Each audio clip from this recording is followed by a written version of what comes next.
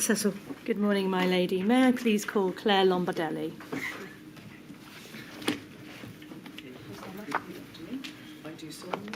I do solemnly, sincerely and truly, declare and affirm that the evidence I shall give shall be the truth, the whole truth and nothing but the truth. shall be the truth, the whole truth, and nothing but the truth. Thank you.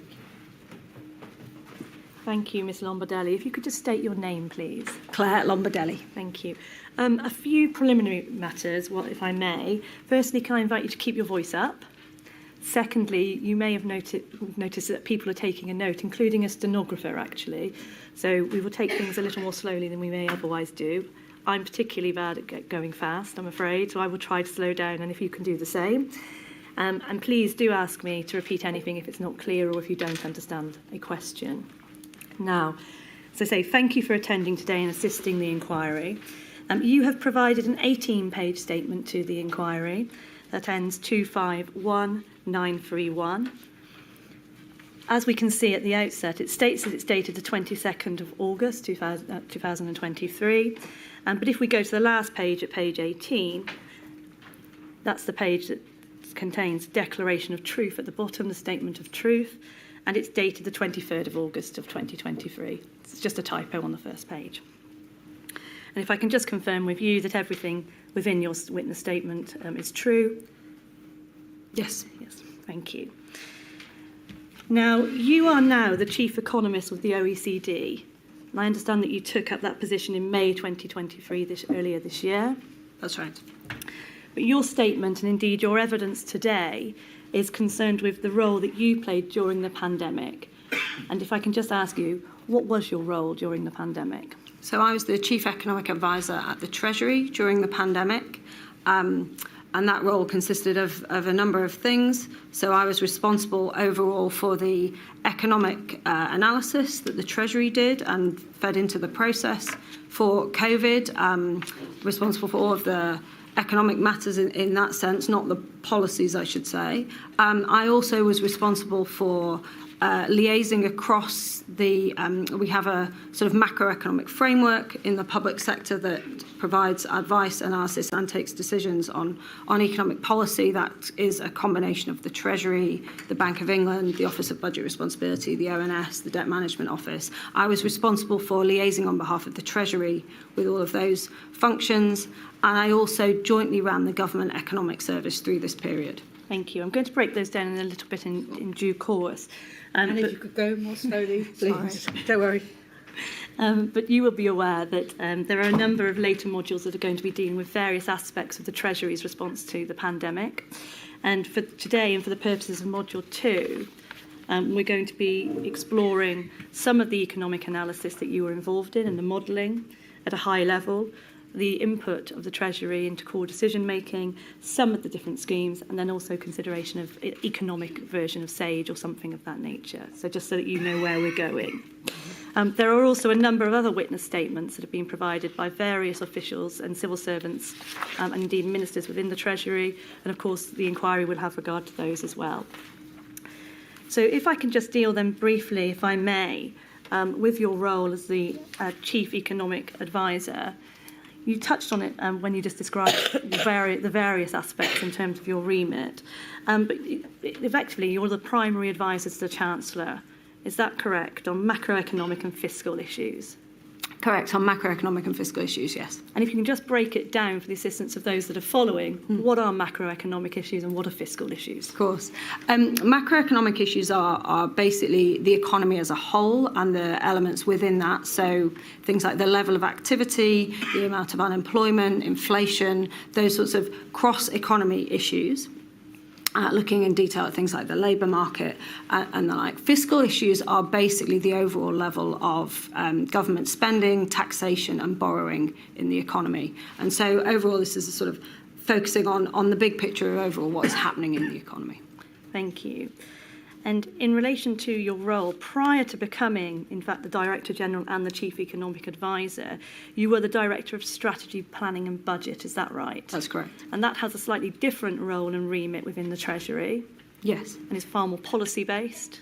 Yes, the Director of Strategy Planning and Budget basically oversees the budget process in the Treasury, and what they do is they coordinate the Treasury's policies for the budget, and that would mean liaising with all the different teams in the budget for fiscal events. And actually, during COVID, that was the team that coordinated the Treasury's response to COVID, and also interacted with the sort of the rest of the government who was dealing with, you know, the decision making in the process. So they would have been the primary contact, for example, for the Cabinet Office. Indeed.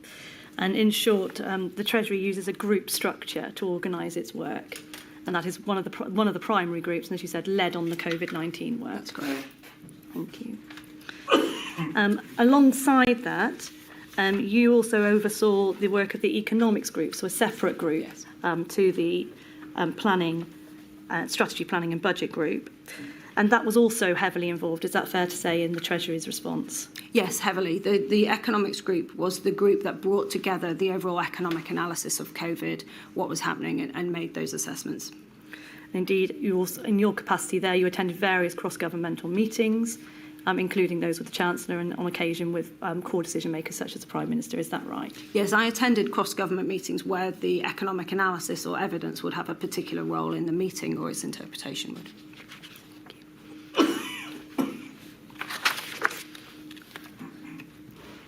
Now, if I may turn to the broader approach within Her Majesty's Treasury, as it was at the time, with regard to economic analysis and modelling, just touching briefly, if I may, on data analysis, first of all. I appreciate that in your statement how you set out there's data analysis, and then there's also the economic modelling tools that were utilised. You explain they're distinct, but there's a significant amount of overlap. Is that fair to say? Yes, that's correct. I mean, I would say for the economic analysis that we did, I think there are, you know, I could break it down into probably 5 areas in terms of what we were looking at. There was data and analysis, what was going on and where we got that. There was the modelling that we undertook at the Treasury and with others. We did a lot of, as I mentioned at the start, working with other aspects of the system across the public sector who were also doing data analysis and modelling, so we shared our information and knowledge there. We did a lot of looking at other countries, what other countries were doing, because, you know, in some cases, unfortunately, they were further ahead in the virus, and so we could learn from them. And also some we talked a lot to externals outside the public sector. But in terms of modelling and data analysis, you're right, there's this interdependency between the two. And indeed, the questions I'm going to ask you predominantly focus on those 2 areas. Other aspects are for other later modules, effectively. But just perhaps to touch on those very briefly, you reference international work that was being undertaken. The Her Majesty's Treasury, as I say, as it was at the time, also utilised in the IMF, the International Monetary Fund, the OECD, other forms of data in that respect of modelling. That's right. That's right. But if I may then turn to data and evidence, and if I can call up page 5 of your statement and paragraph 14, you explain the changes that took place with regard to data. As I say, it's at paragraph 14 at the top, and you explain that due to the speed, scale and scope of the economic impact of the pandemic, at the beginning of the pandemic, you supplemented traditional economic data with additional data sources that were already available, gave a more rapid and real-time picture of economic activity. You then go on to give some examples, such as Google Maps, City Mapper, Open Table, effectively restaurant booking data, those types of things there. You then talk separately about credit card usage, so spending in short term with regard to the economy. Now, in respect of all of those types of data, did Her Majesty's Treasury consider data on social health impacts alongside this? Was that a form of data that was also being collated and fed in, or was it very much based on, as I say, the more economic position? The Treasury and our analysis was more based on the economics. I mean, that is our sort of area of expertise and knowledge. Other departments will have been looking at other data sources. What we did do is we very closely used and were aware of the data on health and the data that was coming out of the Department of Health and related on how the virus was developing, because, of course, that was having an impact on the economy. But on the sort of more social issues. I mean, we would also have, for example, looked at schools insofar as, because we were doing modelling of, for example, what would happen and how, the proportion of parents in the labour market. So there was lots of evidence early on, certainly before restrictions were brought in, that people were beginning to adapt their behaviour anyway, and that's why we were looking at some of these indicators like Google Maps, City Mapper, Open Table, but a much wider range to try and work out what behaviours people were doing, irrespective of whether or not there were any restrictions, just in response to the virus and their fear of the virus. So we looked at a range. I mean, some of these, as you see, are not economic data sources in and of themselves. I mean, in a sense, Google Maps is a social data source as well. So, insofar as data was useful to tell us about the economy, we looked at it, even if it wasn't hard economic data, if that makes sense. Would it be fair to say, or a fair analysis, that it was really looking at things such as you say, impact on workforce, those sorts of aspects, impact in terms of socialising, spending within the economy, whether that be restaurants, bars, patterns of movement and transport, those sorts of issues? Yeah, I would say workforce and economic activity. Some of these issues were more about, like you say, the card spending data, for example, is just the level of economic activity in the economy. We were also, and I should say, and I reference it there, talking a lot to the Department for Business, who will have had a lot of information. At this point, probably quite soft information, so, conversations and that, but they would have had intelligence on what was happening at businesses as well and how businesses were looking at this. Thank you. Now I want to move to modelling. And modelling posed particular challenges for HMT during the pandemic. Would you agree with that? Yes, I mean, modelling is always a challenge, I should say. I mean, very much with modelling, you sort of get out, what the outputs you get are a function of what you put into it, and there's always a lot of uncertainty about the economy. But at this point,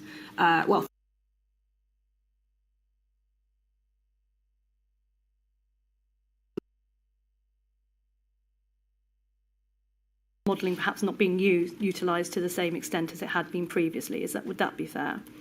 I wouldn't say it wasn't used as much as it had been previously. We did actually use quite a lot of modelling.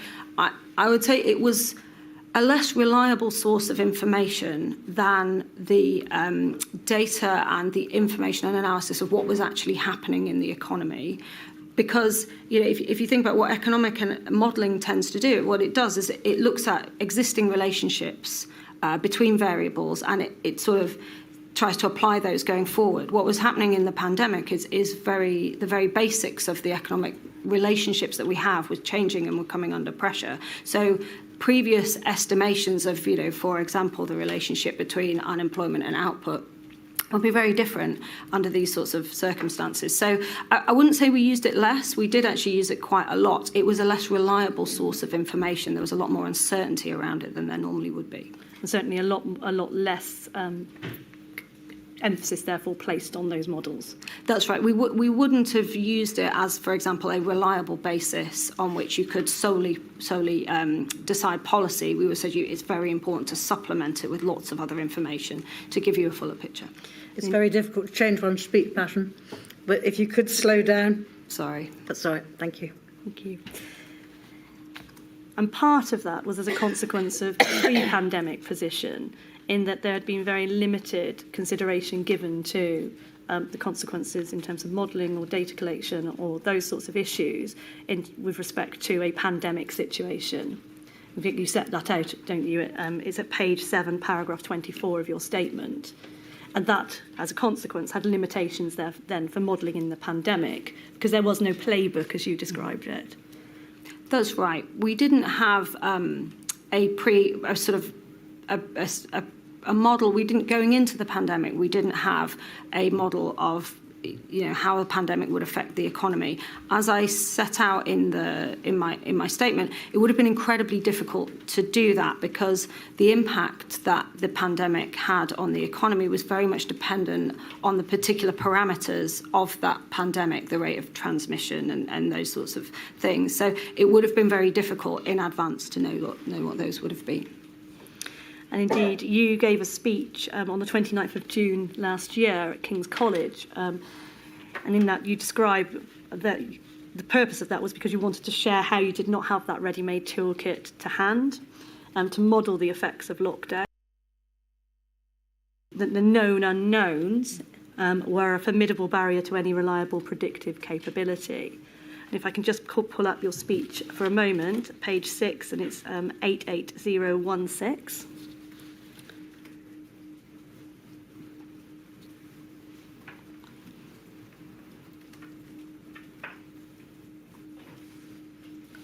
Page 6, please. I'm looking halfway down the page, and this is where you've already touched upon the uncertainties that you were faced with, and as a consequence, the models not being, or certainly the Treasury not being as confident in the outputs effectively. And what you explain here is that the uncertainty meant it was not possible to meaningfully model the overall economic cost of lockdown for 2 reasons. You go on that first, to estimate the cost of an intervention, you have to know what would happen in the absence of that intervention. It wasn't possible to know what would have happened to the virus if there had been no lockdown, and you couldn't have known how the economy, how people and businesses would have responded to the virus without a lockdown. There was no reasonable counterfactual. Now, from this, is it right that there was no meaningful modelling of the impact of lockdown, the first lockdown? I wouldn't say there was no meaningful modelling. There was a lot of analysis and modelling that happened. What I would say is there was no estimated cost of a lockdown, if you like. There was no way to basically say a lockdown will cost you X, or indeed a lockdown of this form will cost you X, but of a different form will cost you Y. But I think it's a bit too far to say there was no meaningful modelling done. There was a lot of useful modelling.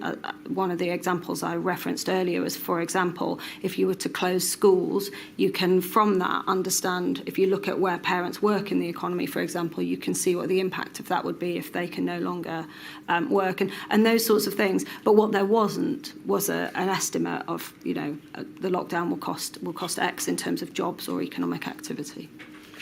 Indeed, and that's the first reason that you explain. And as you can see from that, you explain that there's also no reasonable counterfactual. So against that, similarly, in terms of the overall economic cost of lockdown, there's no modelling of the overall economic cost of not locking down. It's fair to say that there is no neutral option when it comes to making a choice. Each choice, whether it's lockdown or not, would have a consequence.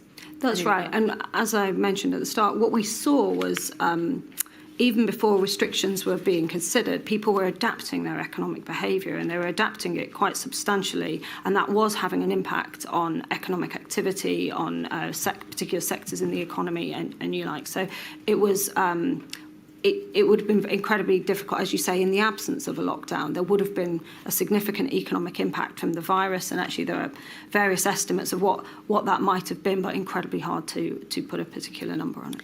And that's a theme that comes through both in your speech, as we can see when we move on to the second reason that you give, but also more generally within your statement. You speak about the uncertainty of behaviour of people and businesses in relation to how they would respond to restrictions, no past episodes to provide reasonable approximations of what the economy and individuals are going through. And you explain a really critical point, the way the economy responded changed over time. You go on to say, actually, it had an ability to learn and adapt, and you give some examples of that there. But one of the big blocks for the Treasury, from your perspective, was that of behaviour from individuals and being unable to predict behaviour. Is that right? That's right. That was a huge sort of challenge to the analysis and the inability to estimate precisely what the impacts would be. Behaviour was a key driver. I mean, in the economy, behaviour is always a key driver of outcomes, and of course it was particularly uncertain at this time. And an important point I make there is that it changed, and people's responses to the same sort of restriction changed over time. And you also distinguish between voluntary behaviours and compulsory restrictions of impacting on behaviour. So effectively the counterfactual position of, if there is not a lockdown, what voluntary behaviours would there be in any event? If there is a mandated lockdown, then what non-voluntary or restricted behaviours would take place. And that's the same position when it came to the second and third lockdowns as well, with regard to being unable to model the overall economic impact of either way. Yes.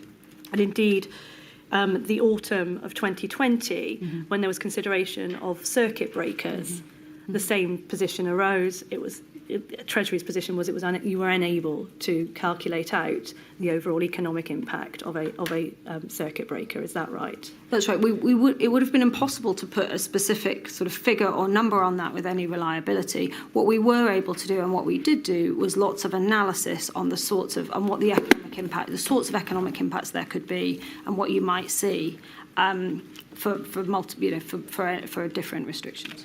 And if I could just bring up the briefing for the COVID Strategy Committee on the 21st of September of 2020, it's INQ 184589, please.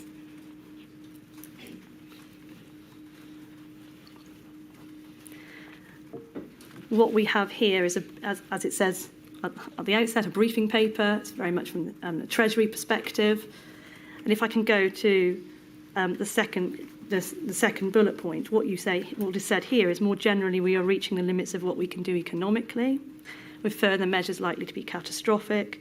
We need a strategy that works over the winter period rather than tinkering with restrictions week to week. But if I go to the final page, please, what we have set out there is an annex that deals with the economic impact of the circuit breaker. And it sets out, in general terms, it's likely to be severe, reducing revenues rather than costs. It explains about the GDP dropping. It continues to go on, and this is some of the uncertainty perhaps that you've already alluded to, that although the exact impact would depend on the type of restrictions imposed, analysis on monthly effects of the previous lockdown serve as a reasonable proxy. Can't suggest the circuit breaker will concentrate its impacts on firms already in distress.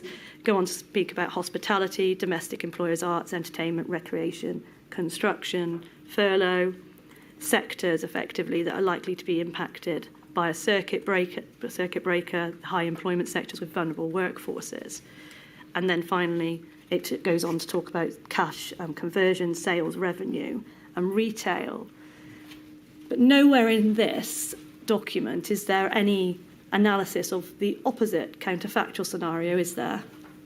It doesn't look like in this particular document, no. So what's going to COVID-S is not a position where economic advice is presented. This is the consequence or potential consequences of a circuit breaker now, and here, on the other hand, are the potential consequences if there is no circuit breaker. What we have is Treasury adopting a clear line in terms of the impacts of a potential circuit breaker, and as we see, severe, catastrophic, that sort of language. Is that right?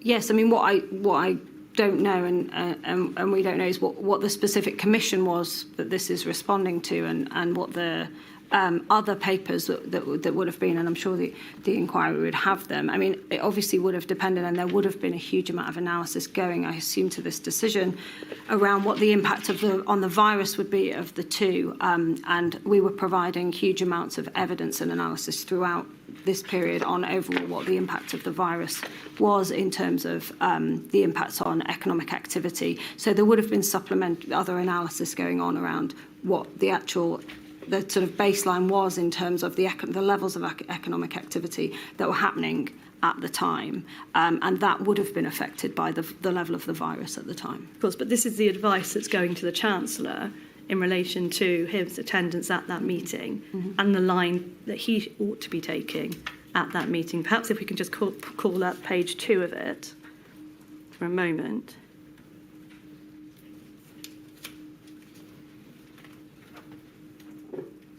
We see at the top, we suggest you push back strongly on the circuit breaker proposal. The economic impacts would be severe. It talks about firm failures and redundancies, and then continues to say there's no evidence a circuit breaker of 2 to 3 weeks will only be enforced for that long, meaning we could end up lifting restrictions when half data could still be going in the wrong direction because of lag time. There's a very clear piece of advice here coming out of Treasury to the Chancellor in relation to the circuit breaker that was going to be discussed in that September meeting. Did that reflect the general position within Treasury at the time with regard to its approach to lockdowns and circuit breakers, that these were profound measures that had significant impacts and unacceptable impacts on the economy and so needed to be pushed back against? I think everyone in the Treasury was incredibly worried about the impacts on health, on life, and the loss of life, the potential for the NHS to be overwhelmed, and throughout the pandemic. That we were also aware of all the harms that were going to be caused, and our role in the process was to provide evidence and analysis on the economic impact, so that they could then be fed into a wider process in which these issues were sort of weighed up and the decisions decided. The role of the Chancellor was to provide the information about the economy and the economic impact. And so that is what this document and others will have been doing, is provide him with the evidence on the proposal that was being considered, which was the circuit breaker at this time, and the economic evidence. Other evidence would have been provided by others in the process. But what you don't have within this paper, as an example, is that counterfactual position or an analysis of other alternative measures. I think I haven't seen the whole paper. I'm sure what the economic advice would often stress throughout was that the virus itself was causing huge economic harm. It may have been in this paper, it may have been in other papers, but we were regularly clear on the uncertainty that the impacts would have, and also that the virus itself was having huge economic impacts, and the best thing for the economy was clearly to control the virus and to limit the virus. I think that was that will have been consistently through advice. I don't know about this particular paper. But in terms of the view within Treasury, was there ever support for that circuit breaker, to the best of your knowledge? I wouldn't know. I don't know. The Treasury did not have a pre-proposed position on restrictions. What we were trying to do was provide the economic analysis and evidence that was going to feed into the process to make the right decisions. Clearly, where restrictions could control the virus, that could be beneficial to the economy because it was the virus itself that was causing damage. Obviously, throughout time and throughout the process, that will have varied. But we were very, very aware that the virus itself was a huge problem for the economy and needed to be controlled. How did you consider the definition of circuit breaker? Is it short-term lockdown? Is that how you would have understood a circuit breaker? With apologies, I was responsible for the economic analysis that was feeding in the precise policy that's being considered here. I'm not sure. I think the general understanding of a circuit breaker was short. I don't know if this particular paper was written in response to a very specific policy proposal or a more general description of a circuit breaker, I'm afraid. Perhaps if I can pick up on something else that you've alluded to just a moment ago, that it was essentially for the Chancellor to make the economic case. Was there the view, therefore, that he would be making the economic case, the Health Secretary would make the case in relation to health, and other individuals, then schools, for example, the Minister for Education? Was it siloed in that way? No, then be synthesised within the Cabinet Office? I mean, it was the case that it was the case that different departments have different expertise and have different objectives in terms of the things they care about. In the Treasury, obviously, we were incredibly concerned about the economy and the economic impact, as is our role, and other departments have responsibility for other aspects of public services. And it was for decision makers together to make those choices and when they occurred, trade-offs about how do you manage this level of harm across across the decision making.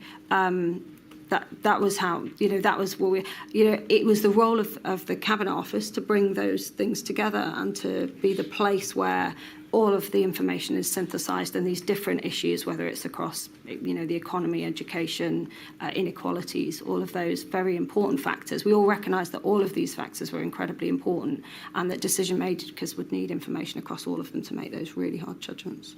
Did it make it harder, though, with regard to the fact that effectively the Cabinet Office was being presented with these binary options? You had the Treasury making the economic case, you had the Health Secretary making the health case, and no real effort to engage across those disciplines between the departments. I mean, you would have to ask that. I wouldn't characterise it as binary. As I say, the economic analysis and evidence very much recognised and factored in the fact that the virus itself was what was causing huge damage to the economy. And actually, there's a range of estimates now available about how much of this would have been voluntary and how much how much as a result of restrictions, and the uncertainty around that. So the Treasury was sort of well aware that the virus itself was causing huge damage to the economy. In terms of the process question you asked, I mean, it is the role of the Cabinet Office to bring together all of this information and to synthesise it. And, in this case, it would have been particularly challenging to do that. Now, you may be aware there has been criticism of the Treasury with regard to it being tactical in how it shared its economic analysis. So essentially putting forward that analysis where it was considered that it would advance a Treasury objective, just because we've just seen it, for example, in relation to the circuit breaker paper that we've seen, the briefing for the Chancellor there. What do you have to say about that? Was information and economic analysis shared freely, or was it shared when it was in advance of a policy proposal that Treasury sought to advance? We shared our economic analysis and evidence very, very freely with everyone. That to ensure it was feeding into the decisions as it needed to. So we shared, in two ways. So we produced a huge amount of economic analysis that we obviously shared with the Chancellor, so he was fully informed, and we also fed it directly into the Cabinet Office process, and the Cabinet Office were responsible for synthesising the data and analysis. We did also share it around Whitehall with other departments that had economic interest. We had, for example, weekly notes that were going around on those sorts of things, and of course we shared it more broadly across the public sector with other parts of the economic sort of framework. We were in constant discussions with, for example, the Bank of England, the OBR, and the like. But we fed all of the analysis and the information that we had into those Cabinet Office processes so that they could serve the joint decision-making process. Now, it's right that nobody else was providing that economic analysis aside from the Treasury during that period. We were bringing together the economic analysis. We were using and building on a lot of information and analysis from other parts of the public sector that we were talking to and had good relations with. They shared their information with us, and so we brought it together. And then it was the Treasury that were responsible for inputting that. In some cases, we did that jointly with some economic functions in the Cabinet Office as well. And with regard to transparency, similarly, you'll be aware, because of the materials that have been provided to you, there have been criticisms in relation to the Treasury's modelling, analysis and advice not being published or made accessible to whether it be other government departments, SAGE, for example, or more broadly, actually. And we can compare perhaps the position of SAGE, where those minutes of the meetings and the modelling and the analysis was published. Do you consider that transparency would be something that would be desirable in relation to the economic modelling and advice in hindsight? Transparency is always, it is a good thing. It helps you, get other input and views on what you're doing. And we did share our modelling and our analysis, particularly with, as I say, the other parts of the economic framework we use in the UK. We have a very, unlike SAGE, I would say, in the UK, we have a very established setup for how we do economic analysis and policy making. SAGE, understandably and rightly, is convened in emergencies to add capability and capacity where it doesn't exist. So in this case, bringing epidemiology and virology expertise to the Department of Health and the wider government decision-making process. Slightly different on economics, I would say, in that we do have a specialist capacity in the Treasury to analyse the economy. We do have specialist capacity in the Bank of England, in the Office of Budget Responsibility, and so on and so forth. So there is some capacity and expertise that is designed to do the monitoring of the economy and provide analysis and evidence. Could we have done more to make it more systematic? Perhaps, but I don't think they're quite. There are differences in the way we have the system, and we have got quite a robust macroeconomic framework that we use. On transparency, we did publish some analysis, more than we normally do, as you'll have seen. Obviously, at fiscal events, we publish evidence. The government published quite a lot of analysis through the pandemic, and that included economic analysis. And of course, the Office of Budget Responsibility are responsible for publishing outlooks on the UK economy, and they published more during this period. But it wasn't with the frequency with which, for example, SAGE papers and minutes were published. It was a fraction in comparatively to what SAGE published. But what is your view in relation to whether that material ought to be published? We'll return to looking at other ways of assessing the economic impacts and filtering that through in a moment. But with regard to publishing and making and being more transparent, is it desirable to have that advice published? I think it's difficult. I mean, as you've seen in some of the examples, it's quite difficult to separate out the economic and much of the economic analysis was part of the policy making process and was feeding into the policy decisions. I think it is very important that ministers and officials have a space where they can, have free and frank discussions and share information about policy. And I do think it's quite hard to, there's a reason that we've always had the space for policy making to be able to happen privately for ministers. Let me just interrupt you there. Let's put policy making to one side and discuss modelling and data analysis in the same types of papers that you see coming out of SAGE, in short. Not necessarily the discussions on policy with the trade-offs either way and the advice to ministers, but the models and the analysis that was undertaken by Treasury. Yeah, I mean, we did expose them to quite a lot of, we shared them quite broadly and got input, as I say, for people. Could we have done that more? I mean, potentially, and maybe that would improve the quality of the modelling, and we have sort of not precious about that. I guess the question I would have is whether or not it would. Well, yeah, I mean, you could do that. Our primary focus at this time, and being frank, it was a pressurised time, was to ensure that ministers and decision makers had the best information available. That was what we spent our sort of time and effort and energy on. We could have ministers could decide to publish more and share more, and we could do that. Is there any risk to sharing more? I think. No, I mean, I leaving aside the point I was making earlier about, I think it's quite hard to separate out in some of these issues, what's policy advice and what's analysis. I guess the practical risk, being frank, was we had limited time. It was an exceptionally busy period. Everyone was working round the clock. If you are also on top of that, thinking about publication schedules and what you publish and handling the responses to that. But being frank, we would have had less time to do the actual analysing of what was going on and less time to talk to ministers about it. So I think that is one of the concerns about that. But in terms of the sort of modelling where it's separable from policy, you certainly could. Now, just dealing with sight across government and indeed other organisations or committees, just touching on SAGE for a moment, one repeated theme coming through from the SAGE minutes, as you would have seen, is that SAGE were not dealing with the economic impacts, but there was an understanding, and it was recorded, that Treasury were. And indeed, you were asked about one of those meetings, and it's the 58th meeting of SAGE on the 21st of September 2020, so again, the same sort of time as the circuit breaker that we've been discussing.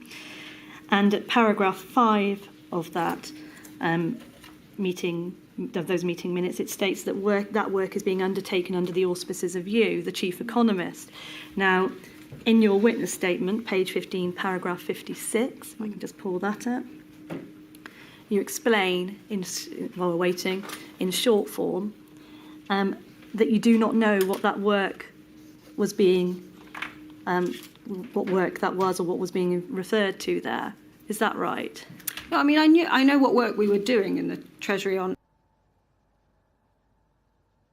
I mean, what the author who drafted that minute intended by it, I wasn't at the meeting. It wasn't checked with us. I think it was probably, no doubt they were busy and under stress, and perhaps it's a loosely drafted phrase. What we were doing in the Treasury, as I've described to you and as the statement says, is a huge amount of analysis on what the economic impacts of the virus were, and we were sharing that with ministers. I suspect this is possibly just a phrase that was drafted that perhaps wasn't as accurate as it could have been. Could it also be attributable, though, to the lack of communication as between, for example, SAGE and the Treasury on these points? As I say, that lack of synthesis between the two. You're reporting into, as you say, the ministers, but there's very limited interaction between the epidemiologists and other scientific committees, SPIMO, SAGE and the like, and then the Treasury. I think, I wouldn't interpret this line in the minutes as that. I mean, I'm not an expert on SAGE, obviously, but I think it is right that SAGE focuses on science. I mean, that is its expertise and what it is set up to do. I think it is right that where you have the expertise on the economy, the people with that expertise are advising on the economics. And then I think it is necessary that you have somewhere that brings that all together and synthesises it and informs decision makers as best they can.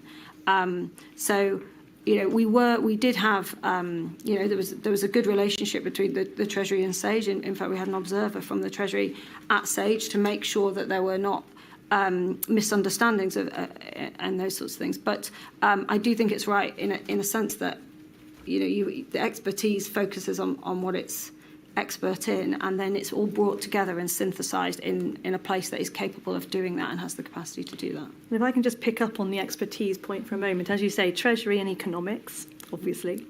Also, though, within SAGE, you have SPI-B, the behavioural scientists. You also have the epidemiologists who have expertise actually in pre-pandemic situations, in how behaviour does change in pandemic situations, those sorts of issues. And to bring you back to one of the primary issues that you saw at the Treasury, a challenge, was that inability to accommodate that behavioural change, to understand how that behavioural change might play out when it comes to modelling. Would it not have been of benefit to have had assistance from SPI-MO and the SPI-B or any of those other committees with respect to your modelling, because behaviour was such an integral part of it? To be clear, we had good relations and worked with behavioural scientists, both SPI-B and, of course, the Behavioural Insights Unit, and we had lots of conversations. I think the challenge was the information there. I don't think the issue was the information was there and we weren't using it. The issue was it was incredibly uncertain, these situations, and so it was just incredibly hard to know. For example, as you know, when the second lockdown happened, how would people respond? Would they respond in a similar way to the first? And actually we saw big changes. But the issue on process, I think, the challenge was the challenge of the circumstance being incredibly difficult to deal with, to understand, to predict, rather than we weren't necessarily talking to or harnessing the expertise that was available in behavioural science. We were using what was available and feeding that into our modelling. I'm sure that everybody will understand the inherent complexities in dealing with a situation that was evolving, that people had not been in before, and all of those uncertainties. But notwithstanding that, we do see in other areas, such as SAGE and SPI-MO, that modelling is undertaken, even with all of those variables, with those uncertainties. In fact, it's a point of some of the consensus statements, is to deal with those uncertainties. We see probability risks and so on. Is that not something that Treasury could have done to try to assist it when it came to providing advice on NPIs and potential impacts, effectively so that you could design smarter NPIs and not necessarily have to resort to those lockdowns? We did do a lot of modelling, and we did use the information as far as possible. So we were doing modelling and we were using it. For sure. I mean, on smarter NPIs, yes, and actually one of the things we did do, and you've seen it in the evidence, is build what's called Epi-macro models that bring together the epidemiologists and the macroeconomics as far as they can. And we did use those models and try to, and they have, the results and the insights that they bring are very similar to the ones that you're talking about in terms of smarter NPIs, and actually are there a range of restrictions that you could look at, and how do you think about those in terms of their impact on the virus and the impact on the economy? But for the Treasury, the Epi-macro modelling was not a particular success. Is that right? Well, I wouldn't say it was no less a success for the Treasury than it was for anyone else, if you like. We were using very similar techniques. We talked to a lot of academic Epi-macro modelers, and actually, if you look at other organisations, they were doing the same. I think Epi-macro modelling, was clearly evolving very quickly, and that was very useful through the pandemic, and we learnt a lot about it. Where it was challenging, and challenging for everyone, is in terms of the insights it could provide into very specific decisions about which restrictions and at what time. So we used it, and we used it in the same way others did, and tried to bring what insights we could into our analysis. I mean, I should say at this point, one of the things that we did a lot was talk to people in other countries about what they were doing, and their approach was on the modelling and the analysis, and people would, there was, to make sure that, were we missing things, were there other things that we should be thinking about, and others were taking a very similar approach. So I wouldn't say the Epi-macro modelling wasn't a huge success. It sort of depends, what's a success depends on what you're asking it to do. It gave us some insight. It wasn't a particularly useful tool for, making policy decisions about restrictions. Indeed, what you say in your statement is that it had limited practical application. They weren't a big part of advice to ministers, essentially, as a consequence. What were they replaced by? What do you mean? Well, as I understand it, you ceased using those Epi-macro models, and what filled that gap? You said they had some utility. I can't recall actually if we sort of ceased using them. I wouldn't look at that. What we had was that we had a suite of models that we used, and we used those models throughout the pandemic in different ways for different things, as was sort of useful. And we also had the sort of data and analysis that we were using, and we brought those together and we used them through. So it would be wrong to sort of think, well, we developed an Epi-macro model, we tried it, it didn't work, we threw it away. That wasn't the sort of approach that we took. Like I say, we were all the time evolving what was useful in the modelling capability, and depending on what the specific question is that you're trying to answer, in some areas a model might be useful, in other areas it might not be. In some areas, actually, better to look at the evidence analysis on the ground, and we were doing a combination of things throughout and adapting. Basically, I mean, as you said, huge uncertainty. We were bringing together what was available and what we could usefully use, and maximising the information that we could bring to any specific question or the questions overall. The stenographer is struggling. Both of you. If I can see, that's my fault. Let's both try and slow down. Sorry, yes. Not at all. I'm going to move now to a different type of model, if I may, very briefly. That's the toy model. So a toy model was developed in the later stages of 2020, going into 2021, and indeed provided to the Treasury amongst other departments. Now, we can just deal with what a toy model is briefly. It's a very basic model. You can play around with the assumptions and as a consequence, run different scenarios. Is that a very high-level overview of a toy model? Yes, it's a simplified model. Exactly. Now, there were concerns about the use of the Treasury's engagement with that toy model. If I can just call up INQ 000196031, this is an email chain that involves Angela McLean, so the Chief Scientific Advisor to the Ministry of Defence, but also the Deputy GCSA at the time, Philip Duffy and Ben Warner, who we'll be hearing from later. If we can just go over the page, please, to page 2. And what we see here is the email from Dame Angela McLean, and it explains that she has concerns with how HMT has been utilising the toy model. She explains that HMT have changed the model after she had quality assured it. She doesn't know how that happened. Obviously, this is all dealing with epidemiological modelling, so something that's not strictly, as you would say, within the expertise of Treasury in the initial instance. She makes it plain that any modelling that comes out of Treasury as a consequence has no endorsement from her, they're on their own. And she continues to say that there is an inability previously to spot egregious errors in other things that they've been sent. I do not have any confidence in their ability to hack a simple, sensible model. Were you involved at any point within the toy model? I wasn't, I'm afraid. Do you have any understanding, or were you aware of the issues that were being discussed in relation to the Treasury's use of the toy model? Not really. I understand that the toy model was this was referred to as a sort of simplified epidemiological model that I think the Joint Biosecurity Centre in the Cabinet Office constructed with input from other departments, in particular from SPI-M. And so I was aware it was happening. I think Treasury modellers, were involved, and as you can see here, it wasn't economic in nature, so I don't, I'm afraid, have any first-hand knowledge of it. On the email exchange, I also, I saw this email, and I did speak to Ben Warner, I think, after it, but that was much more broadly just to talk about actually the importance of making sure that this modelling work fed into the COVID task force at the time, who were the people responsible for bringing it all together. But I'm afraid on the details of what's being referred to here, I simply don't know. No. Thank you.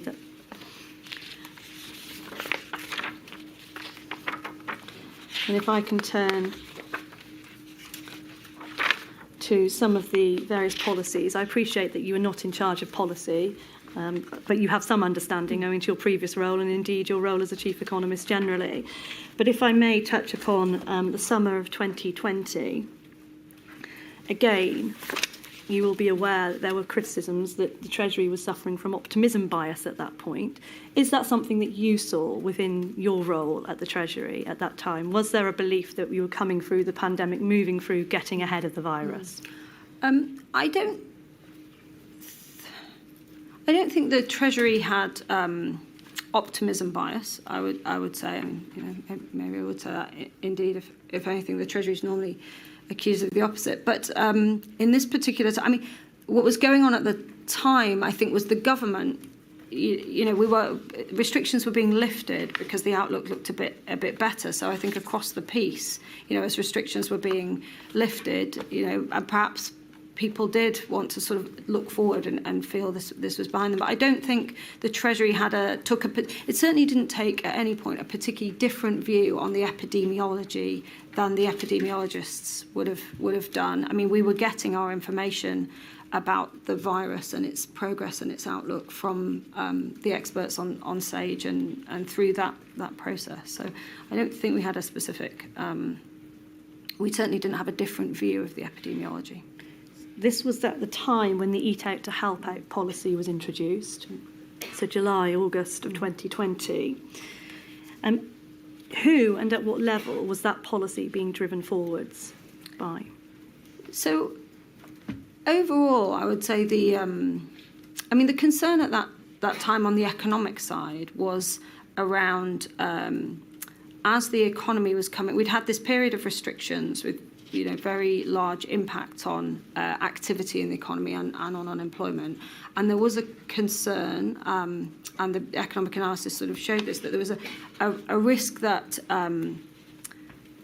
if you have long periods of, for example, inactivity, it can have very bad impact on your employment in future, on your life chances. And we were very conscious of the fact that the desire was to make the economic costs, if you like, of COVID as short-lived as possible, and to bring back activity once the economy was reopened because of the path of the virus. So the concern was around the risks to the economy from lower levels of, for example, consumption, because the UK is a very consumption-heavy economy compared to others, but lower levels of economic activity and the impact that would have had on employment.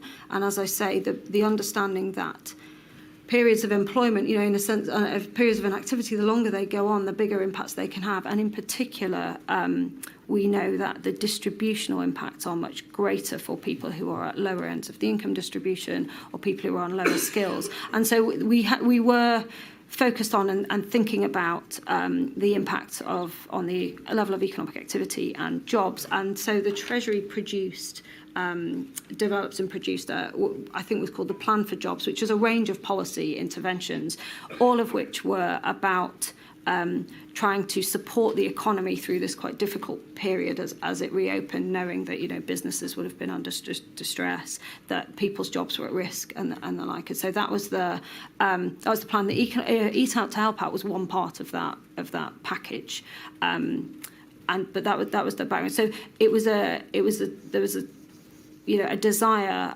in the government actually to sort of move forward on you know, to provide support to the economy as it came out of this period of having quite high levels of restrictions. So was this being driven by ministers or within the Treasury itself in terms of officials? Well, I mean, policy decisions are ultimately always for ministers. The economic analysis we were producing was very clear that there were severe economic risks to this period and that the economy was suffering quite greatly in this period. And ministers obviously wanted to know in what ways they could support the economy through what was a really challenging period for, like I say, for employers, businesses and the like. Now, the position is that neither Sir Patrick Vallance, the CSA, or Sir Chris Whitty, the CMO, or indeed their deputies, were consulted in relation to Eat Out to Help Out. Do you know if any scientist was consulted in relation to Eat Out to Help Out? I don't, I'm afraid. I wasn't heavily, you know, the process by which the Eat Out to Help Out policy was put together, I understand utilised the sort of architecture we use for budget processes.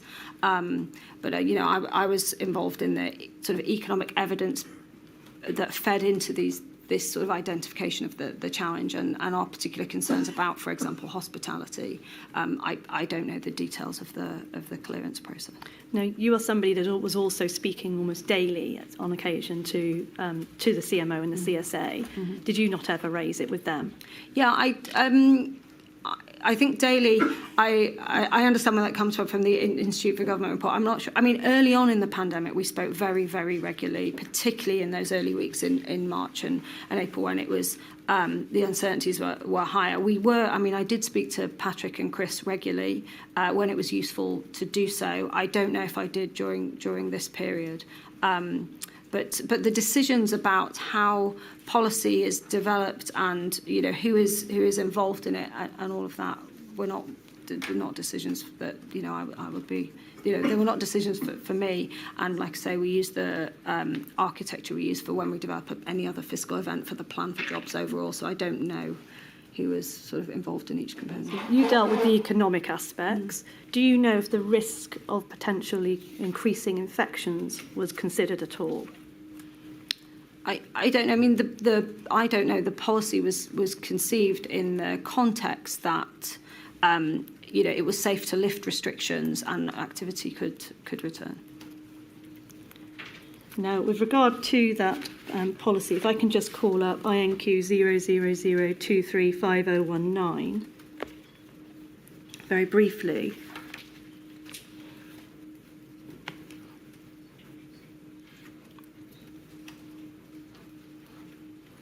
We see that there were two predominant aims to it. You can see that at the very top here. The first was to support the economic recovery by stimulating consumption in the hospitality sector. And the second is really looking at behavioural change to incentivise consumers to return to the hospitality industry, consume sit-down meals out by reassuring people it is once again safe to consume and altering social behaviours that have become entrenched. Essentially, to encourage levels of contact that had previously been restricted considerably. Would you agree with that? I would agree that, yeah, the objectives were to, as I say, support economic recovery and also to limit what was often called the scarring effect of, you know, what would be the long-term impact of the virus and of the measures taken to control it. Yeah. Now, towards the end of the scheme, there was feedback that it was causing problems. Were you aware of that feedback? I wasn't, no. I wasn't responsible for the policy side of the scheme. And just two other areas, briefly in relation to the involvement of the Treasury and financial support. The first relates to self-isolation payments for those in low-paid employment or unstable employment, the gig economy, 0 hours contracts. And we've heard evidence from Professor Yardley, indeed from Lee Kane, that it's important that financial assistance was provided to individuals to allow them, to enable them to be able to self-isolate. But we've heard that throughout, Treasury pushed back and refused to extend that finance, aside from some final payments that were made in September of 2020, but it continued to be a problem regardless.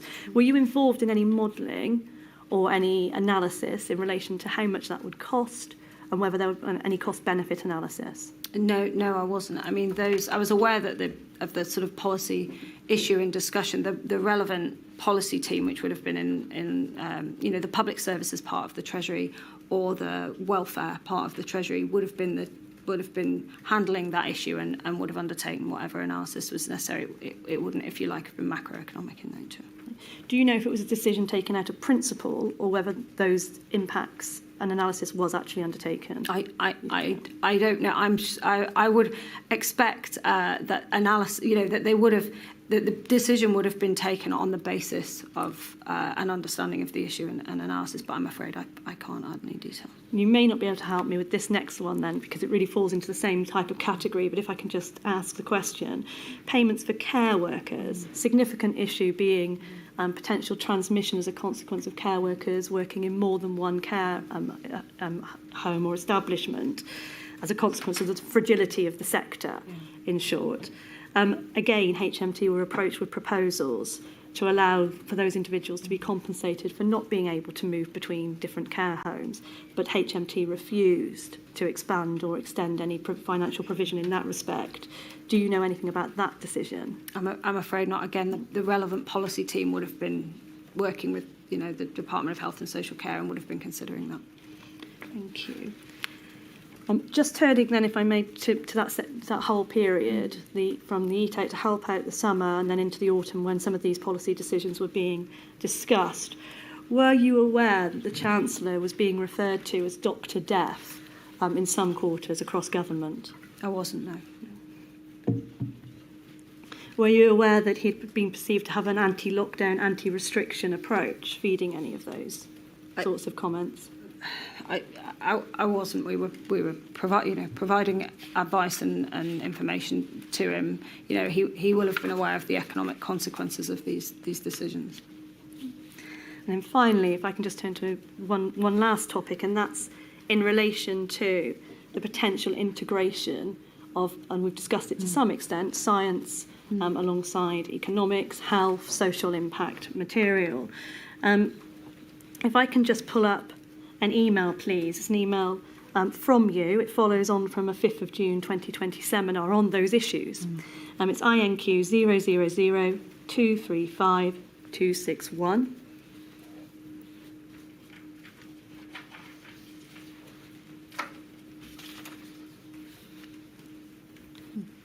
And what we see here, as I say, it's an email from you. It's to some extent a readout of what's taken place at that earlier meeting. It's a meeting with Ben Warner, chairing it at number 10. You explain that you're not sure if anything will come of it. We continue onwards. Discussion would have felt very familiar. Economists all did a very clear pitch on smarter NPIs being able to deliver the same level of virus control at a lower economic cost. You refer to a paper.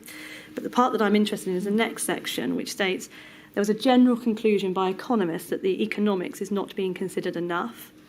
And indeed, you'll be aware that the Chancellor at the time, and subsequently, has expressed that opinion. And for a desire for a place to bring this together. So this is quite early on in the pandemic. We're talking about the 5th of June of 2020. 3 options were proposed at that time. So there's an effort to synthesise some of this material. 1 is an economic SAGE. 2 is a single model, effectively presumably drawing together the science, the epidemiology, the health and the economics all into one model, or 3, something more informal. The very first thing you say is that the economists obviously killed the single model. Why was that obvious? I think it was obvious because if you imagine attempting to construct a single model that could solve, if you like, bring together all of the issues that the government had to decide over, so, considering health, both the sort of epidemiology and the virus, but also actually the wider health impacts if you then think about adding in economics, adding in social, distributional issues, but if you were to sort of imagine this model also had to have a distributional feature where you were looking across, gender, ethnicity, income groups. If you were then to add in educational impacts, if you were then to add in impacts on other public services, I think you can quite quickly see that there's no single model that could, in a sense, solve. I mean, it'd be wonderful if you could just have a model and solve for what the government's policy response should be. But I think if you think about the reality of that, one single model could never do that. What you can do with modelling is look at different parts and aspects of it. So that will be why. And in relation to the economic SAGE, that found slightly greater favour. And then it's spoken about in terms that Ben Warner would follow up. Ideally, you'd dock that into the existing structures and process and use it to get greater weight on economic arguments in number 10 thinking. Yeah. There was no real follow-up, was there, in relation to this? Nothing came of this discussion in terms of pulling together an economic SAGE or anything of that nature. Is that fair to say? Yeah, nothing came from this specific discussion. I do remember also having quite some discussions with, for example, Patrick Vallance about the way we could do this on the back of some conversations he'd had. And we did set up a sort of partnership with the Royal Economic Society and use that to get a wide range actually of economic input, which was incredibly useful into the process. Again, not quite like SAGE in terms of, it wasn't meeting weekly with commission papers and the like. But you're right, in response to this particular email, I think at the time we didn't follow up by effectively establishing an economic SAGE or similar. Indeed, you'll have also seen that it's been suggested that the Treasury itself shut down that idea of an economic SAGE model, that senior officials within the Treasury vetoed proposals from other departments to establish a cross-department group to discuss the economic impacts. Is that right? Yeah, I don't really I'm not aware of there being a specific proposal that was in a sense shut down. What we were very keen to do is make sure that the economic analysis and evidence and arguments were feeding into the Cabinet Office process and that they were considered as part of that. And, so we thought the right answer to this was that you needed a central government place that was bringing together all of these incredibly, different arguments and putting them, bringing them together. And we thought that was, incredibly important. And of course, how that was done evolved through the pandemic. But it was absolutely essential that there was a place that could bring all of this together.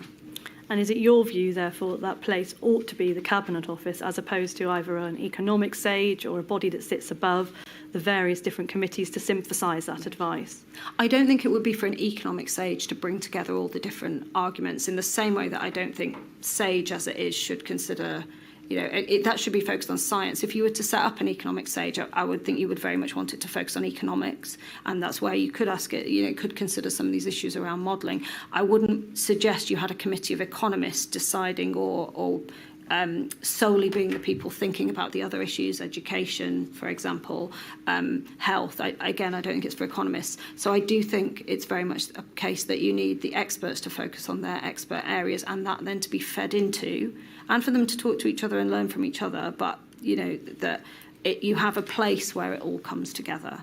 That could be the Cabinet Office. That is what the Cabinet Office is for, and I think that's right. Whether within the Cabinet Office you would want to, change that, have different structures. We've done it before. There's things like the National Security Council, and actually in the financial crisis we had, I think it was called the National Economic Council. So those sorts of issues. But I think that is the role of the Cabinet Office. I think that's and that makes sense. An economic SAGE, I think if you could certainly have one and set it up. I would think its scope should be limited to economics.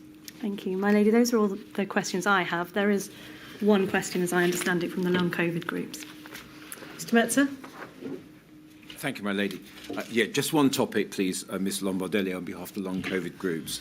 You said this morning that briefings were shared with the Chancellor to ensure that he was fully informed.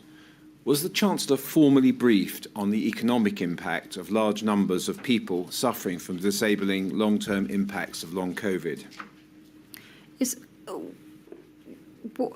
once we became once, if you like, the long COVID, you know, the health community had become aware of long COVID. That would obviously, those information would have been shared with the Treasury, and we would have reflected it in our evidence and analysis alongside the other long-term impacts that we were very concerned about across the board. But you know, he would have been aware. We wouldn't have done. I mean, it's a health issue in and of itself. We wouldn't have estimated, if you like, a specific economic cost for it. But we were thinking about, and we were doing what we could to bring evidence and analysis on the long-term impacts across the board, including, of course, health impacts like long COVID. Are you able to assist as to when that was? I can't recall, I'm afraid. And I don't think there would have been a specific point when he would have received a specific piece of evidence that was a specific piece of analysis that was, you know, long COVID, the impact is X. What we would have done is taken the evidence and analysis about all the long-term effects, and that would have included long COVID. Do you agree, though, that the disabling impact of long COVID would have had an economic effect? The impact, well, all the long-term effects, if you like, would have had a range of impacts, health, but also on the economy in some cases. I mean, there will be an economic effect, obviously, for people who are suffering from long COVID in terms of their labour market activity and the like.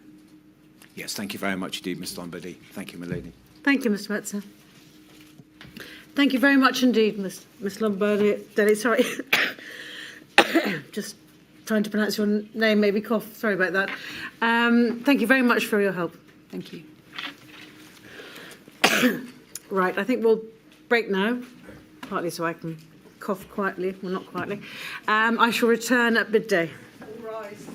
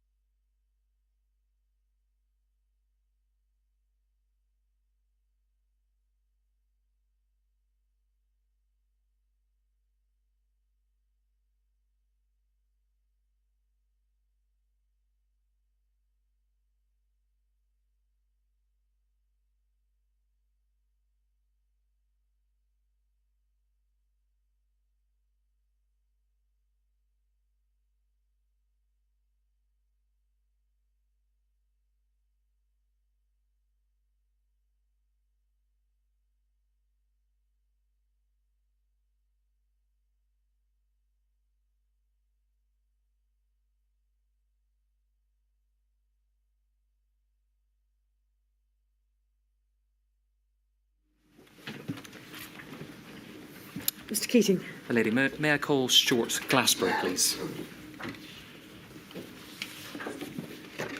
I do solemnly, I do solemnly, sincerely and truly, sincerely and truly declare and affirm declare and affirm that the evidence I shall give that the evidence I shall give shall be the truth, the whole truth, and nothing but the truth. shall be the truth, the whole truth, and nothing but the truth. Do sit down, thank you. Could you give the inquiry your full name, please? Stuart Richard Glassborough. Mr. Glassborough, thank you so much for attending today. Thank you for assisting the inquiry with its investigations. A few things just by way of preamble. First of all, both of us need to keep our voices up. Secondly, pace. If we could just monitor our pace, because there's a record being kept of what you and I say. And from time to time, I may ask you to pause, just to control the flow of information, if that's okay. And lastly, if any of my questions are unclear, do please ask me to rephrase them, because I'm sure the fault would be with me. Your statements, you provided a statement to the inquiry dated the 11th of October of this year, runs to 35 pages with 50 exhibits. We can see it in front of us, and you have signed that at the back, confirming that it's true to the best of your knowledge and belief. Is that correct? Yes. And you've had the chance to refresh your memory in relation to the statement and other documents as well before coming in today. Yes. And your evidence covers the time that you were the Deputy Principal Private Secretary to the Prime Minister in No. 2's private office. Isn't that correct? That's correct, yeah. A bit of a mouthful, but you were No. 2 to Sir Martin Reynolds. To Martin, yes. Yes. And today we want to explore with you really to understand the system in which economic information and analysis and advice was provided and fed through you or other means to the Prime Minister and core decision makers, its evolution during that period, and whether there was any issues with its provision and incorporation. And lastly, and importantly, whether there was any lessons that we, the inquiry, can learn in relation to that. So first area, an overview of your role. You've been a civil servant for over 20 years and still are, isn't that correct? That's correct. Initially working DWP and then thereafter in the Treasury. And for 3 years, 2019 to May 2022, you were on secondment to No. 10 as the Deputy Principal Private Secretary, as we just heard. Correct. And then you returned back to the Treasury and you continue to be there to this day. Yes. In relation to how private office works and the role of a Principal or Deputy Principal Private Secretary, we've heard evidence about that, so I'm going to take it very briefly. But is it fair to say it's a key liaison role?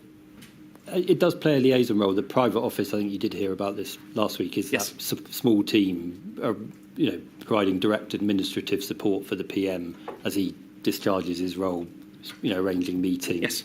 relaying commissions or readouts or decisions from the Prime Minister, obviously to the much bigger unit that is the Cabinet Office and all the other departments in government as well. So it's a sort of small administrative team working around the Prime Minister. The team's a conduit. And in relation to what you mentioned in your statement, it facilitates joined-up decision-making. You say this. It facilitates coordinated joined-up decision-making and to synthesise, track and drive progress on the Prime Minister's priorities across central government. Is that a fair summary? I think, yes, it is. Obviously working closely with the political Yes. team and sort of colleagues in the Cabinet Office as well, but yes. And that phrase, synthesise, is being used already this morning, and it touches upon your statement, and we'll return to it, about how information is funnelled through into No. 10 and how that is then presented, synthesised to the Prime Minister. And as your role as Deputy PPS to Sir Martin, you oversaw domestic policy issues, and Imran Shafi, who we've heard evidence from, he was one of the private secretaries who worked alongside, underneath you. You were his manager, isn't that correct? Correct. At multiple meetings, the pandemic consumed your working life over the period of time you were in No. 10. I think that's fair to say and to recognise. And you were involved in multiple meetings and multiple types of meetings. What I wish to draw out are the meetings on an economic front that you were involved in, or key meetings. And from your statement, we can draw out this, that there was 11 different types of meetings, but the core ones, is it not, were the PM's morning meetings, the 9:15s, and you were involved with HMT, Her Majesty's Treasury, and economy meetings such as bilateral meetings with the Chancellor. And in relation to those, you mentioned that they were on a weekly, fortnightly cycle. Is that correct? Yeah, the PM's bilateral meetings Yes. with the Chancellor. Yes. Thank you. So bilateral means Chancellor and Prime Minister. And the supporting teams. Of course. Data dashboard meetings, which we've heard about generally. Economy dashboard meetings, which we're going to touch upon in a few moments. And in addition, there was regular meetings between you and senior HMT officials. You were the link person between HMT and number 10. Before turning to that economic funneling of information and to synthesise that information, I want to touch upon the initial response of the UK government. And we've heard a lot of evidence about that already, so it's going to be quite short. But you were a person who was there in person, actually, during this time, and you've touched upon it in your statement. In relation to the initial response of number 10 in January up until late February, your evidence distills to this, does it not? Everyone was broadly carrying on business as usual. We were unaware of the likely scale and impact of the pandemic and therefore treated as one of the many issues crossing the PM's desk up until late February 2020. Is that a fair representation of the evidence in your statement? Yes. And you add this, and perhaps we could bring this up, it's page 17, paragraph 62A, please.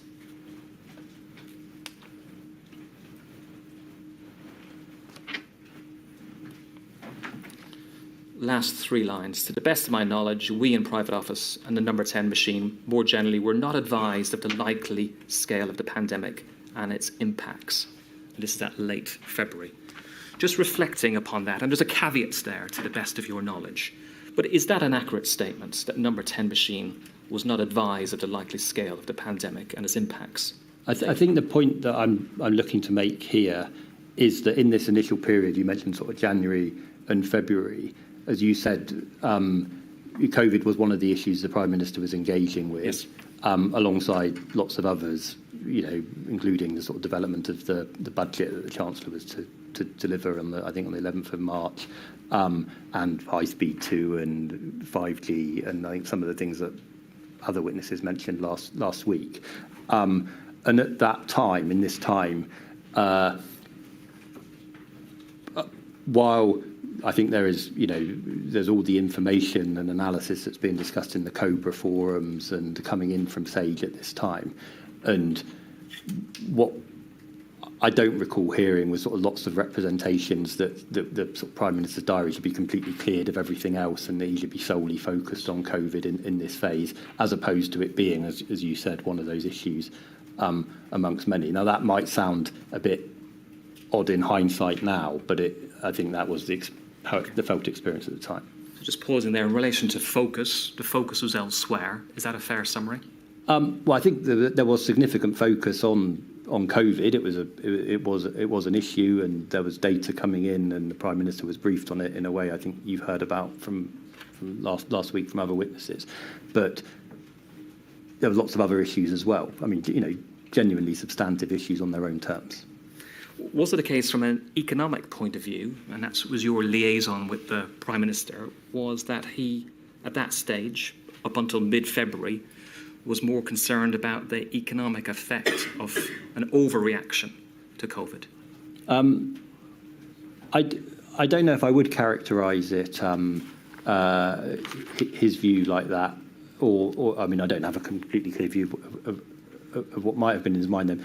But I think the idea that one would not want to overreact was something that was. I mean, I think I do recall that phrase, and I think he's reflecting some of the advice he received. For example, I think the CCS advice on the 28th of February, which I think again you've looked at a bit, yes, refers to sort of the need to balance, the desire to take precautionary measures, but while not overreacting.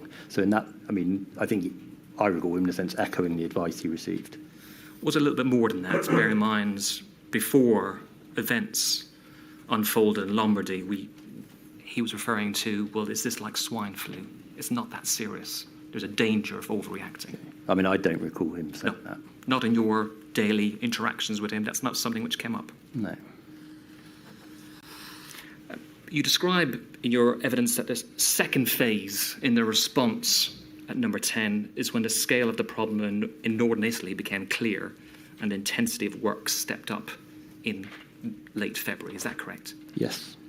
And then we fast forward to a change in strategy on the 13th of March, where you were present at a significant meeting with Mr. Cummings, Mr. Warner, Mr. Shafi, and Ms. McNamara on the evening of the 13th of March. And you recall that, don't you? Yes. And this followed on, as you say, from the SAGE meeting that day.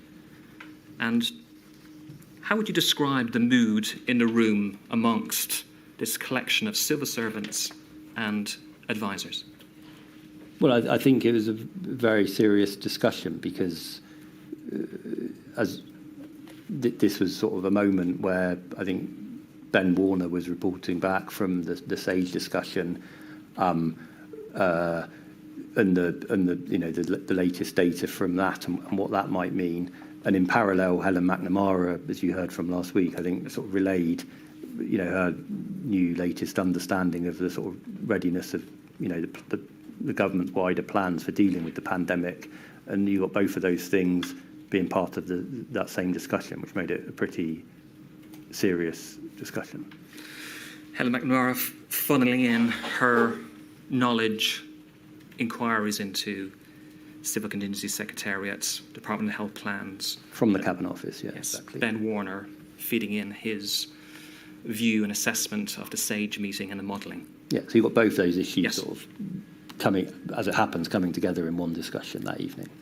And was this a case of civil servants and political advisors really taking over a view of what the strategic direction should have been?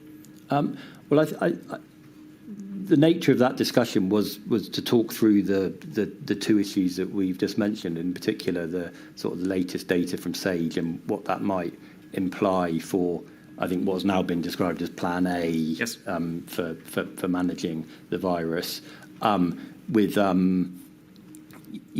think an awareness amongst the group of people that there may be a case for pivoting to a different plan in order to protect the NHS, something more closer to suppression rather than mitigation, to achieve that, and also that the challenge may be more immediate than perhaps been appreciated by some people.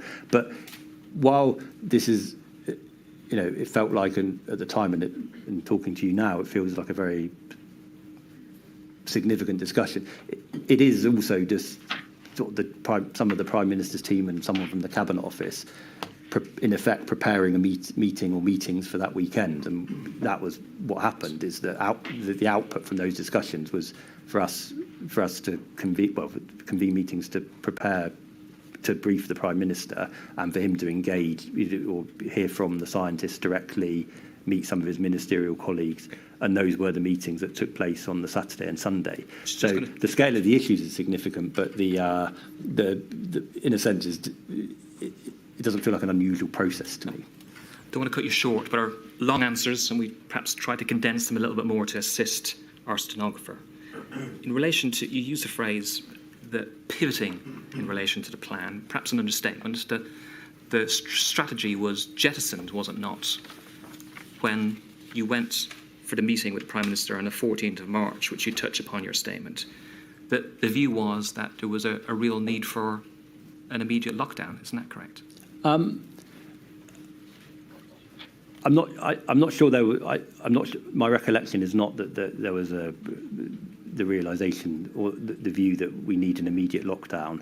As I say, I think the two key points on the data, or what might be implied by the data in those discussions on the Saturday or the Prime Minister's meetings, related to the need to take more significant measures than had been hitherto imagined, and possibly to move quicker than had been envisaged. Just pause there. And I think just pause there. There's a follow-up question will hopefully assist you.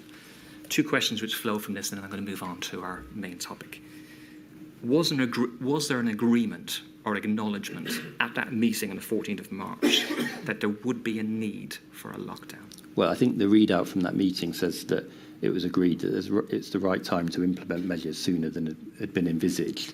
And then the summary, the readout from the follow-up meeting on the 15th was that that measures should be brought to COBRA, the actual official decision-making forum, that meeting that happened on the Monday, to take, to implement advisory measures on working from home, staying at home, not going to pubs and restaurants, i.e. the sorts of things that the Prime Minister then announced on the 16th. So, sort of looking back at the records, from my recollection, the discussions that weekend played into the measures that the Prime Minister announced on the 16th, which at the time felt very significant interventions. Is not.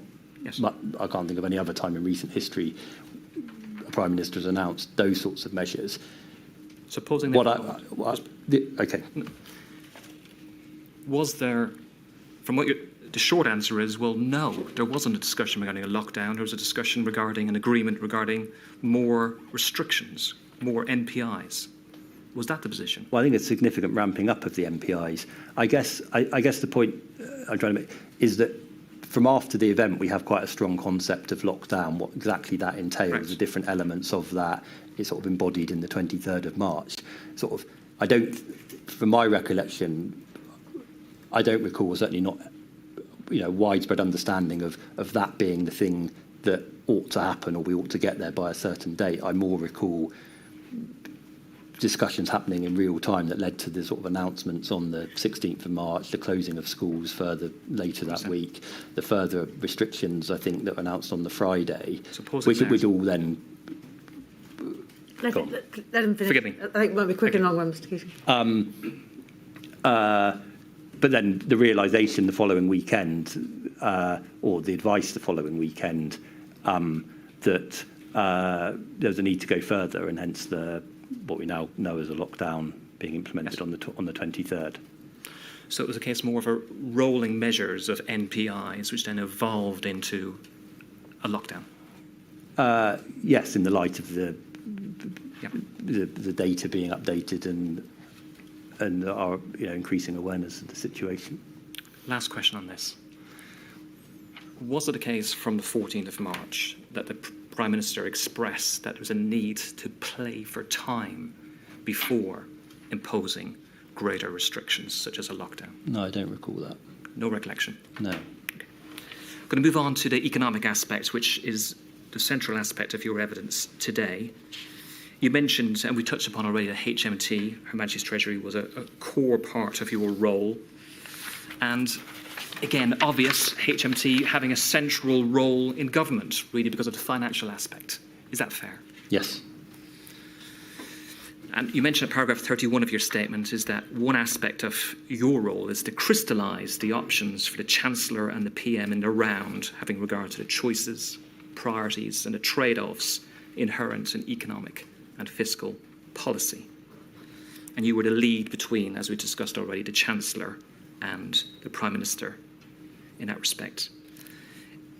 Drawing your evidence together on this is that in that sort of crystallisation of the options role, is it right that you would commission and communicate data analysis and advice, prepare meetings, and commission advice as necessary? Yeah, I mean, I think it's the Treasury's job to crystallise the options, and as you say, in the round, i.e., looking at the interlinkages or the trade-offs between them. I mean, my role, slightly more mundanely, was to sort of help prepare the meetings for the Prime Minister and the Chancellor to discuss those.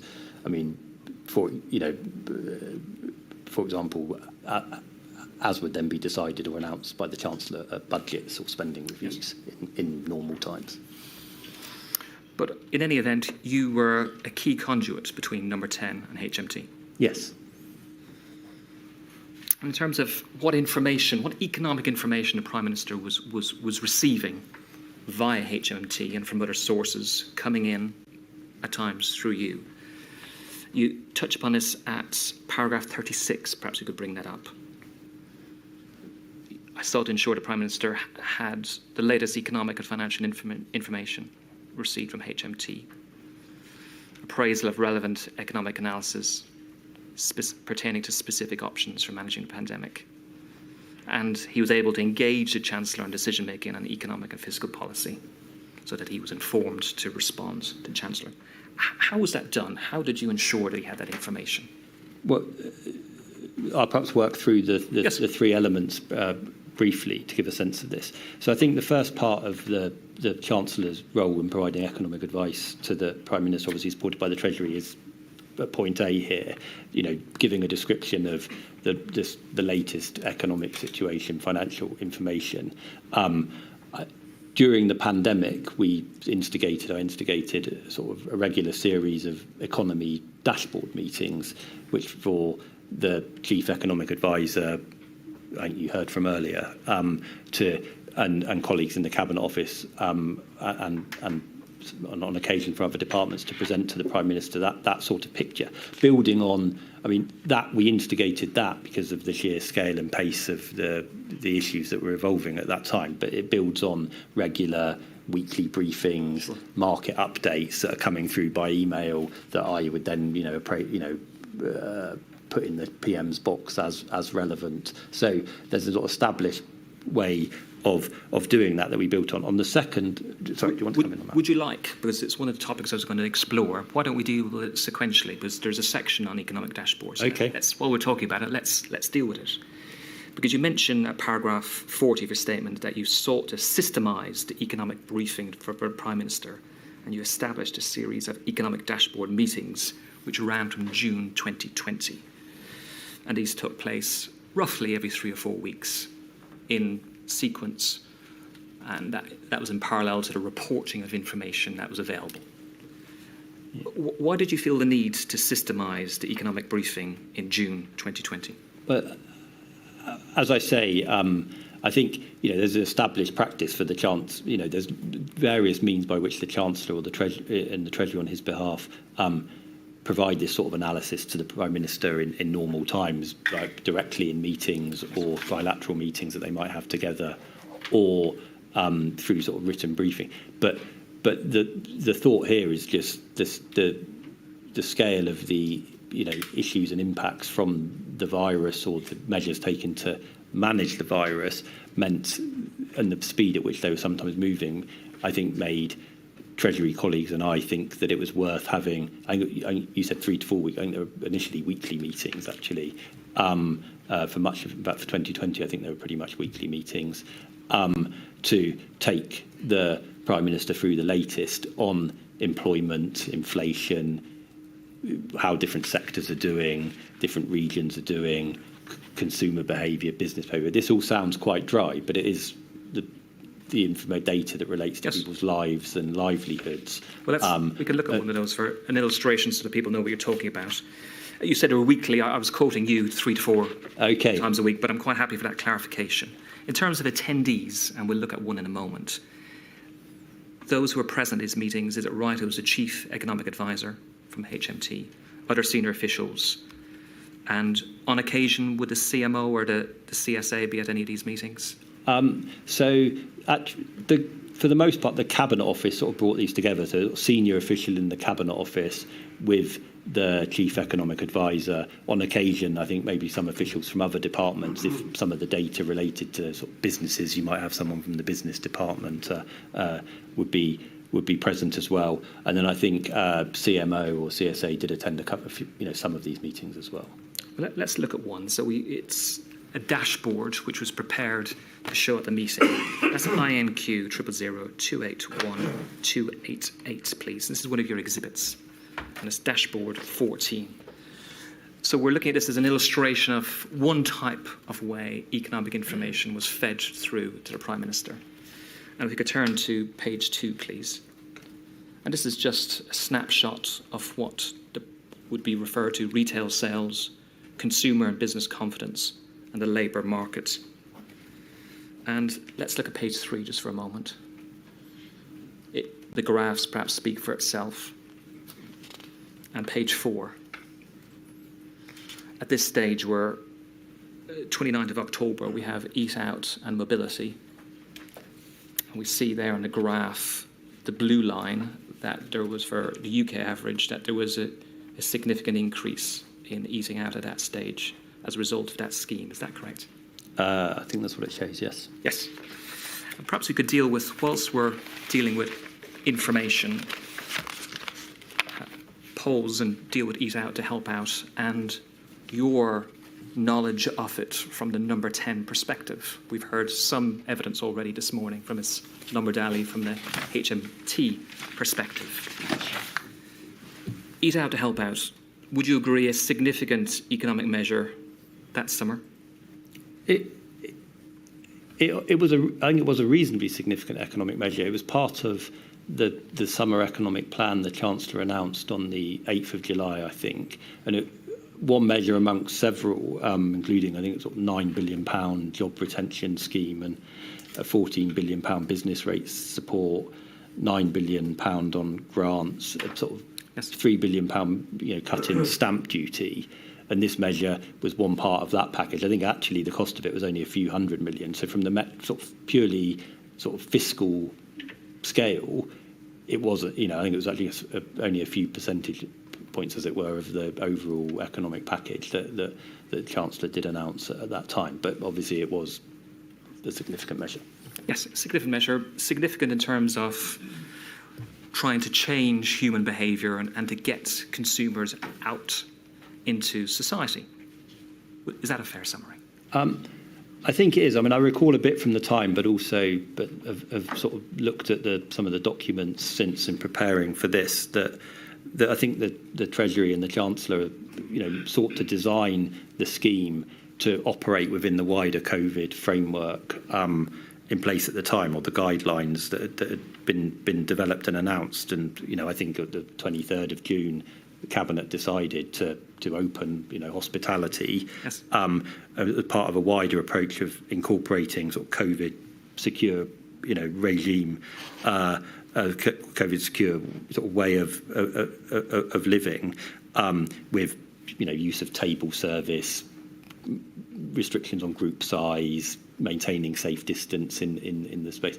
And I think that was, the wider regime for managing the virus. And then this economic policy was designed, as I understand it, reading the Treasury material now, but yes, it was designed to sort of fit in within that. So what I'd like you to do is putting aside the Treasury perspective at the moment, is from your perspective, No.10, about your knowledge of this scheme and how it evolved. It probably flows from your answer already. This was something which was, am I right in understanding, was driven by HMT and the Chancellor as a scheme. Is that correct? Yes. And in terms of its formulation, when did you at No.10, as that sort of conduit with the Treasury, when did you become aware of this scheme was about to launch? I think it was in a meeting on the 2nd of July when the Chancellor took the Prime Minister through about the overall summer economic plan that we've mentioned. At some point in late May, the Chancellor done a very, very high-level overview of his sort of early thinking, where he'd mentioned the idea of sort of targeted tax cuts or a subsidy scheme, sort of that level of detail, but something that looks like Eat Out to Help Out was something I heard about on the 2nd of July. Yes. And was there no awareness, or did there become an awareness at No.10 that there was no scientific analysis of the impact this scheme would have on the virus? I don't recall whether that was discussed in that meeting or not. And thereafter, we had this period from July until the launch of the scheme in August.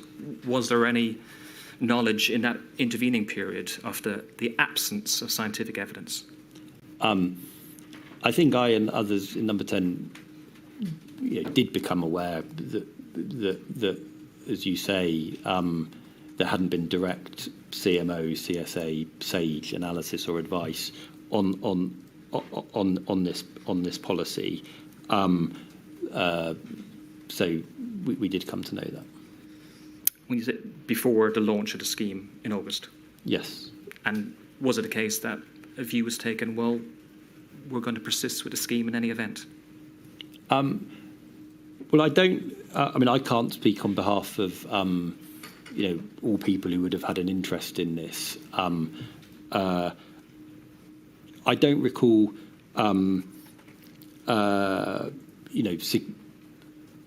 significant sort of representations being made to sort of, in some sense, revisit the policy. That's not to say that some people didn't have views or one way or another at that time, but in the sort of wider context was, as I say, this was one measure in some purely sort of fiscal sense, quite a small measure amongst the whole wider economic package, and some awareness that this was a sort of type of scheme that was being implemented in other countries as well.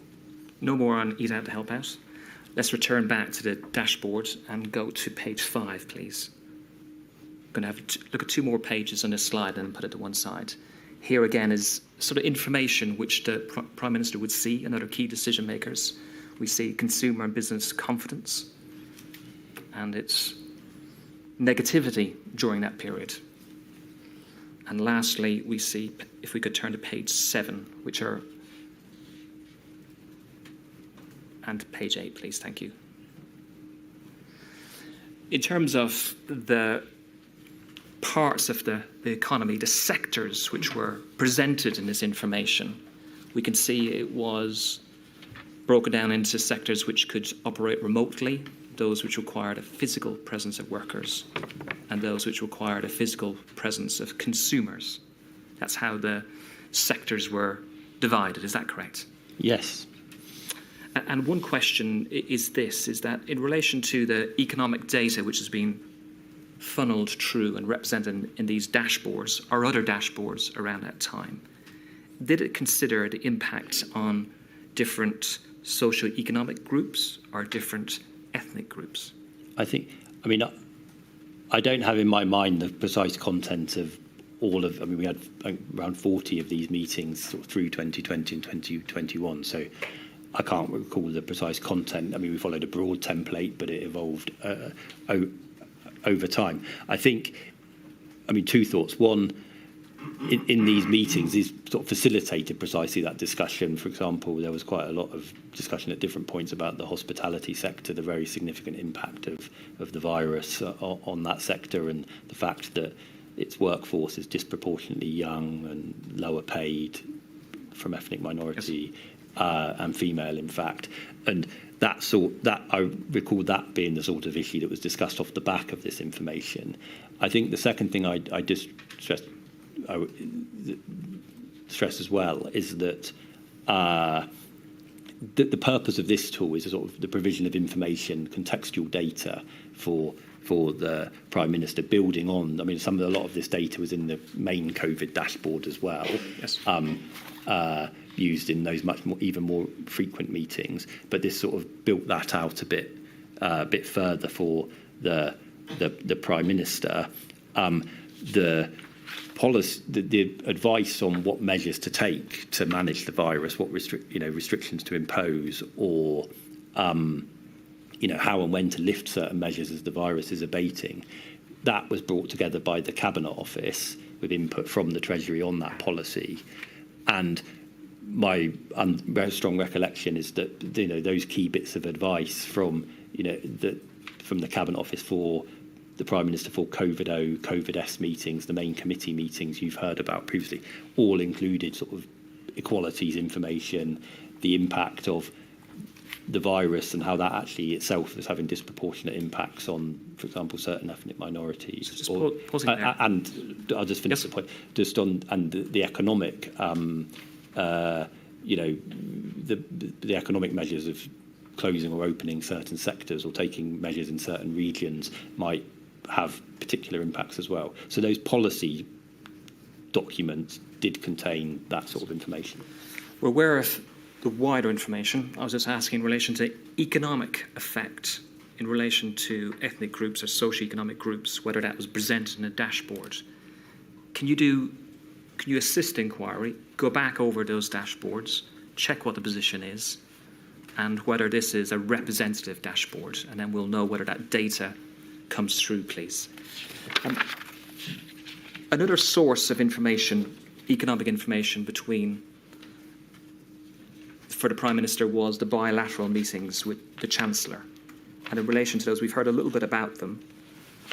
They were meetings which took place in any event. They were a regular feature pre and perhaps post-COVID. Look, one question is this, in relation to the amount of meetings going on at that time. 09-15 meetings, COVID-S, the Quad, the Cabinet. Why was there a need for these bilateral meetings between the Chancellor and Prime Minister only at that time? I think the Prime Minister had bilateral meetings with a range of his colleagues. I mean, he does in normal times, and he did in this time. I mean, is a normal feature of government for the Prime Minister to meet specific colleagues to discuss issues in their portfolio. The main items being discussed in these specific meetings was on sort of economic interventions or economic support measures. So I mentioned earlier that the Prime Minister typically in committee meetings would decide what measures to take to respond to the virus, what restrictions to impose, which restrictions to lift. Once sort of that path is set, as it were, at a point in time, there would then be a need for the government to consider what economic measures to take. So, for example, in March 2020, we've locked down, the Treasury bring forward a proposal on furlough to support workers at that time. And the sorts of measures I mentioned earlier in the summer economic plan, the tax measures, stamp duty, etc. And those tax and spend measures, as it were, conditioned on the wider context as set out, as determined by the virus, as determined by other decisions. Those would be the ones that principally the Prime Minister and Chancellor would discuss in their bilateral meetings. Could I ask one question in relation to that, which is this, where you mentioned that these meetings were in terms largely, if not solely, for support in relation to decisions and strategy which have been agreed, economic support. Was it ever that these meetings were an area where the Chancellor or the Prime Minister would look to review or finalise a strategy such as lockdown? I think the Prime Minister and the Chancellor did discuss in some of these meetings the question of how to manage the virus, as I imagine the Prime Minister did in his meetings with the Health Secretary and, as relevant to the Education Secretary as well. They weren't the decision-making forums for those decisions. That would be the meetings in, well, ultimately Cabinet, but the COVID-S committee meetings with the range of ministers in them. Where they are, in effect, the decision-making meeting is on these economic policy, furlough, scheme for the self-employed, loans, grants, and that is actually, I think, a pretty long-established convention that it may even be enshrined, I think, in the Cabinet manual, that on those sorts of economic policies, which in normal times typically manifest themselves in budgets, but here we were having sort of announcements quite more frequently than that. Those decisions were for the Prime Minister and the Chancellor to take together. Thank you. 4 remaining topics which we're going to cover before lunchtime and one of them is the synthesizer, your role, and what does that mean? So you mentioned in your statement that paragraph 51, that you saw your role is to ensure input from across government was synthesised in order to help the Prime Minister to bring together the range of views, sometimes opposing, so that he could make decisions effectively and on an informed basis. And this is a two-way process. In a sense, my role was also involved communicating the Prime Minister's steers and decisions to colleagues.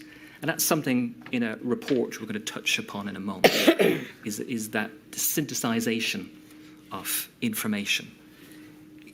Are you content what you set out there? Is that an accurate representation of your role, synthesising information for the Prime Minister?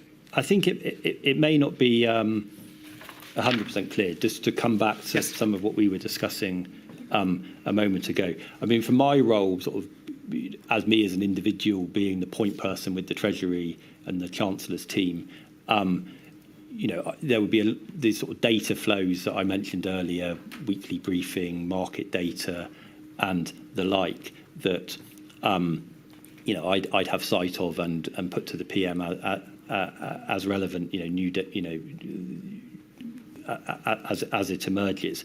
On the bit, I would just sort of underscore, linking back to what we said, the bringing together of the analysis and the policy on the management of the pandemic. That's what the Cabinet Office did, taking, primarily the health data, the scientific analysis, but also alongside that, the economic data on sectors and different bits of the country and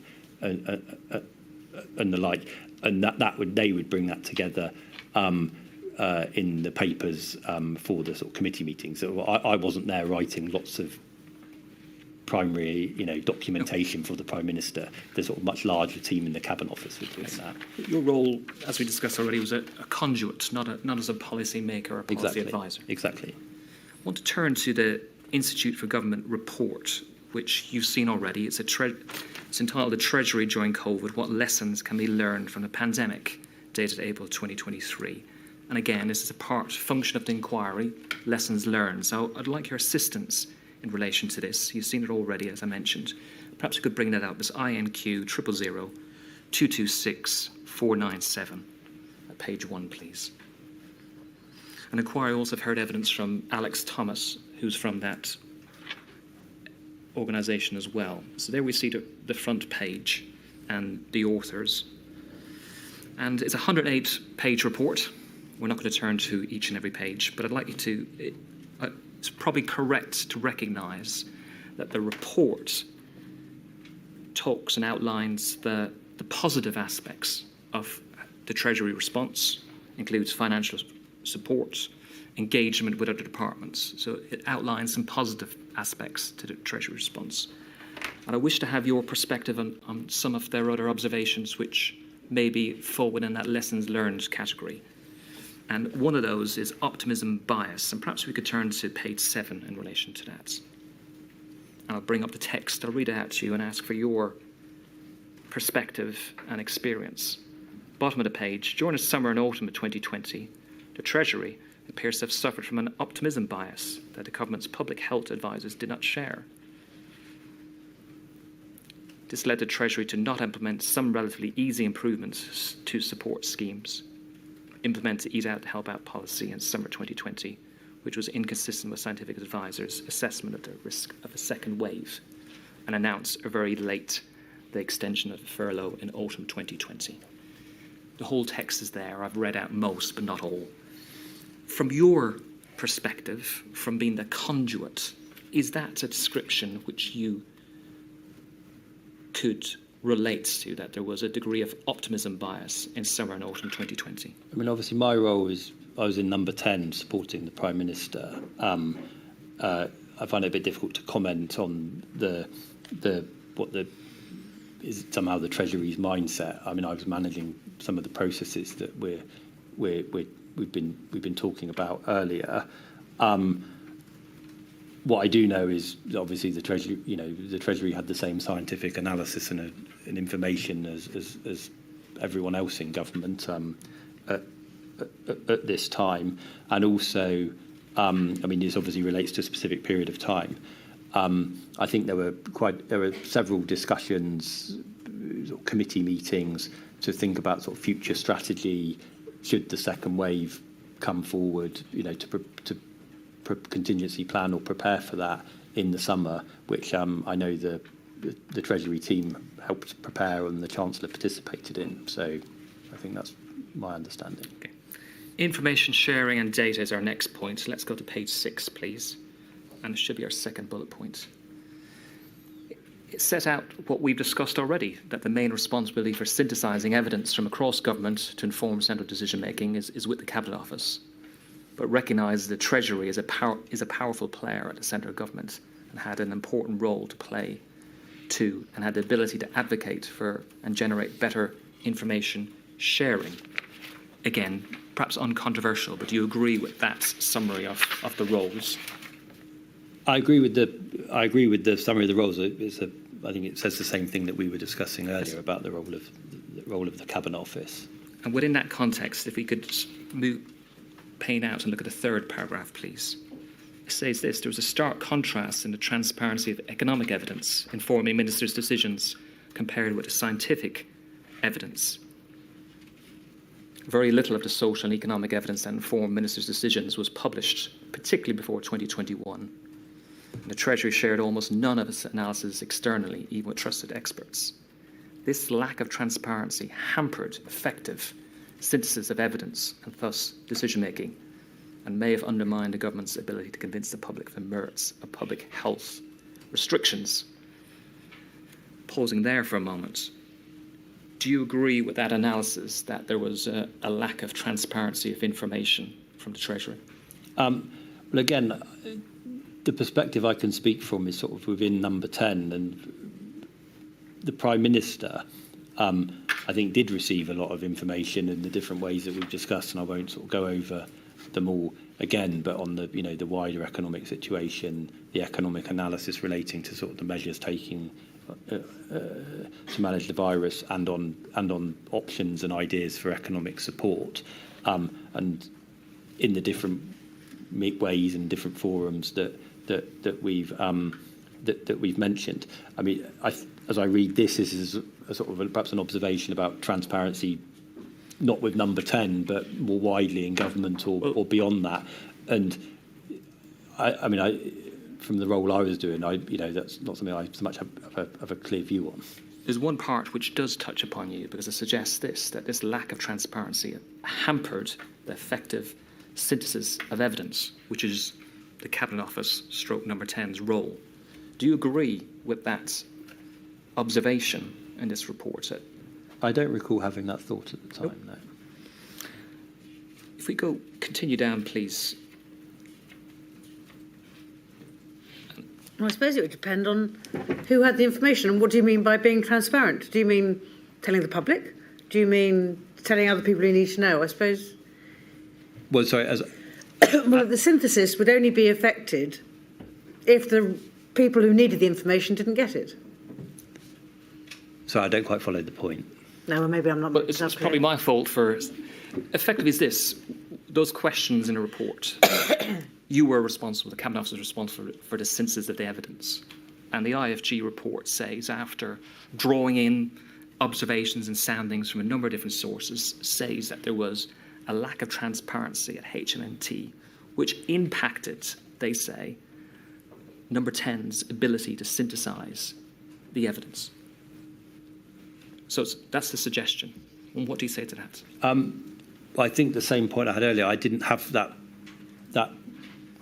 feeling at the time. So in terms of the Treasury's input to the Cabinet Office, I guess that's my answer. I think maybe if your point was that before that, could the Treasury have gone about its business in a different way in terms of what it was gathering or understanding and testing out with other? I mean, I find it a bit. I don't feel that I could sort of comment on how the Treasury goes about its business, as it were, before it then turns to the Cabinet Office or number 10. No, sorry, my point was, perhaps it's unfair on you. It should go to the authors of the document, but it all depends. If the authors of the document are criticising the transparency of the Treasury, it all depends on what they mean by transparent. Do they mean telling Cabinet Office, or do they mean telling the public? Yeah. So that was the. Yes. And I tell you what, you can probably help on. In normal circumstances, this was obviously a time of national emergency. In normal circumstances, would you expect the advice that the Treasury gives to the Prime Minister and the Cabinet Office to synthesise for the Prime Minister to be made public at the time, or at all? Well, I think, in a sense, that's what budget documents or spending review documents do. In normal times, the government makes, or the Treasury, sets out a whole bundle of decisions on tax and spending and other measures, and sets out the relevant analysis, or indeed, sets out the relevant thinking and some of the analysis behind some of those policies, with a much fuller sort of exposition on the fiscal and economic impacts, context, in associated documents from the Office of Budget Responsibility, now that that exists to play that independent role. Obviously, what was happening at this time was more frequent decisions in slightly more improvised ways. Sorry to interrupt, Mr. Keating. No, it's all, my lady. Information sharing, just going to continue with this theme a little bit longer. If you could turn to page 7, please. and it suggests that there was a strategic sharing of information by HMT. And I want to ask you about that. It says this: the Treasury shared analysis strategically to support their particular point of view, with the Chancellor feeling he needed to make the economic case as a counter to the health case that the Health Minister was making. This contributed to decision-making being a tug of war in autumn 2020, which led to suboptimal decision-making. So this phraseology regarding a tug of war in autumn 2020, thank you for bringing that up. Was there this binary or separation between science and health on one side and the economy and Treasury on the other side as we left lockdown 1 and emerged into summer and autumn 2020, from your experience at number 10? Well, I think I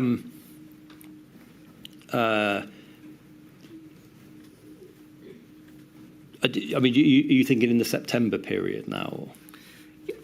As lockdown eased, restrictions eased, and especially entering September onwards, the circuit breaker thereafter, was there this, as these authors described, a tug of war between Treasury on one side and health on the other side?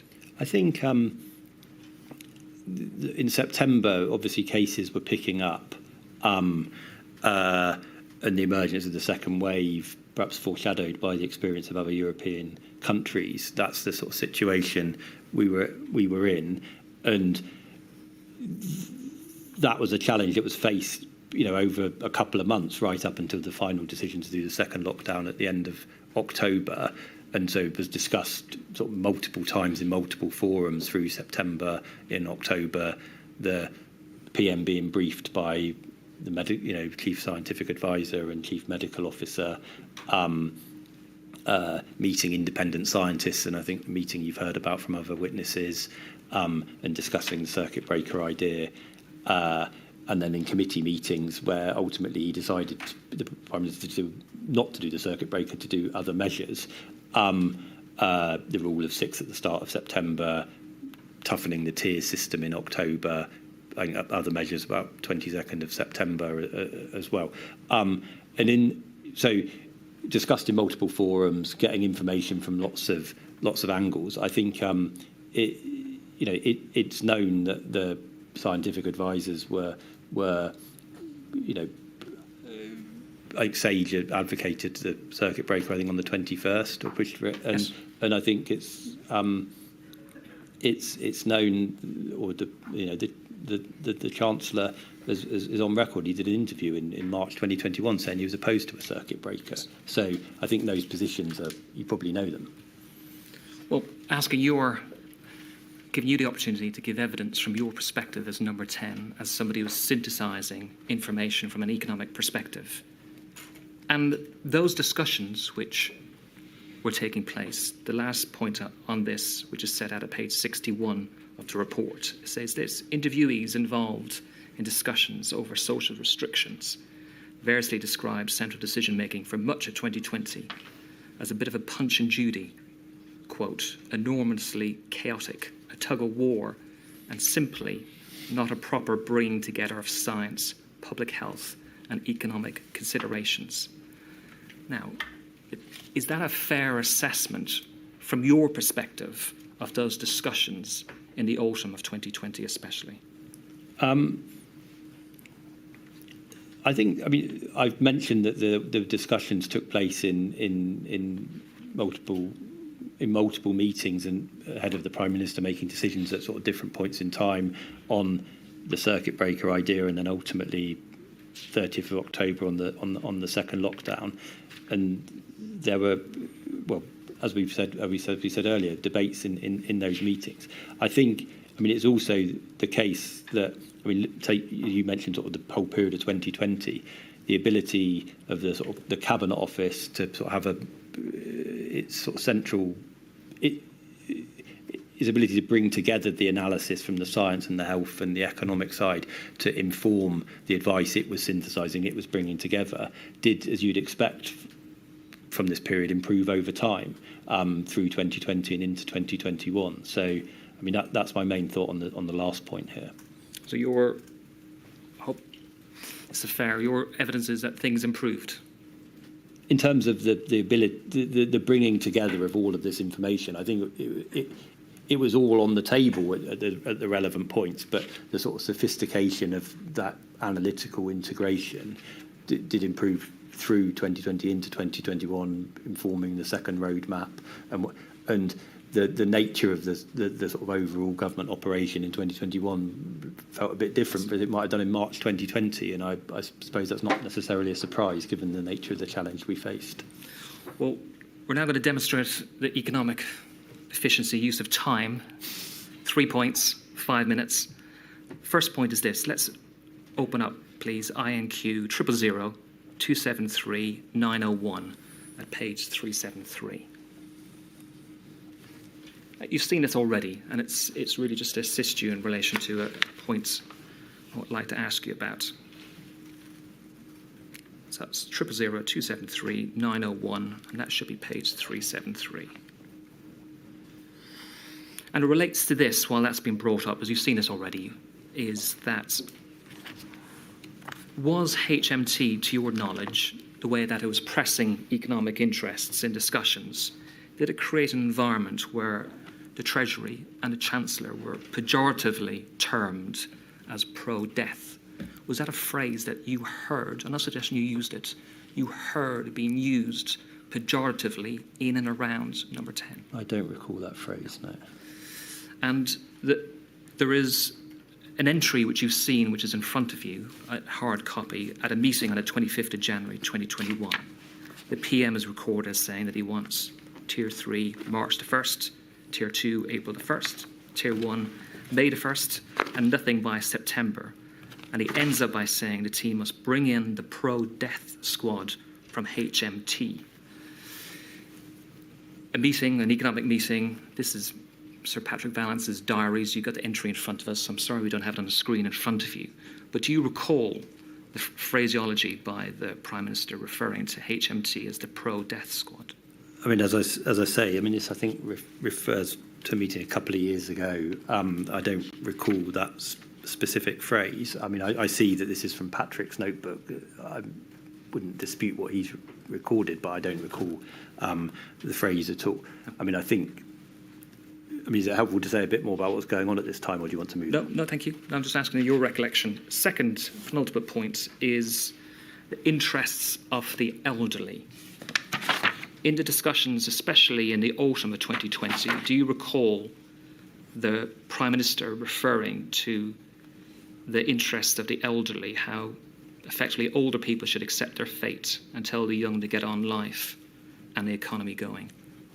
Was that something in your dialogue with him that emerged in discussions? Well, I think this is another extract from Patrick's diary on the 26th of August. I mean, I know that. We can bring that up if you wish. That's INQ 000 273. We don't need to bother. Did you hear it, Mr. Glassborough, or not? But so, I mean, this is, I think, from a WhatsApp group that I wasn't part of on a date or time when I was on leave, so I don't have awareness of this. I'd like you to just bear with me and listen to the question a little bit more. I'm not suggesting you're on a WhatsApp group, but Sir Patrick Vallance, in the two extracts you were shown, refers to the word obsessed. The Prime Minister was obsessed by this.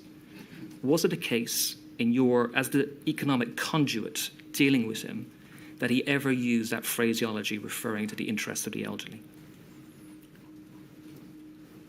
Well, no, I don't recall him using. I'm asking your recollection. It's not written down on a piece of paper. No. I don't recall. I'm just thinking about that period of time.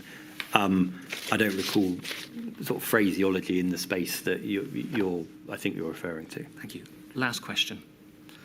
And turning back to lessons learned, and one of the matters in that report, which we've touched upon, we don't need to bring this screen up, is whether there should have been an economic or socio-economic equivalent of SAGE to assist decision makers with analysis of the trade-offs of decision making. I'm going to ask your opinion, because you were at number 10, now you're back at HMT. What's your view in terms of a recommendation or lessons learned of an economic SAGE, so to speak? Well, thank you. I mean, I'm aware of the idea. I've seen it come up in some of the other evidence here. I don't think it was something that was ever formally proposed to the Prime, as far as I'm aware, to the Prime Minister, or indeed something that he proposed to the Treasury, as it were. But in terms of my perspective, I think my understanding is that SAGE itself filled a gap that existed in providing sort of scientific advice on the virus, and there's no other element of government that was in place, standing function to do that, and therefore it was obviously necessary for SAGE to take that role.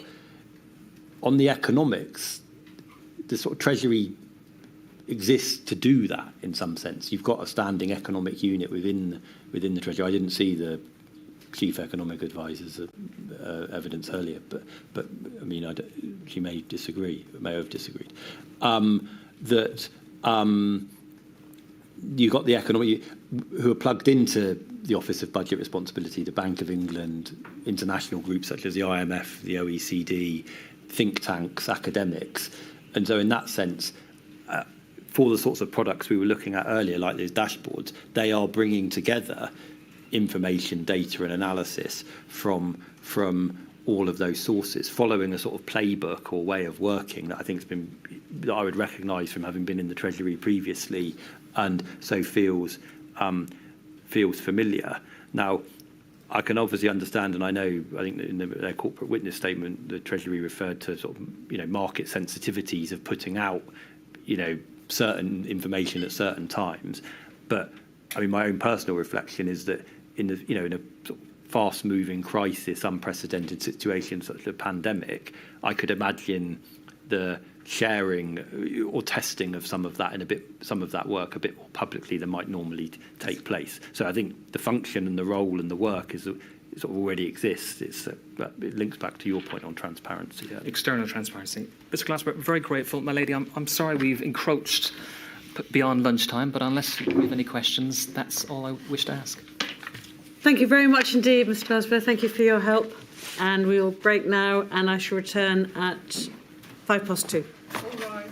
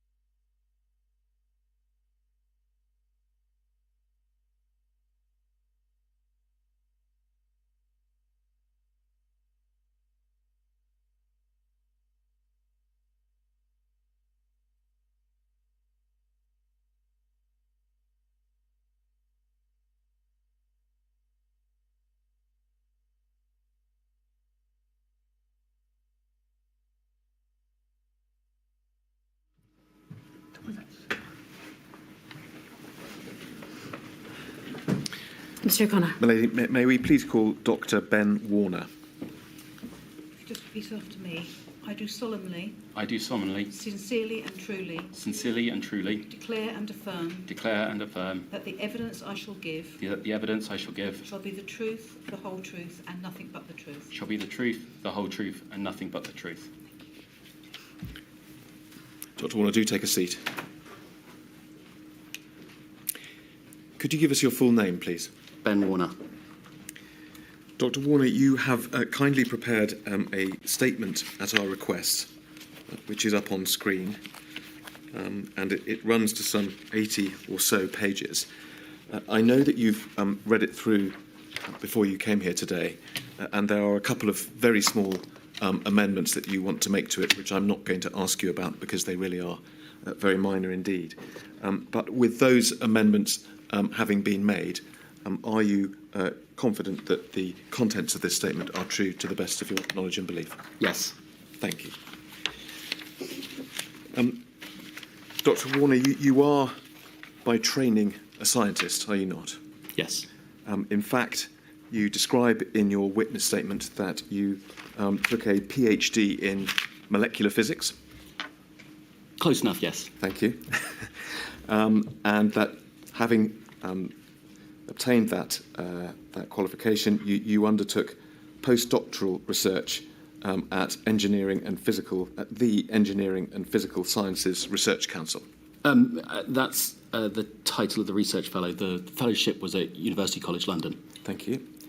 And thereafter, and we're on or about 2015 now, you worked for a data science company run by your brother, Mark Warner. Is that right? Mark co-founded it with a number of other people, and he is the CEO, yes. And you worked there? Yes. We don't need to go into the detail of your work there, but you refer in your witness statement to machine learning being one of the matters, at least, that you focused on at that stage. Yes. And you also say that in parallel, so at the time after 2015 that you were working with your brother, you were also advising both government and also the commercial sector on data science, artificial intelligence, matters like that. As part of my work as an employee of faculty, I advised government, FTSE 100 companies and 250 and fast growth startups, as it says in my witness statement. I see. So it was at that time, but I was perhaps wrong to say it was in parallel. It Yes. was part of your job. Yes. Thank you. So moving forward a little bit in the chronology then, you say that you were recruited to work at No.10 immediately following the December 2019 election. Yes. Is it right that you were recruited by Dominic Cummings? The conversations I had were with Dominic Cummings, yes. And the purpose of your employment, the whole idea was that you would try and push forward the use of analysis and technology in government, drawing, no doubt, on the experience we've just mentioned. Yes. It is right, isn't it, that you had worked on the Vote Leave campaign a year or so before the 2019 election? Yes. And is it right that you therefore knew Dominic Cummings from those days? Yes. Presumably you also knew Boris Johnson as well. No. Had you not come across him during the Vote Leave campaign? I believe I'd never spoken to Boris Johnson during the Vote Leave campaign. Right. And just to finish off on the start off of, as it were, of your experience in Downing Street, you describe in your statement that you were, as a matter of formality, a special advisor, but you emphasise that it wasn't your role to advise on political matters in the way that we might normally expect of a special advisor. Indeed, you say you had no expertise in the wider Westminster political ecosystem. Is that right? I mean, how I've described it in my witness statement is probably the most precise I can be. Yeah. Is that a fair summary that I've just given? Yes. Tell us this. When you started your job then in December 2019, how were you expecting it to develop? What were you expecting to be engaged on during your time at Downing Street? I treated it like any other engagement that I've done previously. Often companies that lack expertise in these areas understandably don't know the best way to move forward. So the first part of it was just to learn the sort of state of the landscape at that point in time. Of course, we're all conscious of the dates, and within really a month or two of you arriving in Downing Street, the pandemic began, and a large amount of your time, not all of it, as you explain in your statement, but a large amount of your time was taken up with matters relating to the pandemic, in summary.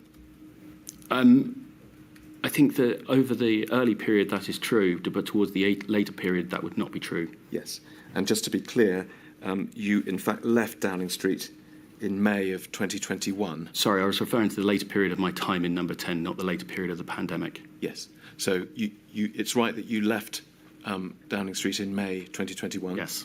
So just the point you made, the early period, but you mean, shall we say, the first half of 2020? Yes. And then your involvement from later on in 2020 and early 2021 was reduced? Yes. Thank you. Now, let's talk then about that period for the first half of 2020. And just by way of context, you describe in your witness statement in the very early weeks of the year being engaged in other projects. Of course, you probably, I think you say you had heard of the pandemic starting in China from the scientific press, but it wasn't a matter of everyday concern for you in early January. You refer, for example, to working on the HS2 project during that period. Yes. But you did, quite shortly thereafter, become involved in the day-to-day response to COVID-19. And it may have been that exercise Nimbus, which took place on the 12th of February, was the first occasion when you, as it were, had a formal involvement in the sense of an appointment in your diary requiring you to undertake something to do with the pandemic. Yes, my calendar, especially over that early period, probably is not a great reflection of my activities. But like you say, the first calendar that we can show is definitely COVID is that that Nimbus exercise. And as we'll hear, and we'll come to this in a bit more detail, after that, so after the 12th of February, you started to attend scientific committee meetings, for example, SAGE, but I think, as we'll hear, there may have been other committees as well.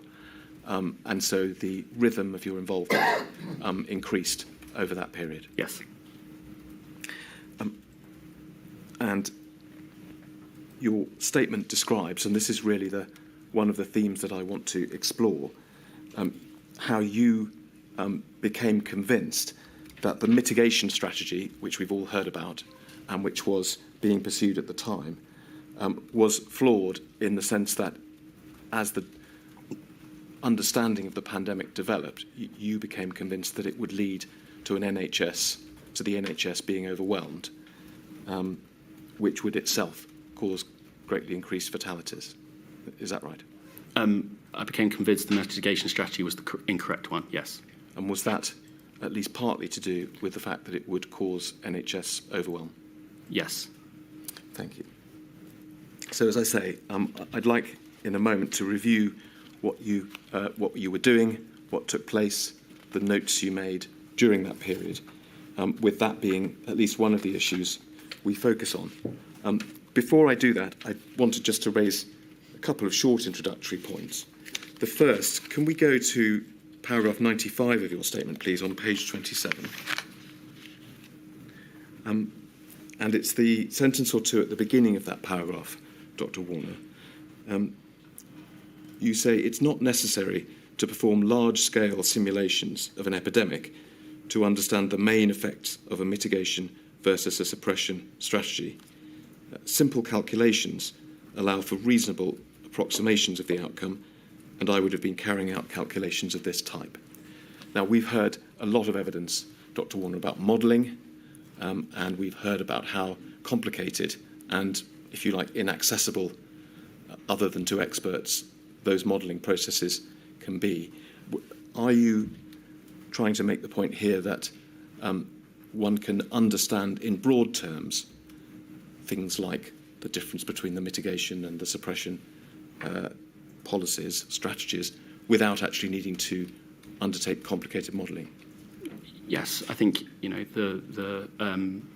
as discussed in my statement, I'm really talking about reasonably simple epidemiology. Yeah, and just to give a sort of example of the point which you may well be trying to make, can I ask you to look at an email, please? And just to make this clear, this isn't an email that you were party to at the time it was sent. The inquiry has already looked at it. It was an email sent in January, on January the 25th, by Professor Woolhouse, yes, who the inquiry has heard from, to Neil Ferguson, who I know you knew at around this time, and also Sir Jeremy Farrow. And we see here that he is sharing with them some concerns that he had at that early stage about COVID, and asking himself the question, how bad is it going to get? And referring to what he describes as two key numbers, which he'd seen in the WHO statement, that is R, the reproduction number, yes, being 2, and the case fatality rate of 4%. He also refers to a generation time, which he said he could make a guess at. And then he says, I mean, perhaps if we drop down 2 paragraphs, he refers to some arithmetic which, as he puts it, his undergraduate class could work out with a pocket calculator in a few minutes. And then the paragraph above, what that arithmetic is, he says if we take those numbers at face value, we quickly get to a ballpark estimate of almost half the people in the UK getting this infection over a year or so, at least a doubling of the gross mortality rate, much more during the epidemic peak, and a completely overwhelmed health system. Now, those, of course, were his ballpark calculations, but is that the type of rough out calculation that you had in mind in that paragraph of your statement you were... Yes, I'm almost certain he's referring to the same equations that I'm talking about. Right, yes. And so we can see there that those sorts of equations give you if you like, a ready reckoner on likely mortality rates, the likely period an epidemic may last, or a pandemic, and the impact on the NHS. Is that fair? I'm not sure how you get the timescale of the epidemic, but the other two are true. Right. Thank you. Let's move on then and look back at your own personal involvement. We can do that, if we may, by going to paragraphs 32 and 33 of your witness statement to start with, on page 11.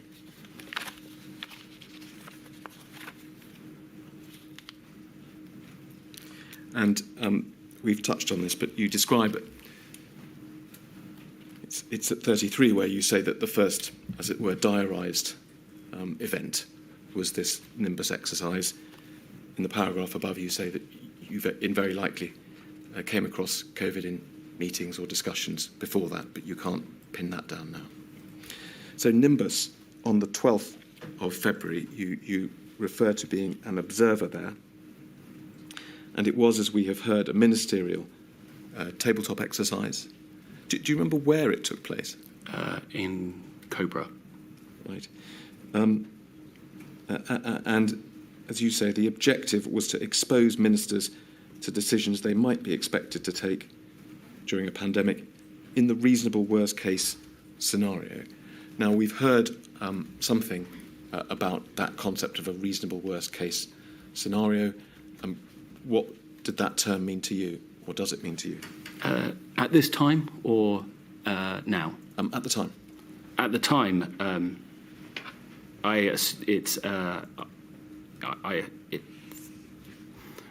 in this meeting, actually, I can't tell you what I thought it meant. Well, let me put it this way. I'm sure you knew that this was supposed to be a, quote, reasonable worst-case scenario. And that's in the slides and is discussed. We will see was discussed at the meeting itself. So did you understand that the scenario being discussed was something that was predicted as likely to happen, or as something that might happen, perhaps the worst sort of end of the spectrum, or do you not know? I can't speak to that. All right. Let us go then to some of the documents that are associated with the Nimbus exercise. And to start with, perhaps we can look briefly, because we did look at this document at the end of last week, at the briefing pack, which is 52022.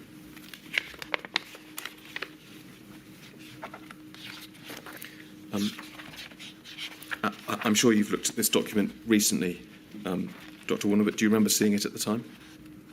Yes. Let's go, if we can, first of all to page 7, where we see what's described as the synopsis. And we will note, and we did look at this at the end of last week, first of all, the first bullet point, the notional date was the 14th of April, so they were projecting it 2 months ahead, because we know that the exercise was actually on the 12th of February. And then there are various details given about what is supposed to have happened by then and what is forecast. And we can see the penultimate bullet point, 8,500 deaths to date. However, there's a lag in data, a case fatality rate of approximately 2.5% of clinical cases, 1.25% of the total population. And in terms of actual numbers, we see in the last bullet point, it's expected 840,000 excess deaths over the 16-week wave of the infection, assuming there's that term we discussed, the reasonable worst-case scenario. But those, of course, are very high numbers indeed, aren't they? Yes. And they must have made an impression on you at the time. As I say in my statement, most of my reaction is in hindsight. I mean, it was a fictional exercise. A fictional exercise which was just dealing with a very extreme set of factual events. I don't remember more than I put in my witness statement. Okay. Let's just look at over the page, the last page on this document. This summarises the position in graph form rather than in the bullet points on the page before. We see, don't we, a fairly familiar type peak. Most of it is projected because the April date when the exercise was supposed to be taking place was still in the, as it were, the foothills of the development of the pandemic on the scenario at Nimbus. Is that fair? Yes. We see the line. And you say in your witness statement that you knew this anyway, but looking at this peak, it's clear that what is contemplated is some form of mitigation strategy, because you don't see any sense in which the wave is being suppressed, if that is the alternative strategy. Yes, I do say that. It's important to recognise that I do say that in hindsight. I don't remember what I was thinking at the time. I see. All right. Let's go on, if we may, to another document which, in effect, is a set of minutes from the exercise, although I'm not sure one actually sees that term used in this document. Just to be clear, this is actually a document which you exhibited to your statement along with very many others. I didn't raise it at the end of last week and suggested that we hadn't seen a document of this sort. In fact, it had been disclosed and we did have it. So let's look at it now. First of all, could I just pick up on the timing, Dr. Warner? You may or may not remember much about this, but it's quite noticeable that the exercise started at 6. Can you see? That's right, 16:45, so 5:15 in the afternoon. Do you have any memory as to how long it lasted? If it started at that time, one might think it wouldn't have lasted more than an hour or two, but can you help us at all? No. Let's look on then, please. We see a list of attendees that Matt Hancock was in the chair. If we go over the page, please, we can see your name on the right-hand side. Yes? And then I'd just like to take you to one or two references, starting on page 3, please, the first numbered paragraph. We see that the exercise was started with what's described as a current situation update, and a little more detail is given about the notional situation than we saw in the slides. So, for example, we can see an estimate that there could be as many as 1.6 million further cases in the week on which the national exercise was taking place. And if we go over the page, we see, just again to give us a sense of scale of the type of emergency that was being exercised, paragraph 3, DCMO emphasised that the week beginning the 13th of May may be the peak week. 7.3 million new cases would arise in that week, not including those who had not yet recovered. The expectation was that over the course of the pandemic, there would be 33.5 million clinical cases. So, as I say, putting some numbers to the broader outlines in the slides. Clearly, if you like, a population level pandemic was being contemplated. Yes? Yes. And then if we just look further down that page and onto the next couple, we can see that the discussions seem largely to have focused around how such an enormous series of infections were to be dealt with by the various different parts of the state that were represented at the meeting, in particular the NHS. And so, for example, at paragraphs 7 and 8, we see being picked up the point that was raised towards the end of last week about the NHS needing to triage by resource, as it's put, so not having the capacity to triage or to treat everyone that came through the door, needing to use their resource only on some people. Paragraph 11, reference to the fact that there would be competition for beds between new patients and old patients. Do you see that?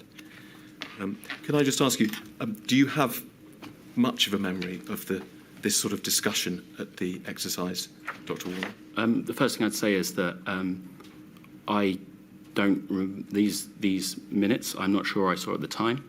I think if they were referenced in my witness statement, it was a reference to show that I was there rather than because I have these notes.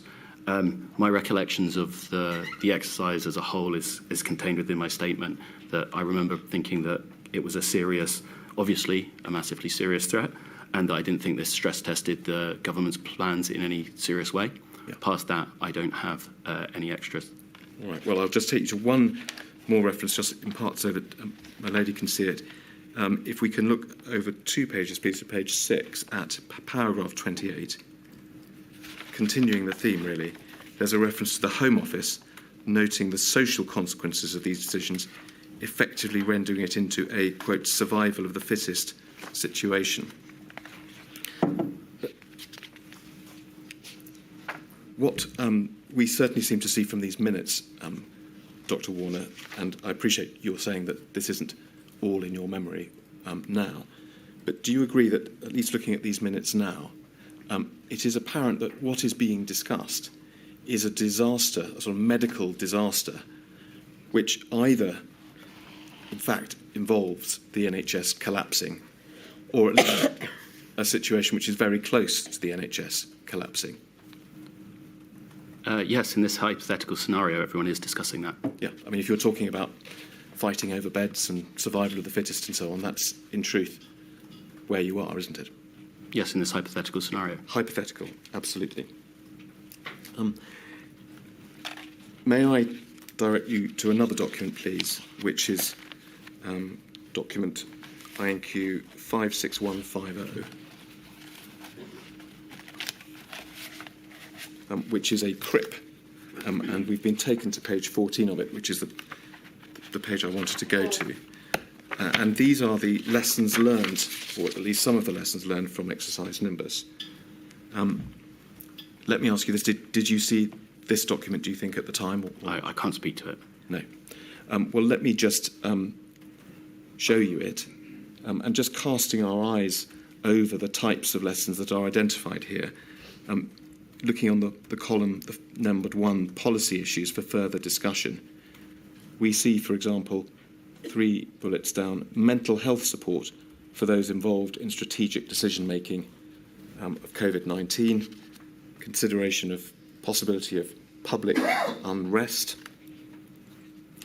and if we zoom out, we would see that there are other similar considerations in the other columns. For example, at the top of the second column, a need for the moral and ethical advisory group to advise on the types of decisions that might need to be taken.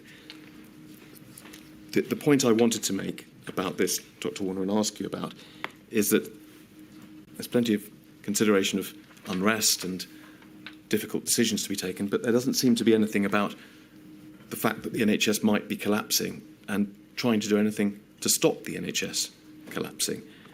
Do you remember at all, either at the meeting or afterwards, any discussion about the fact that what had been discussed at the exercise seemed to be a series of events involving the NHS collapsing?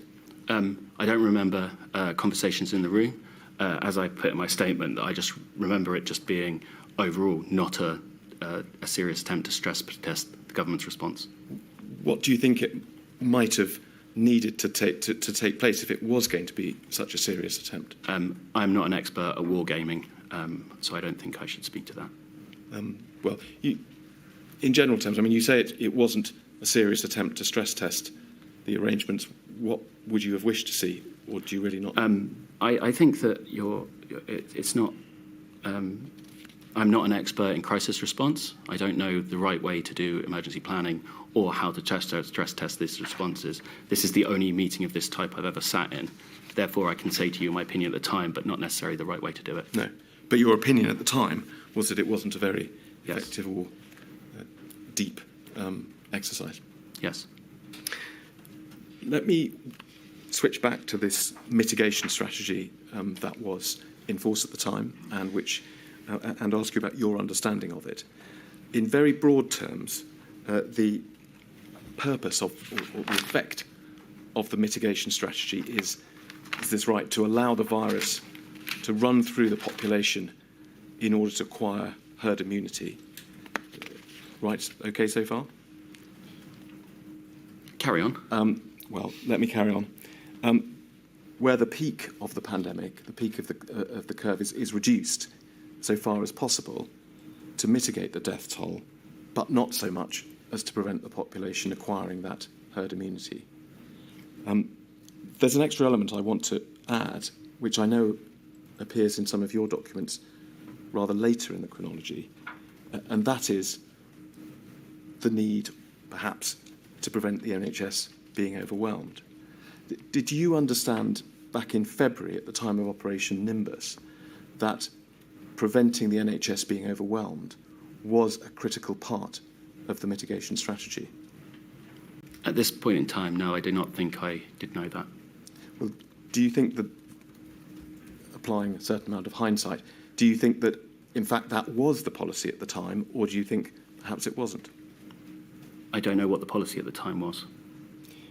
Did it appear to you, at least from the Nimbus exercise, that the need to, or a need to stop the NHS being overwhelmed was in fact at the top of people's minds during that exercise? I think from the Operation Nimbus slides, you can clearly see that a mitigation strategy is the one that the government is pursuing. Why it is pursuing that, I think, is not in those slides, and I do not remember further discussion on that. See, let me just ask for your reflection on this. One explanation for the fact that, as far as we can see, the exercise doesn't really seem to have grappled with trying to stop the NHS being overwhelmed, either in the minutes of the meeting or in the lessons learned, maybe that it was regarded as something that was perhaps inevitable, or at least it couldn't be stopped, and so there was no need to spend time worrying about it. Do you think that might be an accurate description of the view at the time? I think that it's clear from the numbers in those graphs that are presented that in the reasonable worst case scenario, the NHS would struggle, and I believe that is actually in the Nimbus slides. Whether people saw it as inevitable or not, I don't know. At that time, I'm not sure I would have formed a view. Well, that's very fair, Doctor, and let's carry on with the chronology then, if we may. Let's look at your witness statement first, and at paragraph 39, please, on page 12.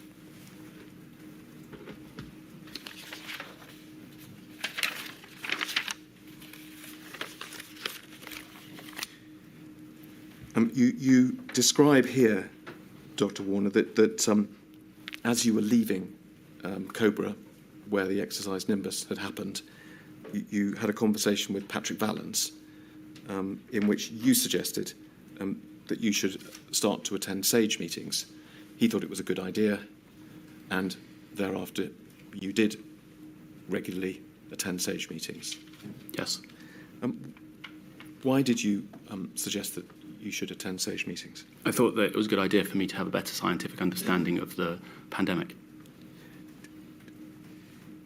Did you feel at the time that you might be missing something, or did you just think, this is now obviously serious, this is somewhere where I can get more involved? I think that it was about making sure that I had a clear understanding of the current scientific evidence. So SAGE meetings you then attended regularly. I think, in fact, the first one was the next day. If we can look just to carry on with this theme at paragraph 44, which is over on the next page, thank you, we can see that you, only a week or so after that, you started attending COBRA meetings as well. Yes. You also refer to civil contingencies meetings separately from COBRA meetings. What were they? I don't know. No. They may have been sort of occasional ad hoc civil contingencies meetings, perhaps. I believe this might be a quote from the email. Right, I see.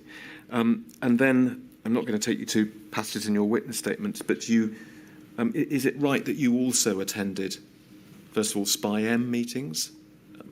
I believe I did attend SPI-M meetings, but not to the same frequency of SAGE. I see. And what about SPI-B meetings? You do refer in your witness statement to having a meeting with SPI-B. I'm not sure whether you meant that you were a regular attender of their meetings or not. I believe I had a couple of conversations with James Rubin. I don't think I ever attended SPI-B. All right.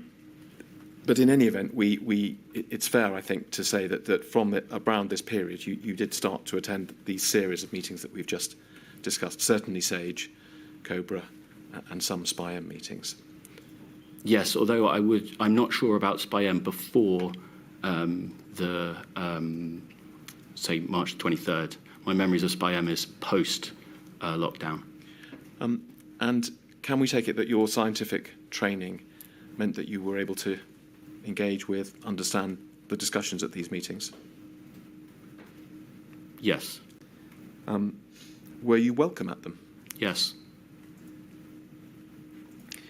Did you act as a conduit between the scientists in these meetings and No.10 and the people you work with there? It's fair to say that, I discussed things with the scientists, but I was also aware that it was important that I did not speak for Patrick or Chris in their roles as CSA or CMO. One of the sort of systemic issues that the inquiry is looking at is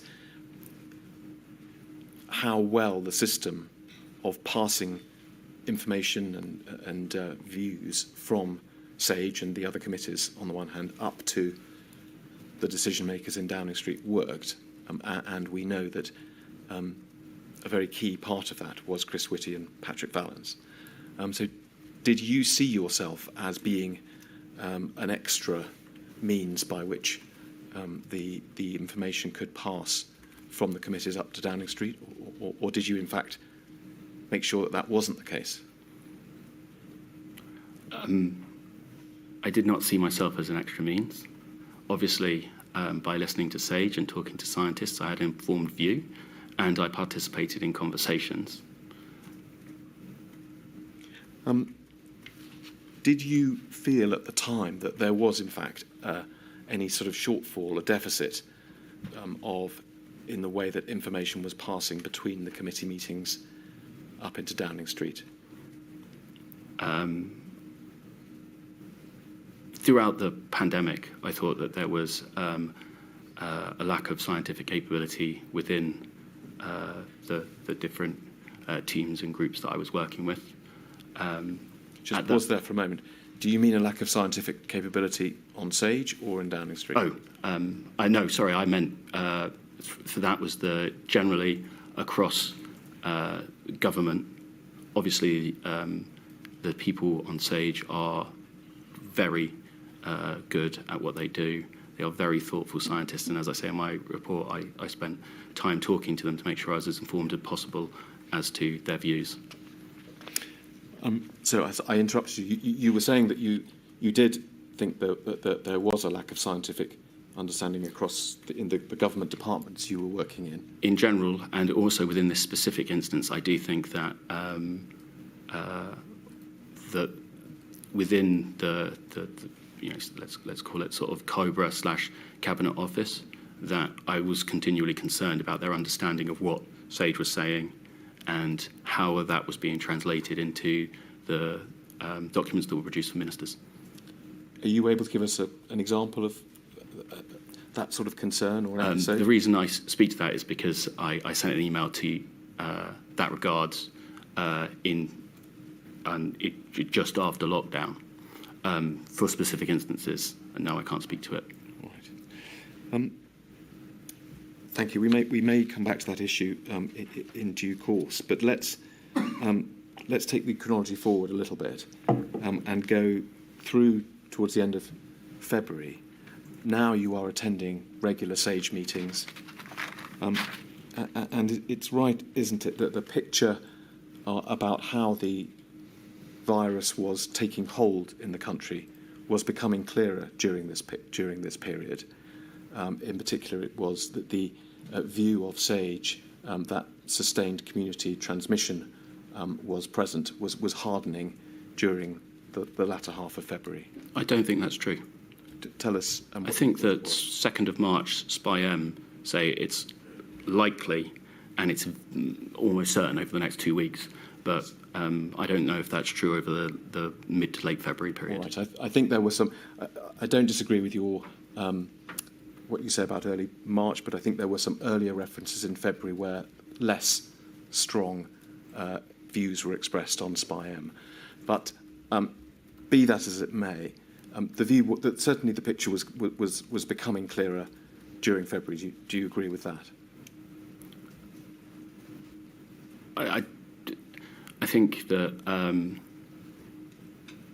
I think that's a difficult statement to make without looking at the evidence.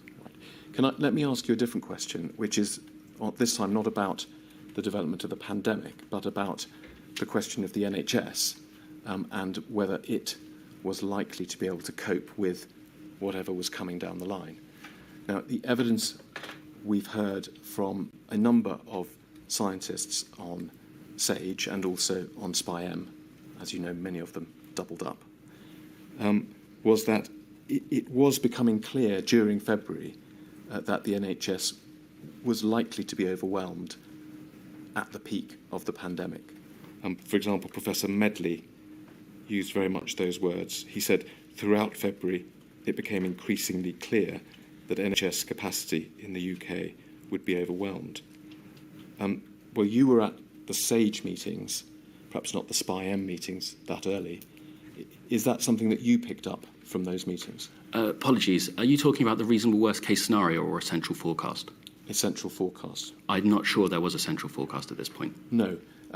Well, that's rather the point. It may be that it wasn't set down as a central forecast, but it was the view that was being formed by the members of the committee. You were there. I wonder whether you picked that up in discussions at the time or not. I have no memory of that, I'm afraid. Because one of the issues with both certainly SPI-M and SAGE is that the consensus statements that emerged and were then passed on to Downing Street and other government departments perhaps didn't capture the full depth of view being developed on those committees. Now, to take this as an example, this is something that we asked Professor Medley about, because we looked at the SPI-M and SAGE minutes, and they didn't reveal the type of view he was expressing about the NHS during February. Do you think, either in that instance or others, that the consensus statements, the minutes, didn't fully reflect the discussions being held? I don't know if I was seeing the minutes at this point, and I also don't remember the minutes at this point. Do you have any memory at all of a developing view about whether the NHS would be able to cope with the approaching pandemic in February? I remember discussions about the sort of developing evidence around the virus, about whether, obviously case fatality rate is not the number that matters, right? It's the infection to fatality rate. And that is a hard number to estimate. And I remember people talking about that, talking about the fact that actually it was like there was asymptomatic transmission. I think that a large number of these numbers, once, as you pointed out at the start, put into these simple equations, you would then infer that the NHS would be overwhelmed. But I do not think I ever saw a central forecast at this time. Well, it's very much that sort of soft inference rather than a hard-edged forecast that I want to ask you about, Dr. Warner. But let's come on. Let me take you to a few of your documents relating to this period. We can actually start by going to paragraph 52 of your statement. So it's paragraph, yes, we have it there. And you refer at the bottom of the page to a SAGE meeting on the 27th of February. Do you see that? Yes. And you refer there to the planning assumptions. In the reasonable worst case scenario, 80% of the UK population become infected with an overall 1% fatality rate. Now, your notes of this meeting you have provided, and perhaps we can look at those. It's 215664, please.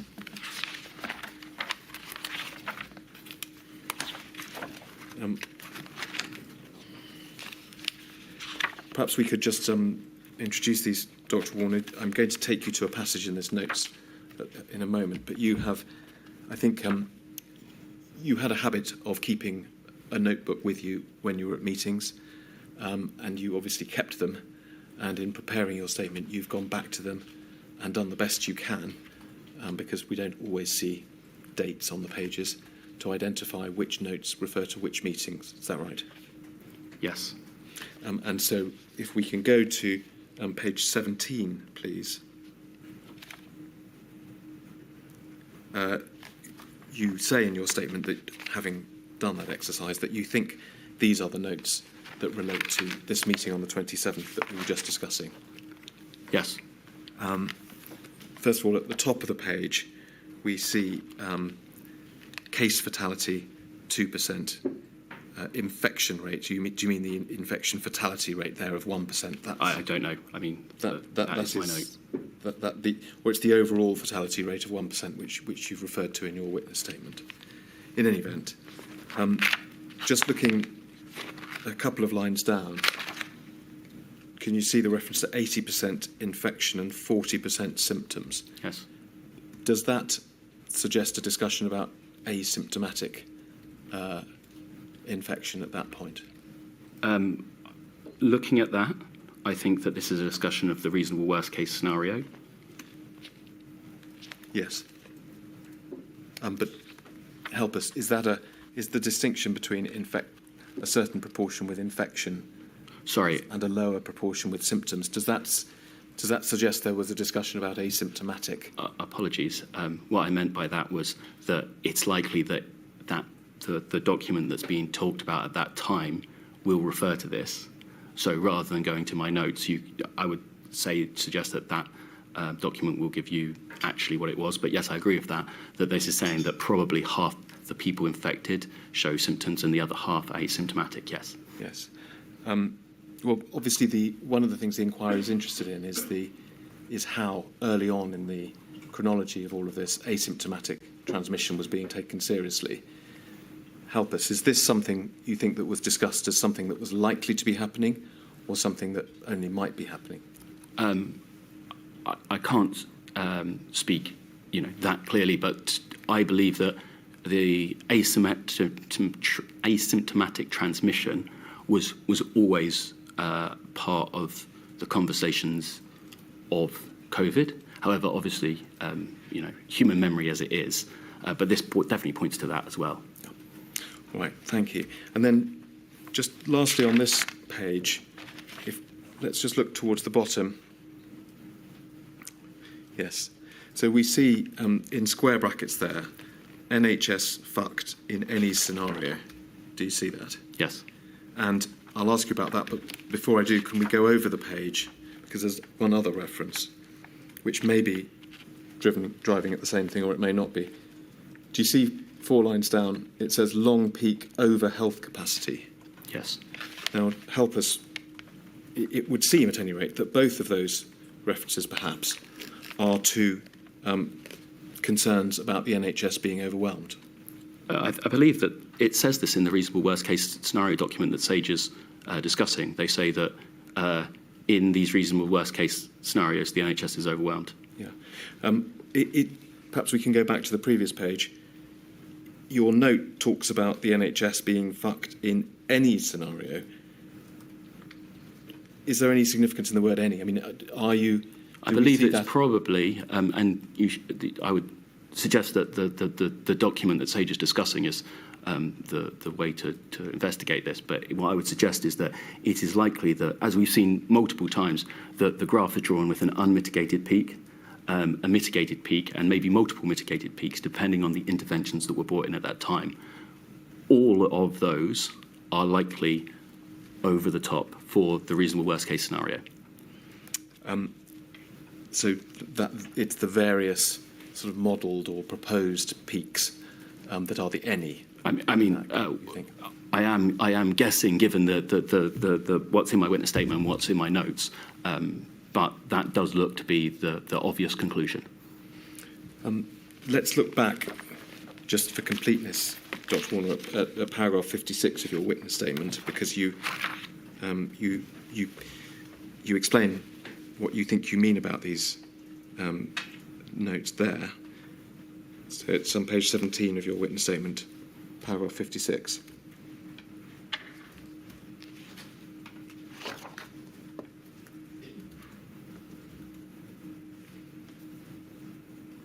Thank you. You fairly say you have no independent memory of the conversation at the meeting. And then 4 lines down, you say the bracketed statement about the NHS likely means that in any scenario, and I think what you've explained today, you mean in, as it were, any of the worst case scenarios that were under discussion, the NHS will be under extreme stress. Is that what you mean? Obviously, in my notes, it says any. Today, I've given my best guess as to what any likely means. And yes, that's what I mean. You had an exchange, may even have been on the same day. It was on the same day. Could we have a look? Yes, it's been brought up. Thank you. If we look at the bottom first, this is an exchange of emails with Patrick Vallance after the meeting that we've just discussed. You say, in the SAGE meeting today, I was a little concerned the NHS didn't seem to know what they needed for their models and didn't seem to have started modelling. Did you have the same feeling? And if we go out and look at the response, Patrick Vallance responds almost immediately, yes, I've been pushing them on this for the last 10 days or so. I think Stephen Powis, who is senior member of the NHS in England, has now grasped it. And they say that they've been doing a lot of modelling, but the problem is they haven't defined the input variables well enough. But he thinks it's on track. Looking at this exchange, and indeed at the meeting, Dr. Warner, so we're now over 2 weeks after exercise Nimbus, and the modelling is still in its early stages, variables haven't been agreed, it might be thought that not enough was being done to grapple this rather obvious problem of the risk of the NHS being overwhelmed. I'm not criticising you, but help us. You were there at the time. I mean, clearly from your email, you're suggesting that they need to get on with it. Did you in fact think, why haven't they done this already?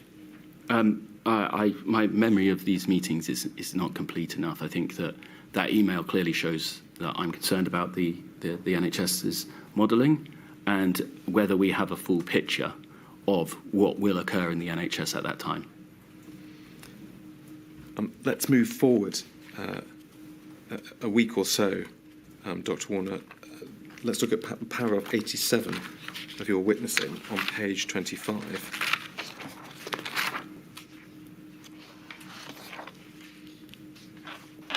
And you've transcribed the notes that you made at that meeting, so we don't need to go to them.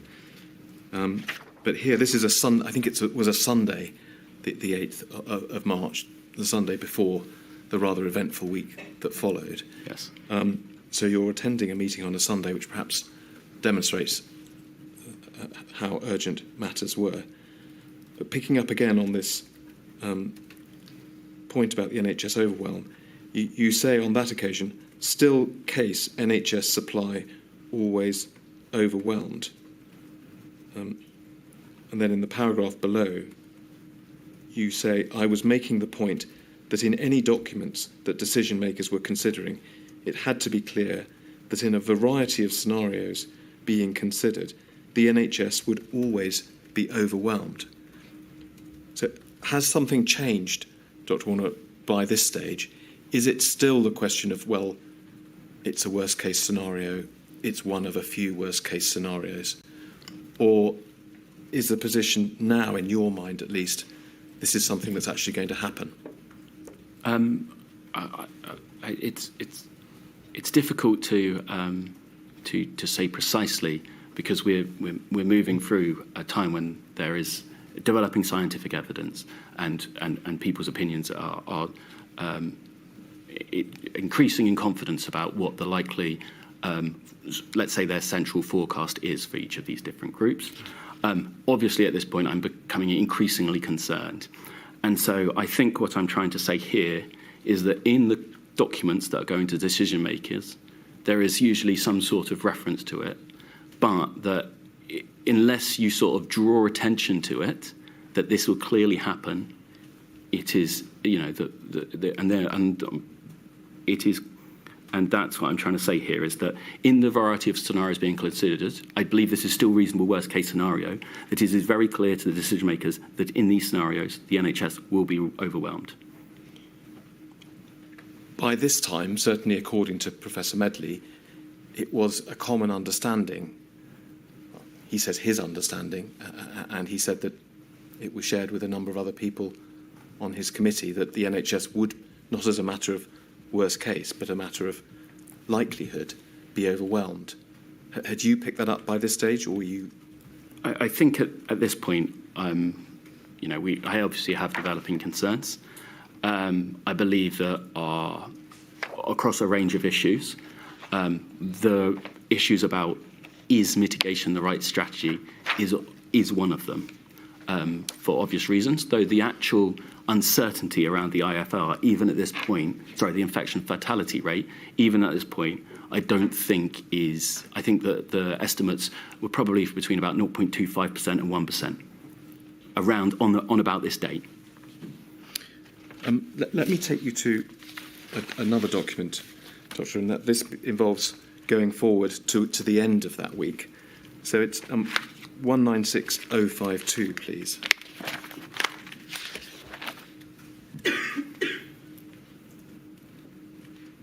Now, this is a document you drafted. It's not dated, but you do refer to it in your statement as a document that you started drafting on that Friday, the 13th. Just to flag, this is a draft from part of that document. There is the same document, which is a later draft that's also in there. But is it right that this matches your thinking on the the Friday the 13th? I would suggest the later document is probably better, but I'm also happy to use this document, All yes. right. Well, we've got this one on screen, Dr. Singh. If you tell us if there's an important difference.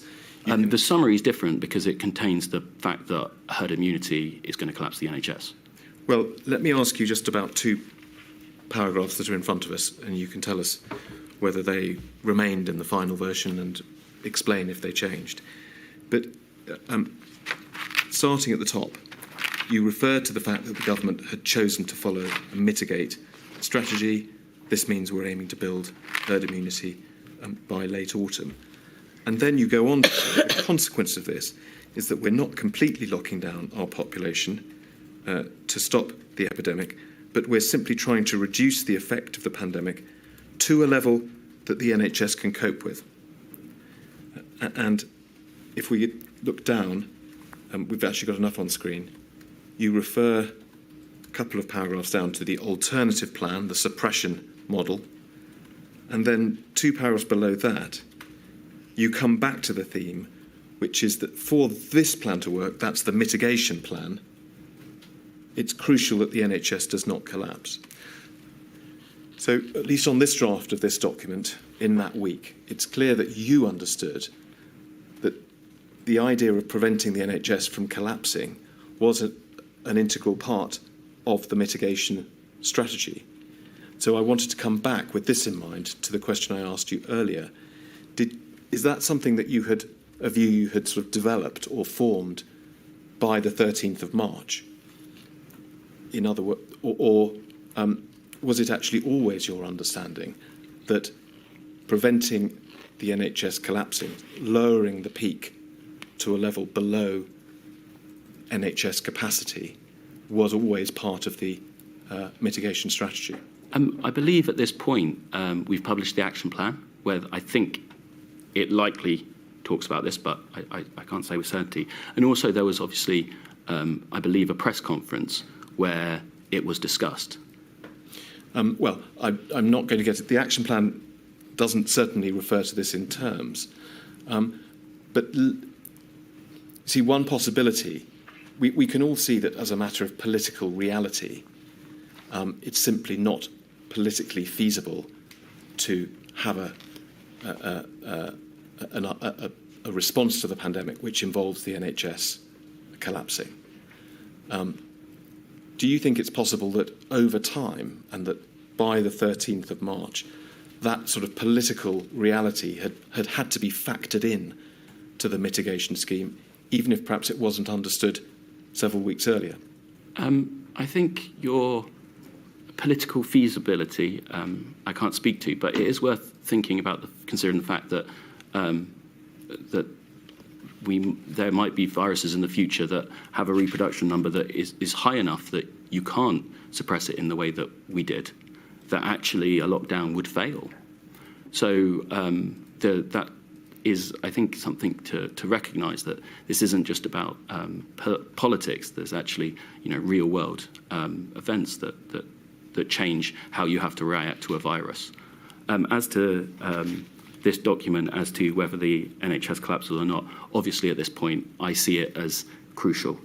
Obviously at this point that I understand that if the NHS does collapse, that it brings with it people die who did not need to die. Just following on from that, first of all, bearing in mind what you say about this being a draft and there's a later version, was this a document you drafted for yourself or for other people to see? This, I believe, is something that I began drafting with the idea of trying to persuade others that our current strategy was not the right one. And did a further draft of this document go, for example, to the Prime Minister? In my witness statement, I talk about the document I've drafted. I also discuss another document that was drafted on the Saturday, which I think is clearer and talks to the same views, that was, I think, we had the intention of sending more widely. However, on August the 15th, obviously, Neil Ferguson sends through a paper which more rigorously says exactly the same points. Also, Angela McCain sends a paper to SAGE that says similar points. So we didn't actually need to rely on my not brilliant English and communication, or the other documents. We could rely on the scientific advisor's documentation to provide the evidence as to why we needed to change strategy. Did August the 15th? Sorry, if I've misspoken, I meant March the 15th. Thank you. Just a few final questions, Dr. Warner, on this theme. We've got to the 13th of March, which we've heard from many other witnesses was a key moment. Can we look, please, at paragraph 122 of your statement, which is on page 35?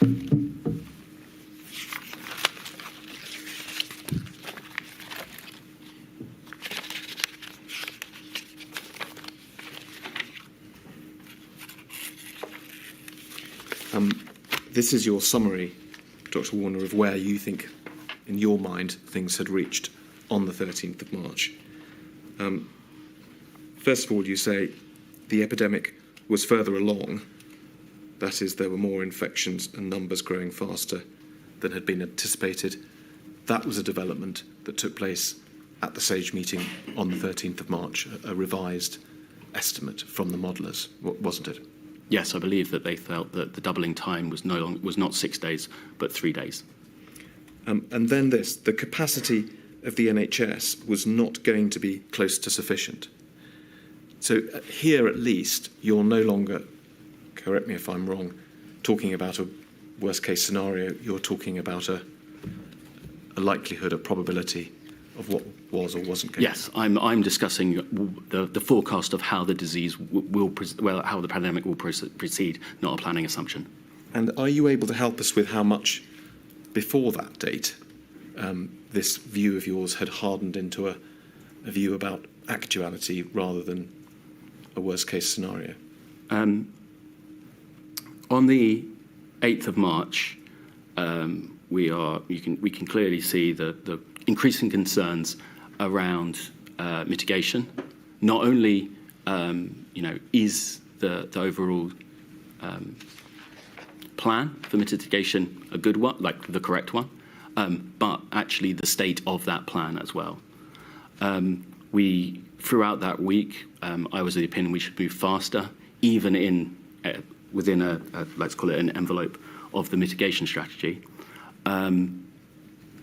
That view hardened. We can see that I start writing that document basically saying we should change the strategy. Then you go to the SAGE meeting on the 13th of March, where discussions occurred, which leads me to what I've written here, that lots of people, including members of SAGE, did not think that the mitigation strategy was necessarily the right one. Yeah, and that's the third point you make. Yes. Okay. We've heard from other witnesses about the meetings that then took place over the weekend, on the Saturday and Sunday. And may I ask you, for now at least, some fairly high-level questions about that. First of all, by the end of the weekend at least, was it right that a decision had been reached to change from a mitigation to a suppression strategy? My memory of the Sunday the 15th meetings is I don't have a clear memory. I remember from the 14th there was it felt to me a prevailing view that we did have to move forward with the suppression strategy. However, obviously it needs to be discussed with Patrick and Chris. But I can't. I'm afraid I can't tell you with the certainty that I would like to be able to. Well, it may be that my next question then is we'll get much the same answer, but we've heard slightly different evidence from people who were there about whether decisions in principle were taken at around that time about a lockdown or not. One thing is clear, no actual decision to impose a lockdown was taken then. We know that was some time later. But at least one witness, Lee Kane, said that he understood that in principle a decision had been reached over that weekend that there would have to be what we know as a lockdown. Others have made the point that that probably wasn't a word that was being used then, but we know what it means. But other witnesses, including Mr. Glassborough this morning have said no. There were certainly decisions over that weekend about the range of more intrusive NPIs that were announced early in the week that followed, but not really any even decision in principle about a lockdown over that weekend. Can you help us with that? I think my impression was that it was clear we were going to have to change the strategy, that we were going to move to a suppression strategy. From memory, on the 15th, that was also, and like I say, my memory of the 15th is very unclear as to, but I do think that my memory was that that was also the impression. As to the exact measures and what we now term as a lockdown, what was actually implemented, no, I believe that that level of specificity wasn't discussed. I mean, you can see that in some of the pictures that I've taken of the whiteboard, that, you know, those options are actually the things that ended up developing. So that we were discussing things on the 13th and 14th that then, you know, became what lockdown. But I understand that, you know, this is an important question. I'm afraid I can't answer more than I've done. Yeah, no, well, you've been very helpful, Dr. Warner. Let me ask you, please, about a document around this time, although it was a WhatsApp message between Mr. Cummings and Mr. Johnson. If we could go, please, to 48313. Thank you. It's ahead of me.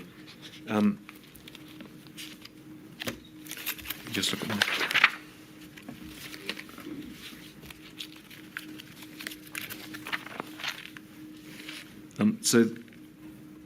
So there's a message from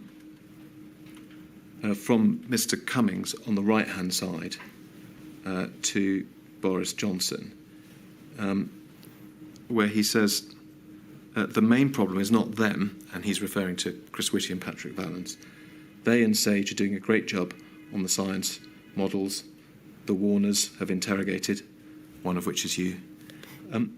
The problem is Cabinet Office and DHSC haven't listened and absorbed what the models truly mean. And then this, and timing-wise, you've been told a bunch of stuff based on time to peak, but not time to NHS collapse, which is an extremely critical difference. Now we can see that, actually I should have said, this is dated the 14th, so it's the Saturday.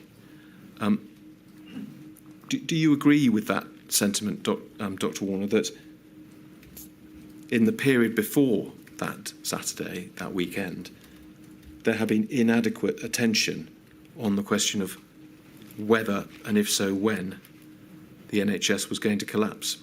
I agree with that entire message. And in fact, we see that Mr. Cummings sort of emphasises it in the message below. He says that's what the Warners have been screaming at him. Was that metaphorically screaming, Dr. Warner, or actually screaming? Metaphorical. Let me finally then, just in a couple of minutes, ask you some more general questions, and then perhaps it would be a good moment to take a break. I just want to ask you, as I say, some more general questions about the period up to that weekend. First of all, can we look at paragraph 303 of your statement, please, on page 78?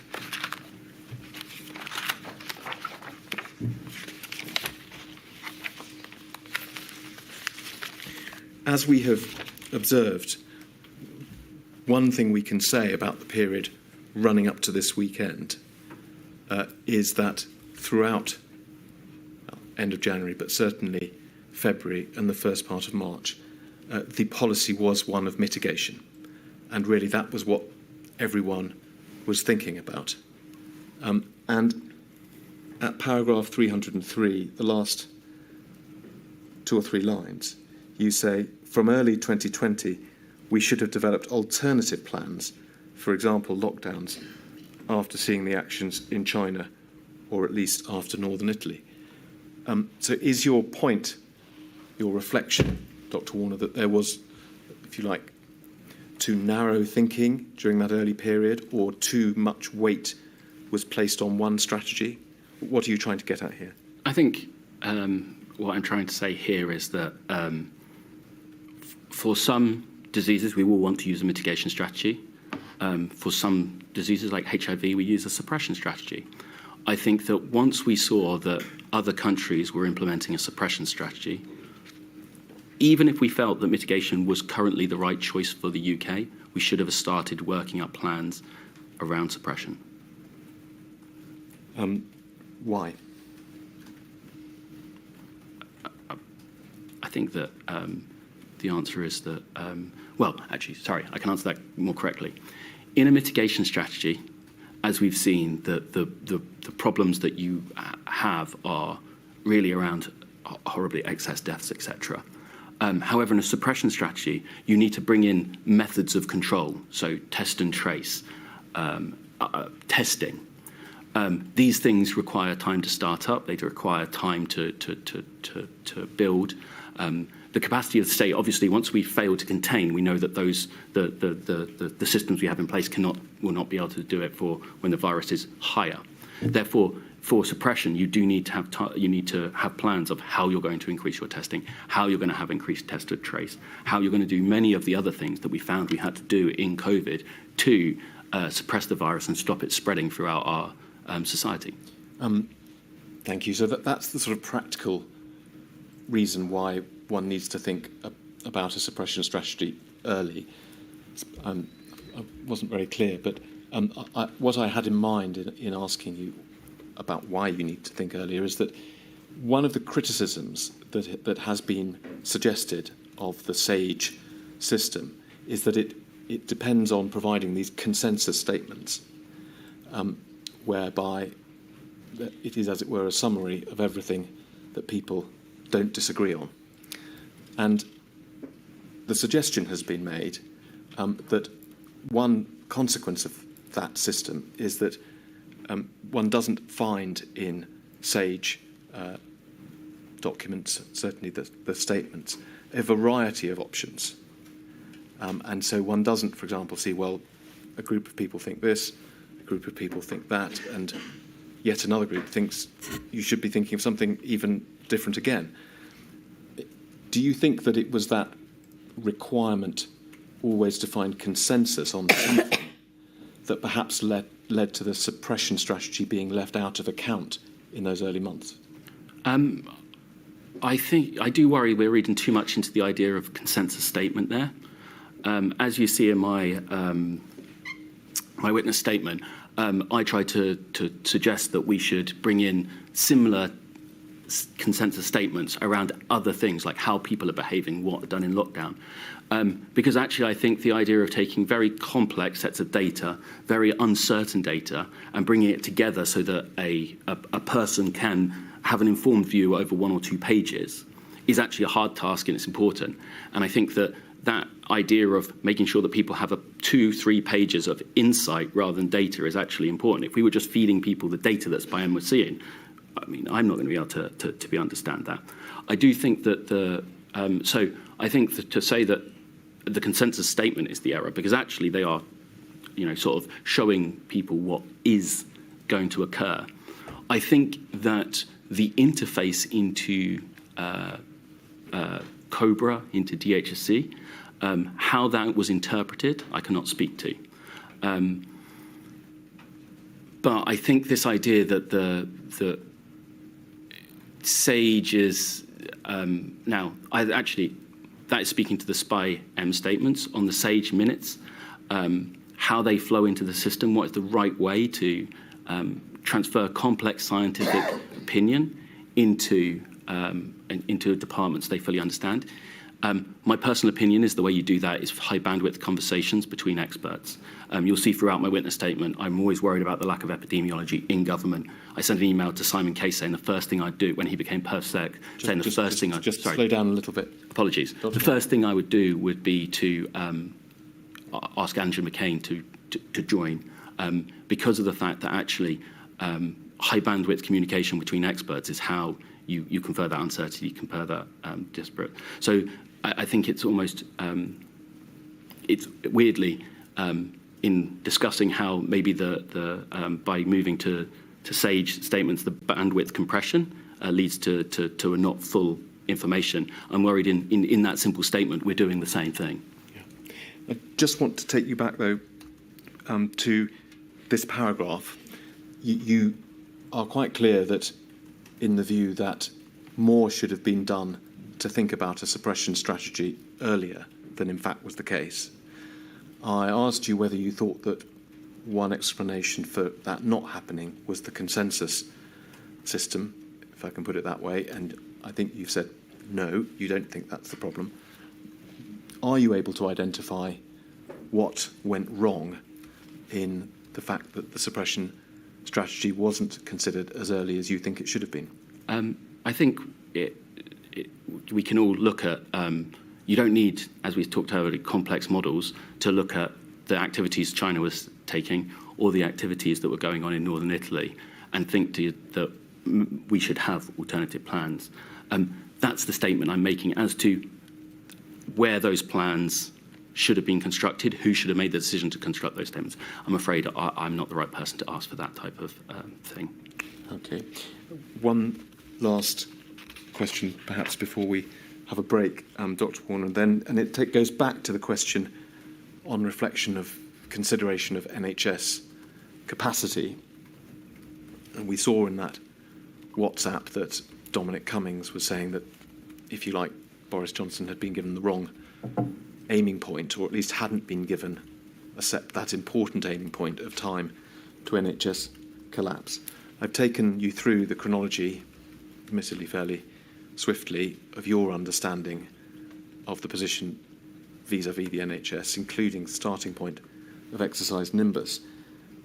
Do you think that more consideration should have been given to the whole question of NHS capacity during that period?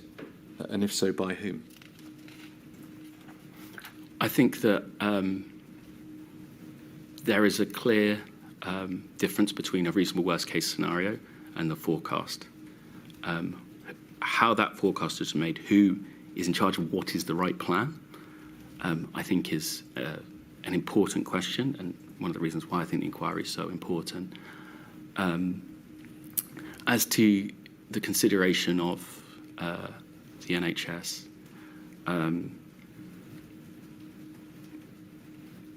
I think that that it is correct that many reasonable forecasts from at least, let's say, March the 8th, where I talked about an IFR of 0.25, 0.51. All of those numbers roughly come down to the idea of an NHS that is almost certainly overwhelmed, even if not overwhelmed, under incredible stress. And I think at that point, it's clear to everyone that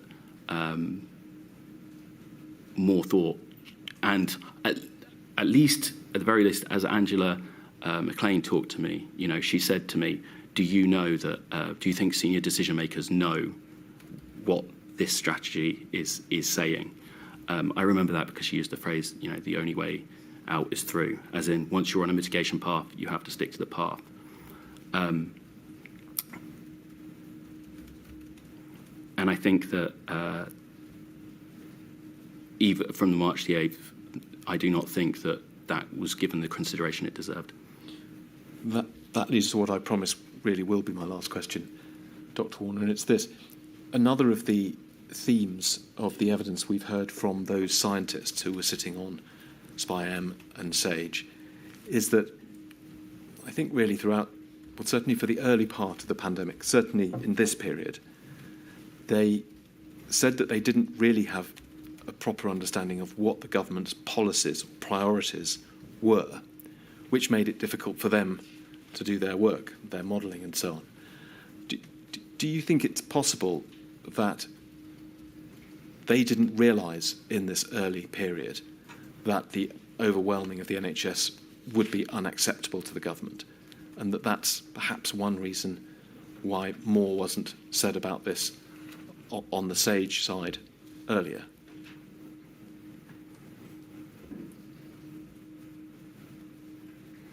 I think we have to be careful drawing inferences on where mistakes occurred because of the fact that I don't think I have any evidence. I do think that SAGE did understand.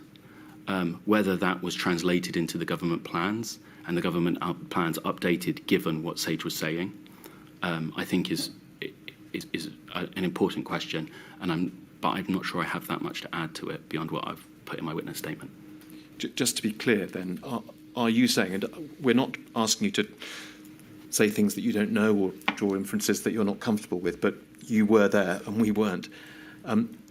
Throughout, are you saying that from the time you started attending SAGE, which was the middle of February, it was commonly understood that the NHS being overwhelmed would simply be a red line and couldn't be allowed to happen? No, I don't think that. No, I think that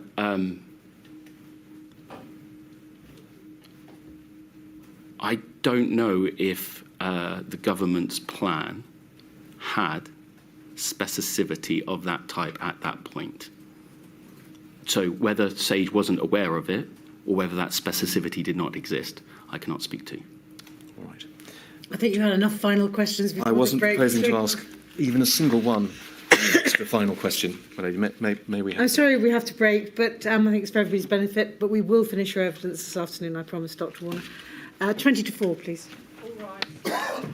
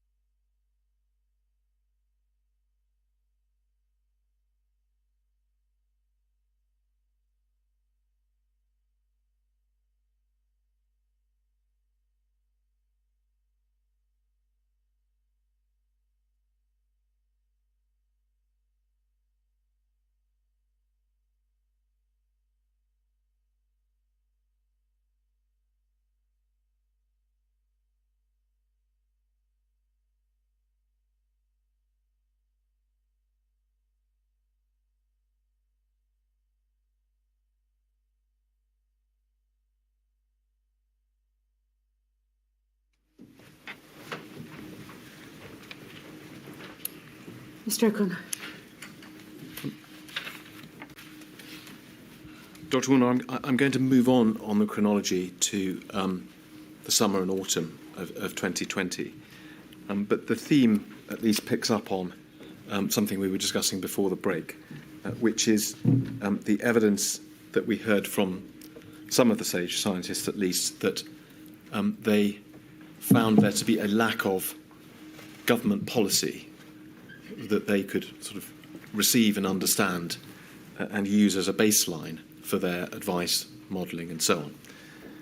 And it may be that what we see in your statement is a wish that there had been perhaps more of that sort of carefully thought through strategy, starting perhaps at this sort of time, this period around the middle of 2020.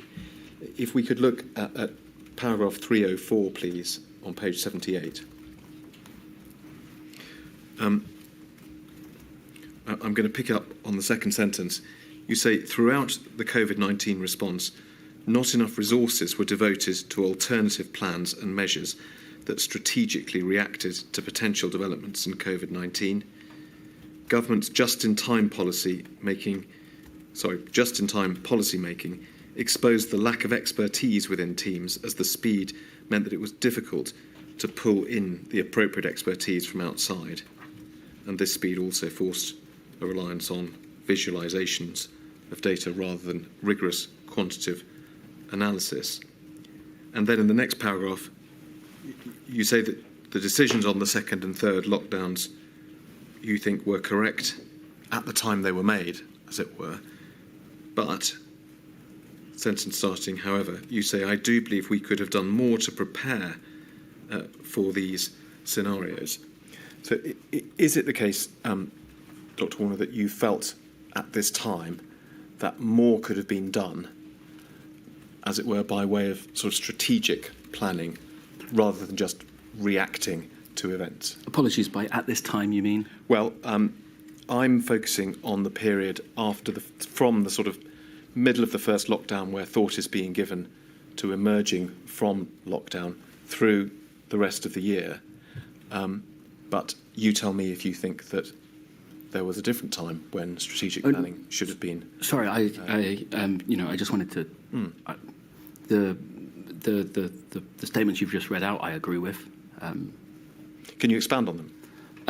What is it that you're sort of driving at that you think should have been done, wasn't? I think that increasing the capability and the capacity within government on analytics, science,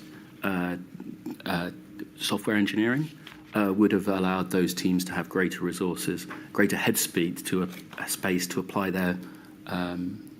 themselves to key problems or possible future developments, and that would have allowed us to meet the challenges of winter with a more robust strategy, have plans in the locker, as it were, as to what happens, rather than having to react and trying to come up with, as I say, sort of policy just in time. Yeah, you do pick up again on this idea of need of planning at another section of your statement that I'd like to take you through, and that's paragraph 164.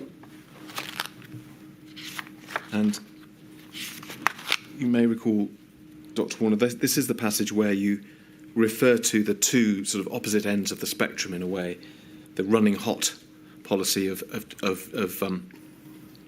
allowing infections to reach sort of an almost unsustainable point, as opposed to zero COVID, trying to keep them extremely low.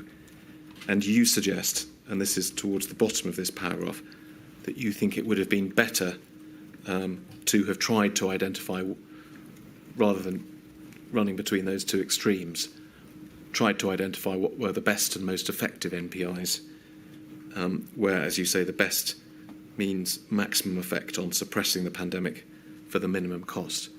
Is that something you feel either wasn't done at all or wasn't done enough, again, in the sort of middle period of 2020?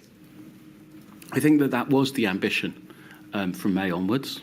I think whether that was accomplished and to the degree it was accomplished, I think is what I'm referring to in the paragraph that you wrote before, you read out before. And are you saying it wasn't achieved as well as you think it should have been, or as much as you think it should have been? Yes. Let's just look, again, you wrote a few documents around this time trying to capture this point, and I want to show you one of them, which is INQ 195939. Again, it's not data, but I think it's sort of around about April, May of 2020. Is that right? I believe I sent it to Simon Case when he first became Perm Sec, and in that email I say I sort of wrote this 5 weeks ago. So I don't know when Simon became Perm Sec. I think that's where I got my dating from.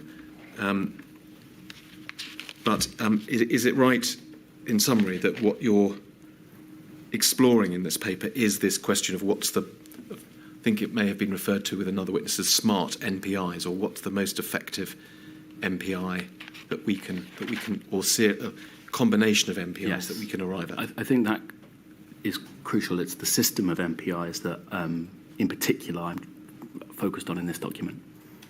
And we may see the best description of this if we look on the second page of this document, where you say, in order to lift the measures, that's the coming out of lockdown, Yes. we need to replace them with other measures that have a similar effect on the epidemic, but a lower cost to society more broadly, economic, societal, public service, health, and so on. Just pausing there a moment, we'll come on to see that you say more about those sorts of other impacts of a lockdown. We have, for example, so far today, you and I spent a lot of time talking about the epidemiology, the infection rates, how many people are dying, and so on. Here you are mentioning the other negative impacts of lockdown. Well, were those things considered throughout the period we've been discussing, so from the start of 2020? Did they start to become considered more around this time in April and May 2020? I think that from March 14th, we essentially started to construct a plan of suppression. In the time period while we're trying to build the plan out of lockdown, apologies, I can't remember the name of that one that released, so I think it was sort of mid-May, we're trying to push towards this idea of, okay, how can we control the virus but mitigate the harms that, everyone was very aware of. The economic and societal harms. Yeah, and public service and health, yeah. These harms were talked about. And if we see in this list of 3 points you have that we have on the screen here, I think it might be 4, and I've just mistyped. Well, we're looking at the first 3 anyway. Sorry, by that I meant economic, societal, public service, health. I see. Well, I was going to move on to the 3 numbered points. Oh, apologies. Don't worry. You're describing there, aren't you, in these numbered points, this way of sort of integrating and trying to achieve the most effective combination of MPIs. Yes. And in particular, in the point 3, you refer to the small, crucial, vulnerable groups who are indirectly affected, and trying to make sure that their interests are not missed in designing the best possible combination of MPIs. Is that what you're trying to say there? Yeah, I think that in when we're thinking about the system, we're trying to make sure that we don't harms are inflicted lots across society, and not inflicting them on our group, maybe because 2 measures inflict their harm on a similar group of people, and that means that group of people is seeing the full harms compared with the rest of the system. That's what I'm trying to say there. Yeah, and we can see that the examples you give are, well, the second is domestic abuse, about which we've heard with other witnesses. You talk about household quarantine. Do you know what you meant? I mean, I think what we're saying there is people who are having to isolate in a situation where we would, in a situation where there's domestic abuse going on. So this all seems very important, Mr. Warner, and points like giving careful thought to the impact on these vulnerable groups and so on is obviously, perhaps obviously, the right thing to do. You are talking here quite strategically, it's sort of blue skies thinking. How much were these sorts of principles taken up in the actual decision making in Downing Street in the weeks and months that followed? Here, I'm trying to suggest a sort of a systematic approach to this problem, and about thinking about it as multidisciplinary teams. My opinion is that there's lots of expertise, policy, science, analysis, and putting those people together in a team is very effective. And actually, the sort of standard government silos is not necessarily the most effective way, in my opinion, of working. And so I'm trying to pitch a slightly different way of working into government and how it thinks about these problems. We're going to come on to talk about your proposal for a COVID-A, a sort of analysis team. Is that the sort of thing you've got in mind here, or not? I think that they are looking at different problems. Here, what I'm trying to suggest is, for this problem of how do we improve the system of NPIs, that's what this is looking at. The COVID-A is more about the fact that policy it takes us time to write, and the analysis for that policy takes longer. The analysis that data is based on, so the collection of that data takes even longer to build, especially if you have to collect it and there's a time sequence to it.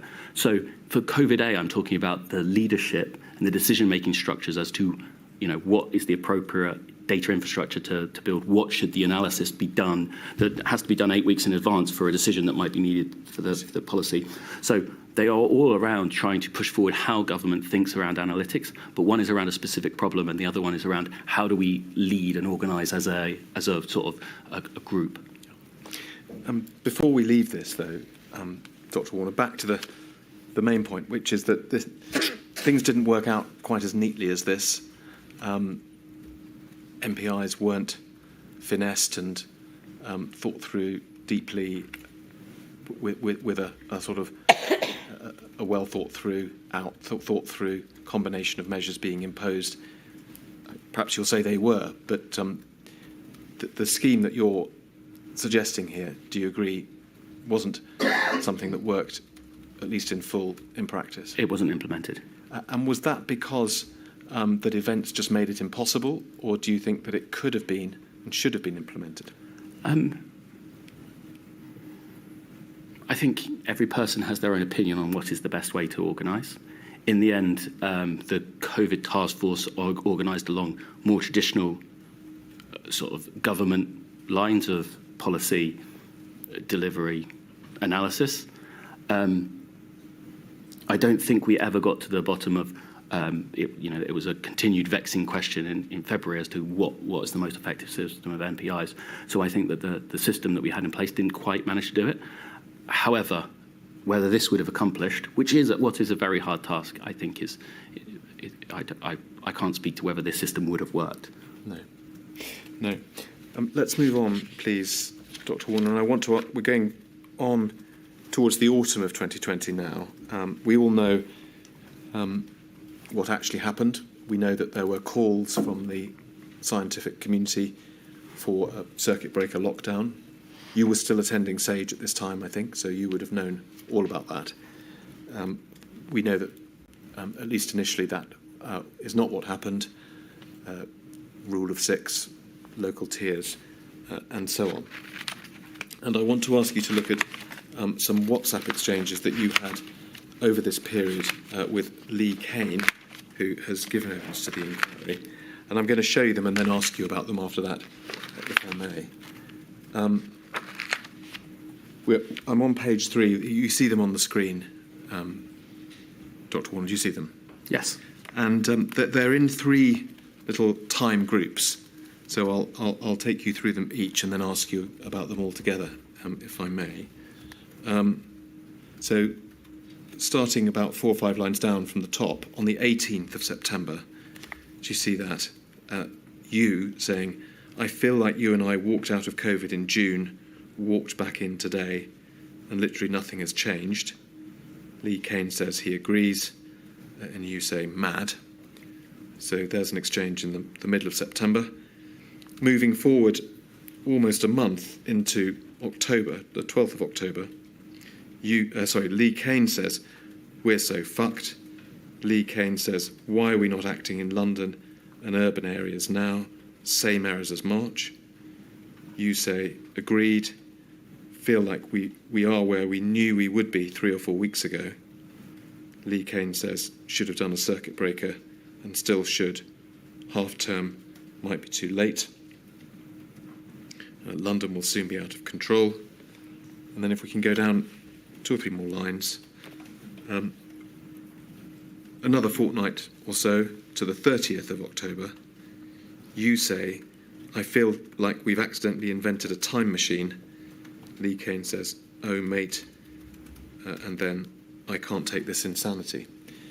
Now, so over a period of a month or a month and a half, 3 short exchanges, you'll see they have similarities. You both seem to be saying and agreeing, perhaps, that not enough lessons have been learnt from experiences earlier in the year. Perhaps that lockdowns should have been ordered earlier. Can you tell us, if necessary, looking at the 3 exchanges in turn, but what you thought around this time and whether these exchanges reflect your thinking or not?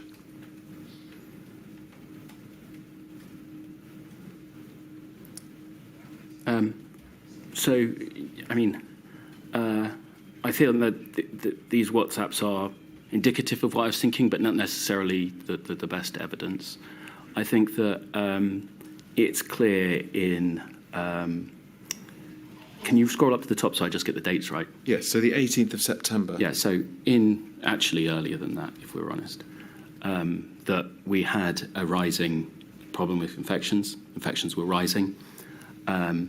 Indeed, I believe if you... and so, and when I say to Lee, we walked out in COVID in June and walked back in today, and what I'm saying is that the capabilities that we discussed earlier, actually, track and trace, things like that, did not manage to stem the virus. Our knowledge of what NPIs were most effective was not that much more advanced. So essentially, the decision-making that was occurring... Actually, the one thing I would say is here we do have the ONS infection study.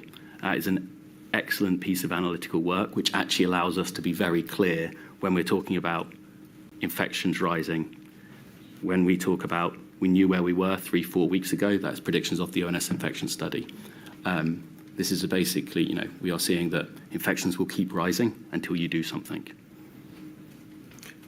So expand on that a little, but was it really therefore your view that the best use hadn't been made of the time from, say, April, May through to the autumn? I detailed, sort of in my witness statement, some of the things on that period and some of the things that I think we could have brought in better, some of the ways we could improve the analytics. Yeah.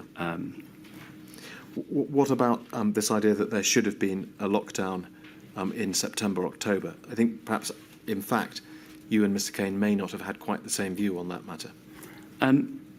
I think I refer to this in my witness statement.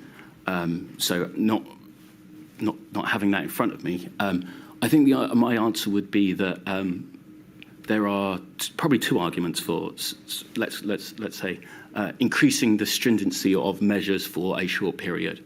The first is that the obvious effect that might have on infections. The other is that maybe that increases public awareness, maybe moves people behaviour towards behaviour you want, maybe more people work from home, etc. My opinion at that time was that infections would continue to rise unless we brought in more stringent measures. So I believe that I was of the opinion that actually it was about bringing in measures that we felt we could hold for the whole of winter because they would be necessary, not necessarily bringing in stringent measures and then going back to as we were today. So I think that was my opinion at that time. Yeah. You do describe in your witness statement that when the time came for, in the end, Boris Johnson imposing the second lockdown at the very end of October, you actually thought that a more extensive, a longer lockdown should have been ordered than was in fact ordered? I believe what happened was at the end of the meeting that I refer to in my witness statement, I actually argued both sides of the lockdown, both a pro-lockdown argument and an anti-lockdown argument. Go on. I think that in November, if you have a 4-week lockdown, I believe, rule of thumb, 1 week of lockdown, 2 weeks of lockdown moves you back let's say 1 week. So you moves you back 4 weeks. So let's just say that if you lock down in November, you end up at the end of September. Well, in the end of September, we're arguing for lockdown, right? So essentially what you're arguing for is you're back in an area where you were arguing for measures anyway. That would be the argument against the lockdown. Well, it basically says, sorry. I think I'm sorry, I've lost myself. Let me start again. I'll try and be a bit more clear. A 4-week lockdown will reduce infections, let's say, just rather than trying to do maths in my head under pressure, back to, let's say, late September.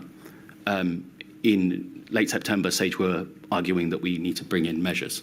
Therefore, actually, that's an argument that a 4-week longer lockdown is not long enough to... Inadequate. Yeah, exactly. Now, obviously, lockdowns bring with them tremendous harms. Therefore, if you think the lockdown, as to use your words, was inadequate, is that an argument for actually maybe the lockdown, the harms of lockdowns are more? So it isn't to say that I thought that the lockdown was the wrong thing to do. As I say in my decision making in my document, I think it's done. I think that these are complicated, hard decisions where there is, uncertainty on how people behave, what will actually happen with how how much infections will drop, etc. Yeah. But just before I leave this, coming back to the point you made earlier, what we've been discussing is that decision made at the time. But for the reasons you've already given, there are things which you say could have been done much earlier in the year, which might have prevented the need either for lockdowns at all or for lengthy lockdowns later in 2020. Sorry, I'll have to read, but I think I'm trying to say that you might have to lock down, but we'd alleviate some of the harms, which isn't necessarily the time under lockdown. It's clear that there are, lots of people and lots of bits of there are costs to a lockdown across, as we discussed earlier, the health, people's health, public services, the economic costs, the social costs, and actually we could have maybe brought in measures to mitigate those, even if the exact sort of length of lockdown and the measures stay the same. Yeah, I see. Thank you. Let me move on to a slightly different issue, Dr. Warner, and that is towards your analysis of data during the pandemic. And to do this, let's look at page 42 of your statement, paragraph 150, first of all. Because the first point you make, which is certainly something we've heard from other witnesses, was simply about the relative unavailability of data in the early phase of the pandemic. And you give an example of SPI-M struggling to access test and trace data. Well, first of all, can you expand on that problem briefly? And do we infer from your reference there to the early stage of the pandemic, to the fact or suggestion that this was a problem which got better or resolved later on? Data sharing is a problem, an acknowledged problem in government, how you do it. We shouldn't overlook that there are reasons that, we need to protect people's privacies, etc. In that period of time, we're also running, there's another set of work around how we might be able to improve data sharing. In these cases, like SPI-M not struggling to access the track and trace data is obviously a problem that creates an uncertainty in their model that doesn't need to be there. I'm sure there's other teams across government that don't have access to data that would have been useful to them. So that's an issue relating to simply the availability of data. If we could look on at paragraph 152, though, you say that your main concern was not, by inference, this question of availability of data, but rather that the analysis work was too shallow. You say you felt that too often that is, the analysis work, contained a large number of quantitative judgments where no evidence was shown, and too often included graphs with unlabelled axes or which were unreadable, and so on. Elsewhere in your statement, you use this phrase, the importance of providing insight rather than or before data. Yes. Are these similar ideas that you're referring to here? Yes. And can you expand on what you saw as being your main concern in this regard then? I think that analytical work is hard. It needs teams to have the right time, space, data, capability, also expert knowledge. I think that that's and often that those teams didn't have that, which meant that they were trying to do the best that they could given the capabilities, capacities, time they were able to, rather than the piece of work that we would all think would be appropriate for that moment in time.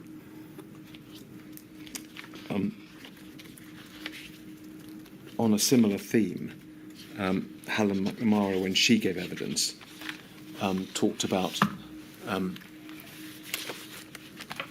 overemphasis on what she described as countable things. I know you've looked at that paragraph of her witness statement, and the problem being that other issues, things like domestic abuse or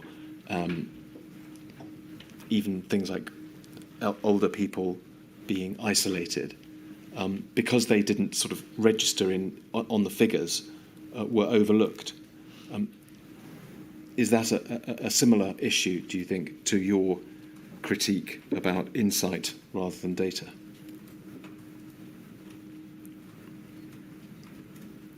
Yes. And help us. I mean, we're looking forwards. If we have another situation like this, what would you recommend for change? How should things be done differently to try and provide more insight next time? I think that it's important to recognise the dashboard was a very important product that served a very important need that allowed decision makers to have up-to-date information on the crisis at that time. But like any tool, it should not be used for every single purpose. For instance, I'm not sure what Helen means by not showing up in the data, whether she's saying it's a perceived risk, whether there is evidence of this occurring but not in the data that is being shown in the dashboard, or that there isn't any data on it. All those things could be true. But I do think that for the future it's important, and this is where we speak to sort of COVID-A. It's about what is the right tool, the appropriate tool for the problem we're trying to solve, and making sure that given that lens, do we have other lenses on the world to ensure that we think we've got a proper view of the situation, of the priorities, and to make sure that we understand as best as we can what the evidence is before we make a decision. And I think her suggestion was that certainly dashboards, as you say, were very useful, but perhaps they should include other areas of these sort of richer picture items, as well as hospital capacity and so on. I think that the way I would look at it is that modern dashboards, we can build automated systems that very quickly flow the most recent data to No.10. The speed at which analysis or policy or information flows to No.10 is through traditional processes, people emailing private offices, emailing, etc. So what I would suggest is, that what we need to do is build out similar toolkits that allow us to make sure that decision makers have the appropriate information on risks like this, or alternatively, make sure that decisions are taken at the right level where that information is known. And that is the other side of the same coin, but looked at from a different way. Sticking with data, Dr. Warner, but moving on to a slightly different issue. You were obviously very immersed in all of these data issues during the pandemic. When did it become obvious to you, on a data perspective, that there were ethnic disparities or disparities in the experience of different ethnic groups appearing in the data? I remember discussions in SAGE to this effect, but I can't give you an exact date. So that's the SAGE, probably February, March, noting that the hospital data probably was showing up differential experiences. Was this something that was taken forward in terms of the dashboard, or trying to develop these sort of data analytical techniques at an early stage, or not? I don't know what was in the dashboard. The dashboard has a large range of information. Was it something, whether it's on the dashboard or in other terms of data exploitation, that you had personal involvement in? I don't think I did, no. Or experience of? I don't have any memories of that. Do you, sitting here now, have any sort of reflections on whether enough was done to capture or analyse the disparities that emerged during the pandemic? As discussed in my statement, I think that our data collection, our analysis, our ability to spend time to look for that was weak across the board. And I think the reason that is important, we strengthen it for the very issues that you're raising now. Let me move on to another issue, and that's economic advice and modelling. For these purposes, can we go to page 79 of your statement, please?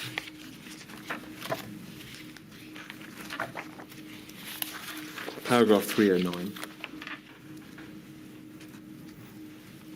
You say that you felt the biggest absence throughout the pandemic was the lack of economic modelling in decision-making.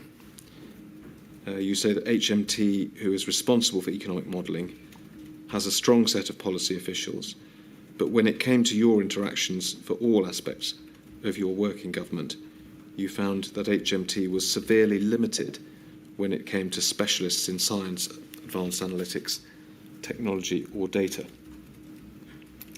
Now, in June 2020, you chaired a seminar at No.10 touching on these issues. I think it was called The Economics of Lockdown. I'm going to take you to an email about it in a moment, but, well, let's look at the email and then I'll ask you the question. It's 235261, please.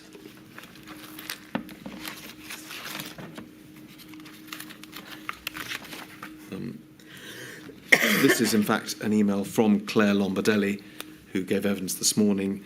She was at this seminar.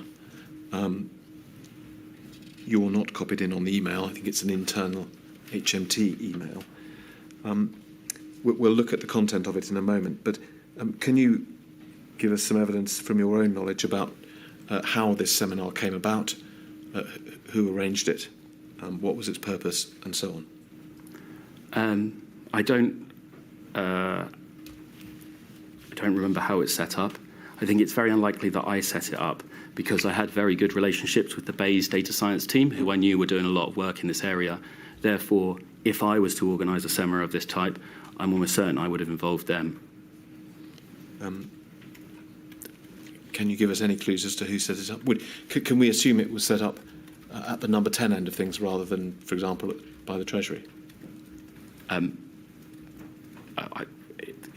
If it was, from the email, it looks like it was not set up from the Treasury, and therefore the other two people in the room were Simon Case of No.10 or Patrick Vallance, and of those two, well, your guess is as good as mine. All right. Well, let's look at the email.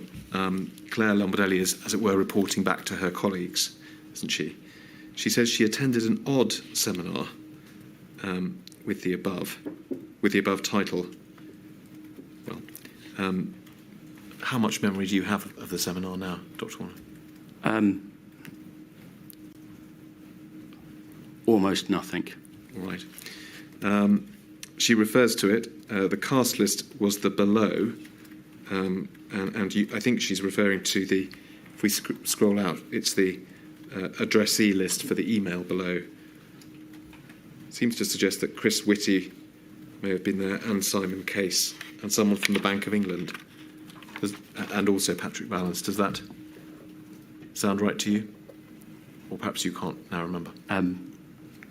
I would trust the email list over my memory. Yes. But certainly it seems to be, we can see that it's some people, a high-level discussion. Yes? The Cabinet Secretary. I believe he was a permanent secretary in the Cabinet Office. But yes, agreed. If you're looking at 4, maybe 5 perm secs in that meeting. Yes. Then this. The discussion, very familiar.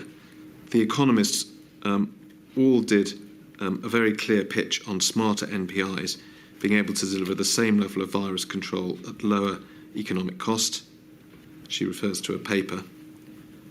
There was a general conclusion by economists that the economics is not being considered enough, and a desire for a place to bring this together. They posed 3 options. 1, an economic SAGE. 2, a single model. 3, something more informal. Now, pausing there, as we've just seen, you also felt that more economic modelling, more economic analysis ought to be being done, did you? Yeah, I mean, that's probably why I was invited to this.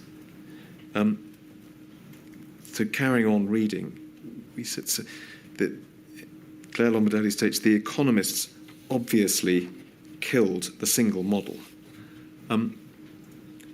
We asked her this morning why it was so obvious that the economists killed the single model, and in summary she said, well, it's just not achievable to have a single model which takes into account both epidemiology, health, economics.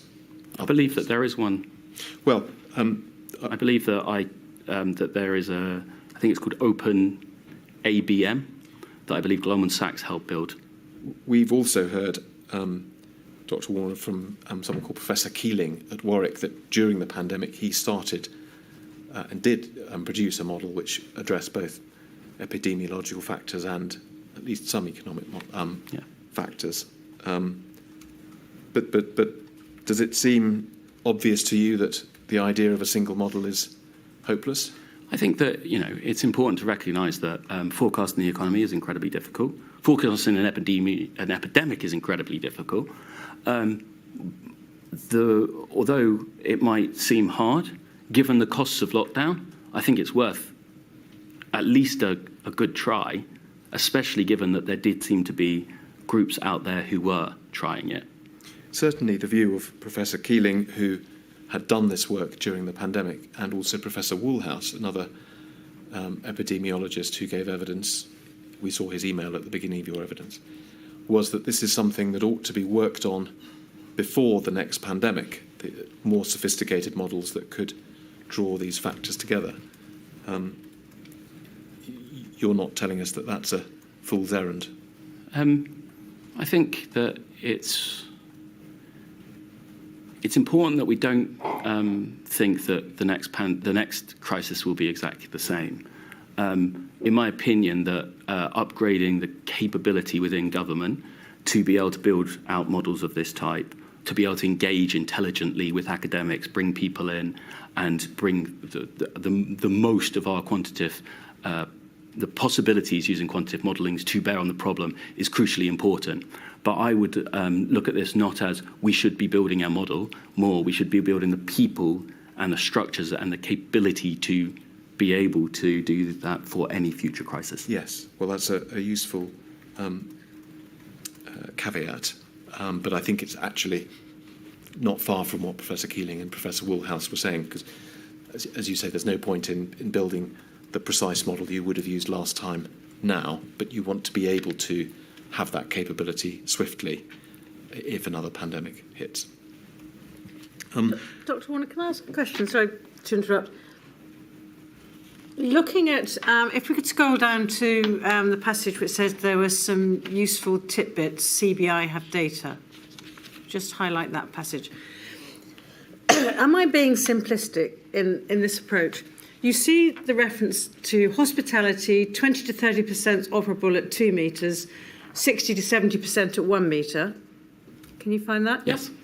Most in the sector need 70 to 80% capacity to be viable. Yes. Now, as a simple soul, I'd think, right, okay, so if 70% of hospitality, if hospitality needs 70% capacity to be viable, and they can operate 60 to 70% at 1 metre, I would then want to know as a decision maker what would be the impact of having a 1 metre rule rather than a 2 metre rule. Is that too simplistic? I often find with analytics, actually the most simple reading is actually the most sensible reading. And would that kind of data or analysis have been with the decision makers back at this time? I mean, no, I think that. I think I agree with you. That is the reading. I don't know if that very simple information would have been with decision makers. But I also think it's important that 60 that says they have capacity to be viable. Well, actually, the other option is how can we increase their capacity? For instance, outdoor spaces. How would that have made a difference? So I think that is the level of analysis that we need to push to not just taking, given the current state, but what can we do to get to a better answer to mitigate the harms? And I think so. I would agree with you. And I don't know if this was made available to decision makers. Sorry to interrupt. Not at all, lady. Coming back to just in fact the paragraph just above the one we were just looking at, Mr. Dr. Warner. We talked about the economists obviously killing the single model. Reading on, it says some liked the idea of an economic sage. It was agreed that Ben Warner would follow up with Ms. Lombardelli, Patrick Vallance, and others. 2 questions. First of all, did you like the idea of an economic sage? And secondly, did you follow up with those people about it? So, I mean, I think that. I think I am of the opinion that the government doesn't make enough of their expertise that exists across the UK, whether it's in the academic sector or in the private sector. I think SAGE is a fantastic initiative, though science is the high watermark of government using the resources of the whole of the UK to bring to bear on a problem. So I think that obviously to me that economics similarly would be useful. The exact and precise method of doing that, to say whether it should be a SAGE-type structure or maybe having economics with a specialism working with departments. I'm not an expert on economics. I won't be able to tell you exactly the right docking mechanism, but obviously having the very thoughtful people working with government is a good idea. One view, and this was a view expressed by Mr. Glassborow when he gave evidence, is we've got the Treasury. It's stuffed full of economics experts. This is what the Treasury does. It provides economic analysis and advice to government. So why would you need an economic sage? You'd just be duplicating things. What's your view about that? I think that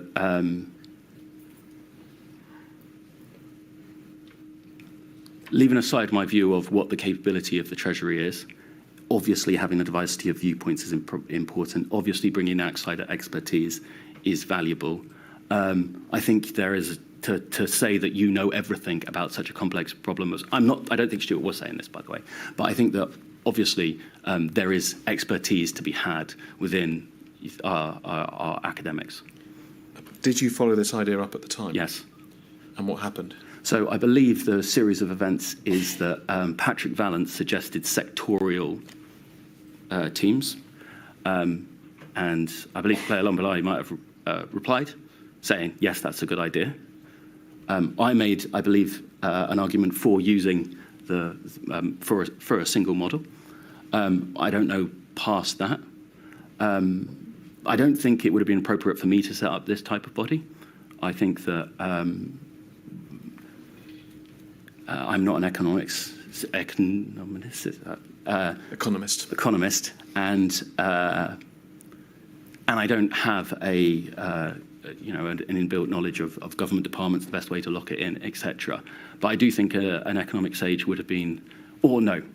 I think us making more use of our academic sector across the piece. I mean, I don't think we should specialise just economics. There's other people. For instance, I had a very interesting talk at one point with a health economist who I tried to dock into to testing, because I think the more people we get in, and also the more resources, right? I think that throughout the time in COVID, we saw that the capability and the capacity of the academic teams was they were struggling at times, and giving them that extra resource would definitely be helpful. You know, our academic sector is packed full of really talented people, and we should always be trying to use them in government.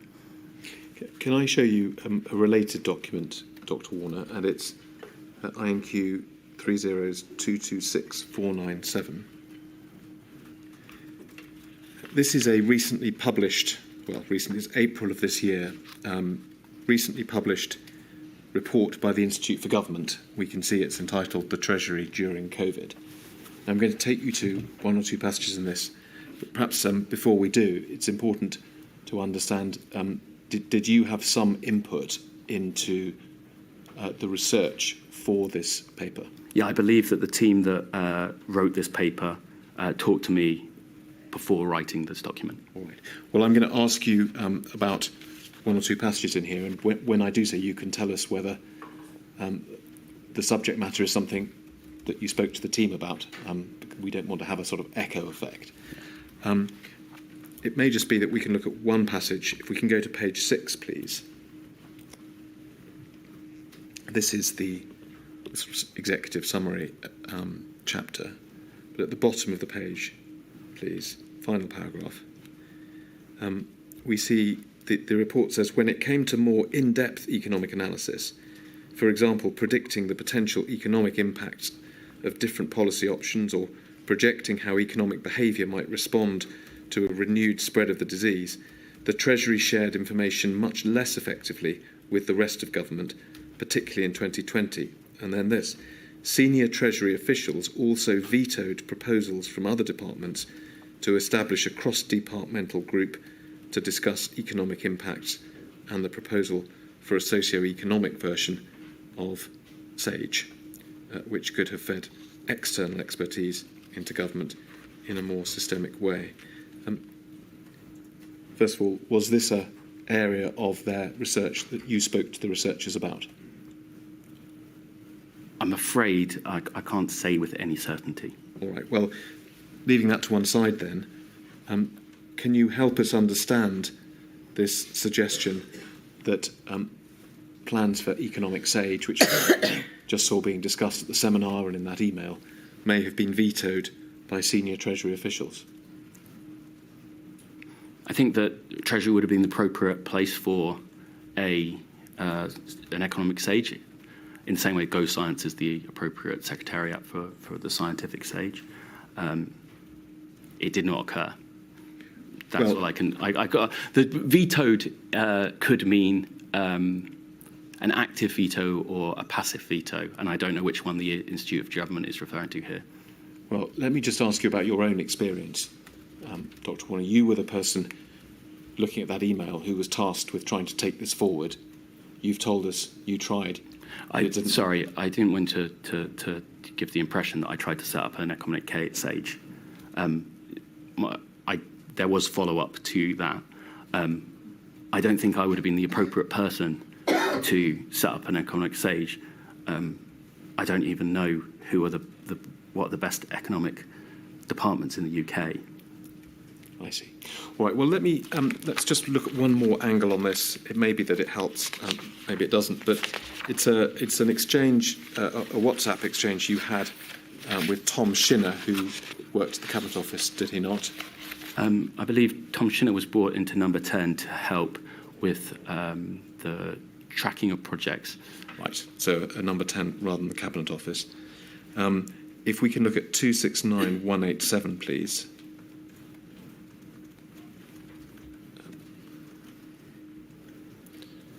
Page 17.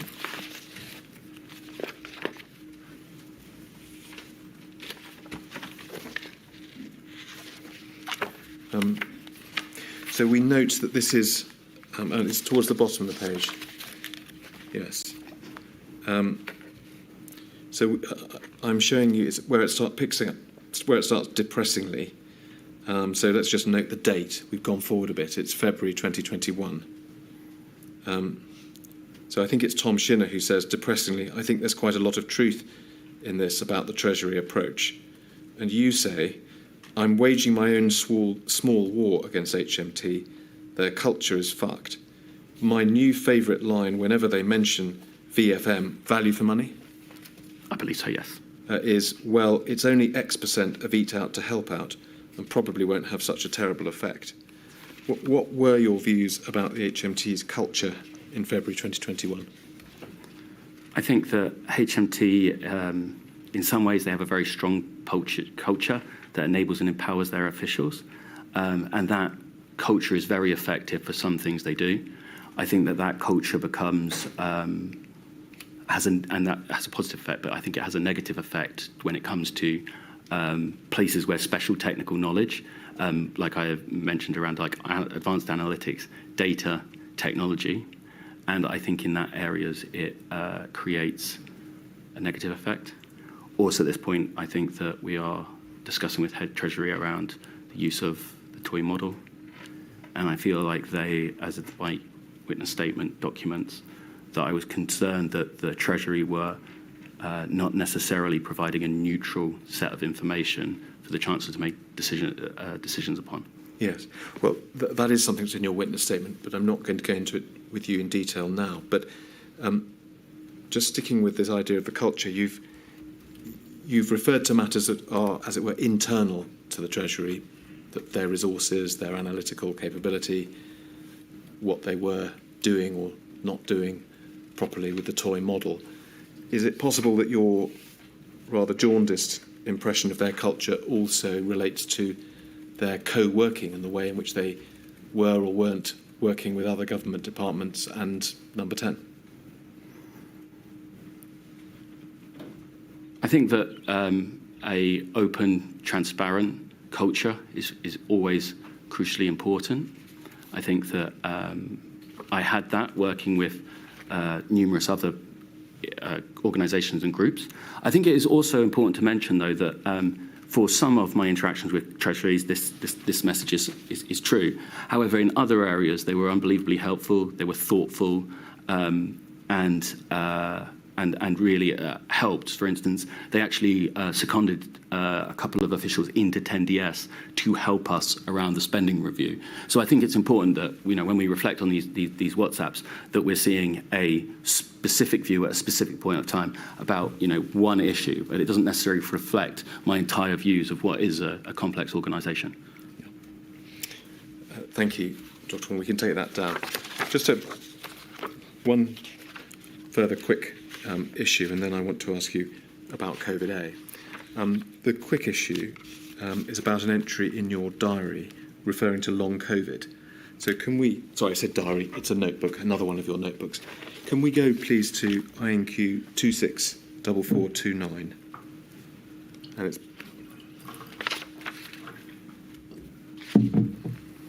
And if we go to... Right, we've gone straight to that page, which is fine, Dr. Warner, because you've looked at this book and the other pages of it, haven't you? Yes. And so we see there, about 5 or 6 lines down, a line which says infections up, long COVID. I want to ask you a few questions about that in a moment, but before that, are you able to help us roughly estimate the date on which you wrote that entry? I believe from discussions earlier we decided it's about March 2021. Right. We can see just below that it certainly seems to have been before June of whichever year you were in, because you are wondering what's going to happen on June the 21st. So the main question was it 2020 or 2021? You can see just above that, it says, maybe spelled incorrectly, efficiency of AZ, which I think is referring to the AstraZeneca vaccine. Yes. And there are other references in the book which make you think that we're certainly in the first few months of 2021 rather than 2020. Yes. So with that in mind, here we have a reference to long COVID then in the spring or thereabouts of 2021.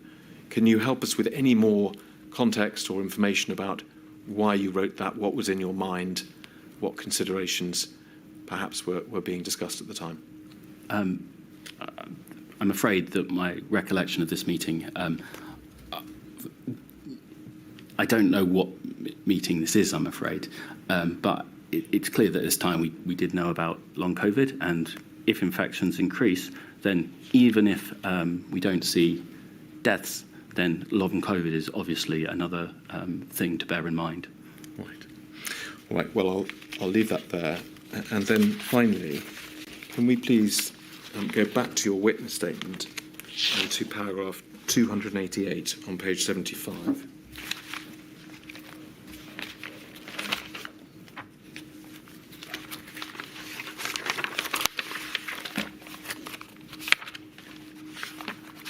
And you refer here, Dr. Warner, to a retrospective meeting which happened in February 2021. Yes. And we will remind ourselves that I think it was May 2021 that you left. Yes. Did you, was that, as it were, a planned date? Did you know in February of that year that you were coming to the end of your time or not? I believe so at this point. Because what we'll see is that there was a meeting which I think you instigated, involving senior decision makers looking back over the last year or so and trying to understand what had gone well and what hadn't gone well. Yes. And I wonder whether that was partly because you knew you were coming to the end of your time, or maybe that's not the case. I think that I was always trying to improve how we could improve analytics, improve data. I think that it's important to realise that these are, there's a lot of people doing different things, some of which fall within the government, some don't, ONS, and how we can enable and empower the teams is always important. I actually did a similar lessons learned exercise in September to try and make sure we understand, making sure we're listening to those teams so that when we're talking from the centre, we're actually talking about the problems they have, not the problems that we believe they have. Yeah. But this was, as we've said, a little bit further on in February, Yes. Hosted, as we see here, by Simon Case. And if we look at paragraph 290, we see the list of attendees: Patrick Vallance, Chris Whitty, Claire Gardner, Susan Hopkins, Clare Lombardelli from the Treasury, Ian Diamond. So a group of senior individuals from different government departments. Yes, I would say the senior analytical leadership of our COVID response. And let's look, if we may, just at there are a number of documents that we have relating to this meeting, but I want to take you to the Chair's brief for it, which is, thankfully we have it on screen. And again, a number of issues that were discussed. I'm going to ask you, if we can turn to page 2, just about a few questions about one of the themes, which was around governance and decision-making structures. Before I do that, can you just give us an idea of, in more general terms, what the purpose of the meeting was, what the sort of scope of the issues that were to be discussed was? If we just flick back one page, Yeah.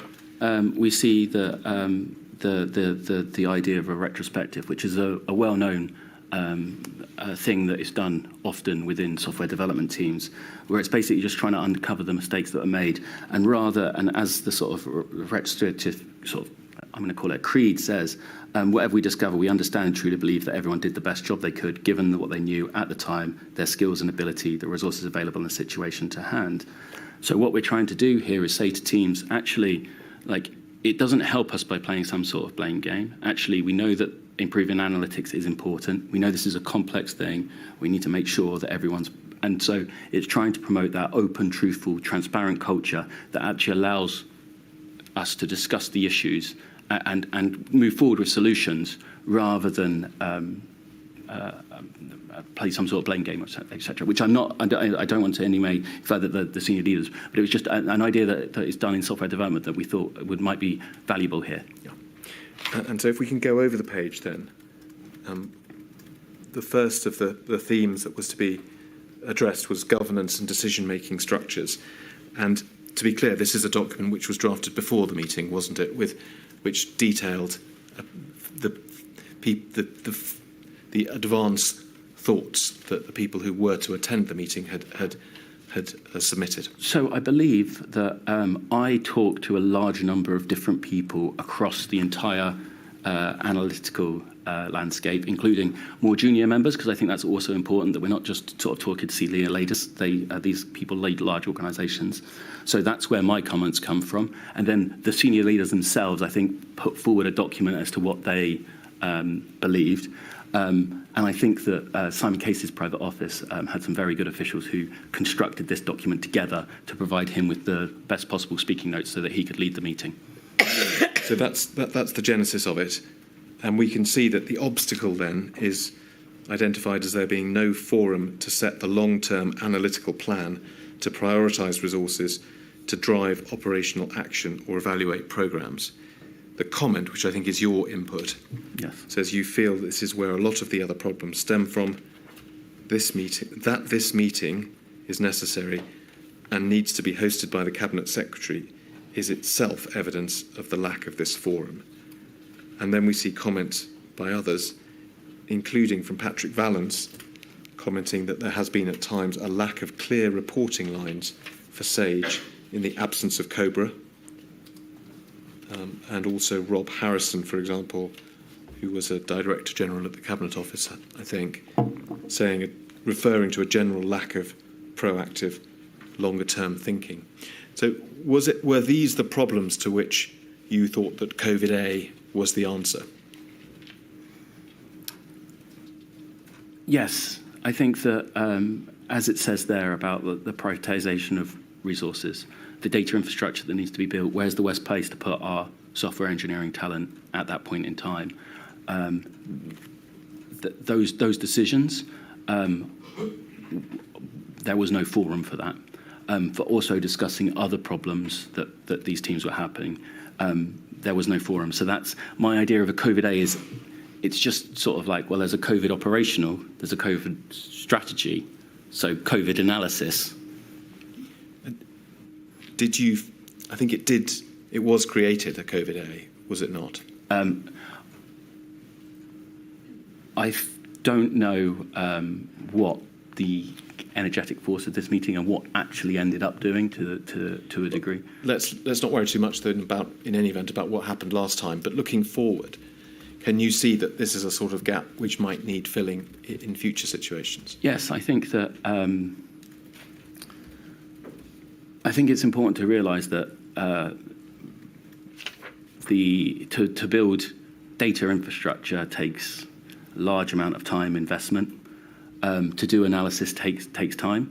Therefore, you need some body that's saying, okay, given the amount of resources we have, we need to focus on this problem, or to be able to move in the right set of talent for the period in time. For instance, if you need, at a certain point, you might need data engineers to onboard the data, but then you might need to bring more data scientists in, and you might be able to remove those data engineers to another problem. So that ability to flexibly bring in your talent to focus on the priorities at the moment, given with a long-term vision in mind, I think that senior analytical leadership and how that is done for these type of cross-government problems. Obviously, departments are doing this within their own sort of digital and data teams, for instance. But how do we do that for the cross-government problems, I think is what I'm talking about here. Yes. Dr. Warner, thank you very much. Those are all the questions I have for you. There will be just a few more questions for you. Ms. Mitchell?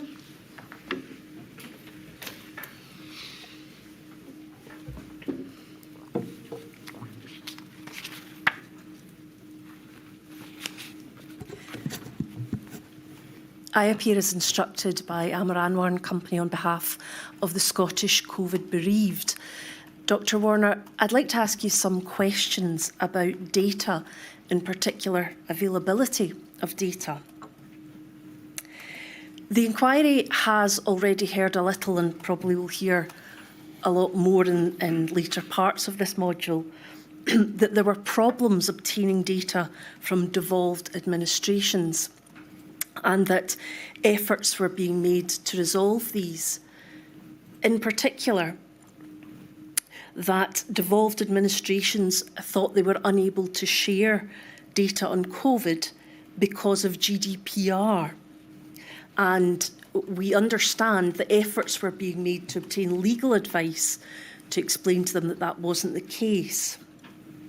Were you aware of these difficulties in obtaining data from devolved administrations, particularly in relation to the Scottish Government? Across government, data sharing is an issue, and then also how the statistics is done across the devolved administrations. I don't believe I'm aware of those specific areas, but in general, those are problems that occur for not just COVID, but many other government problems. And we heard about that in your evidence so far.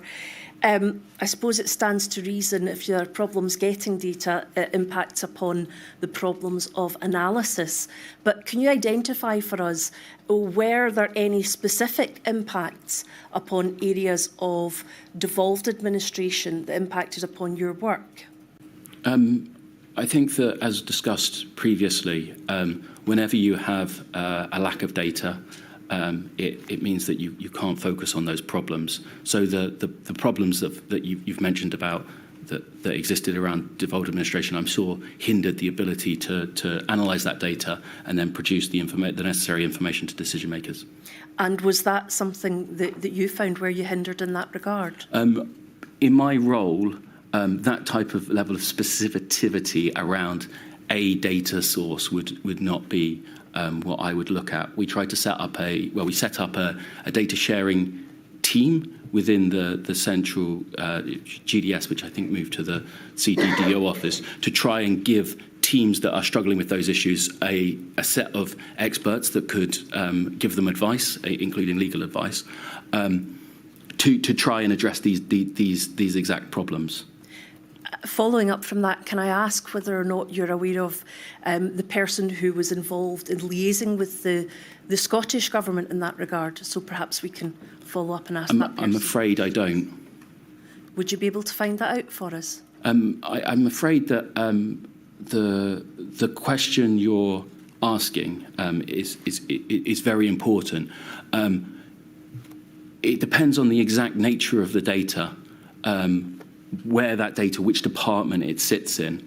So that would be the place to ask, is the department that was interacting on the issues that you are worried about. And it could be actually multiple departments, which speaks to why data availability in government is sometimes very hard for these cross-government issues.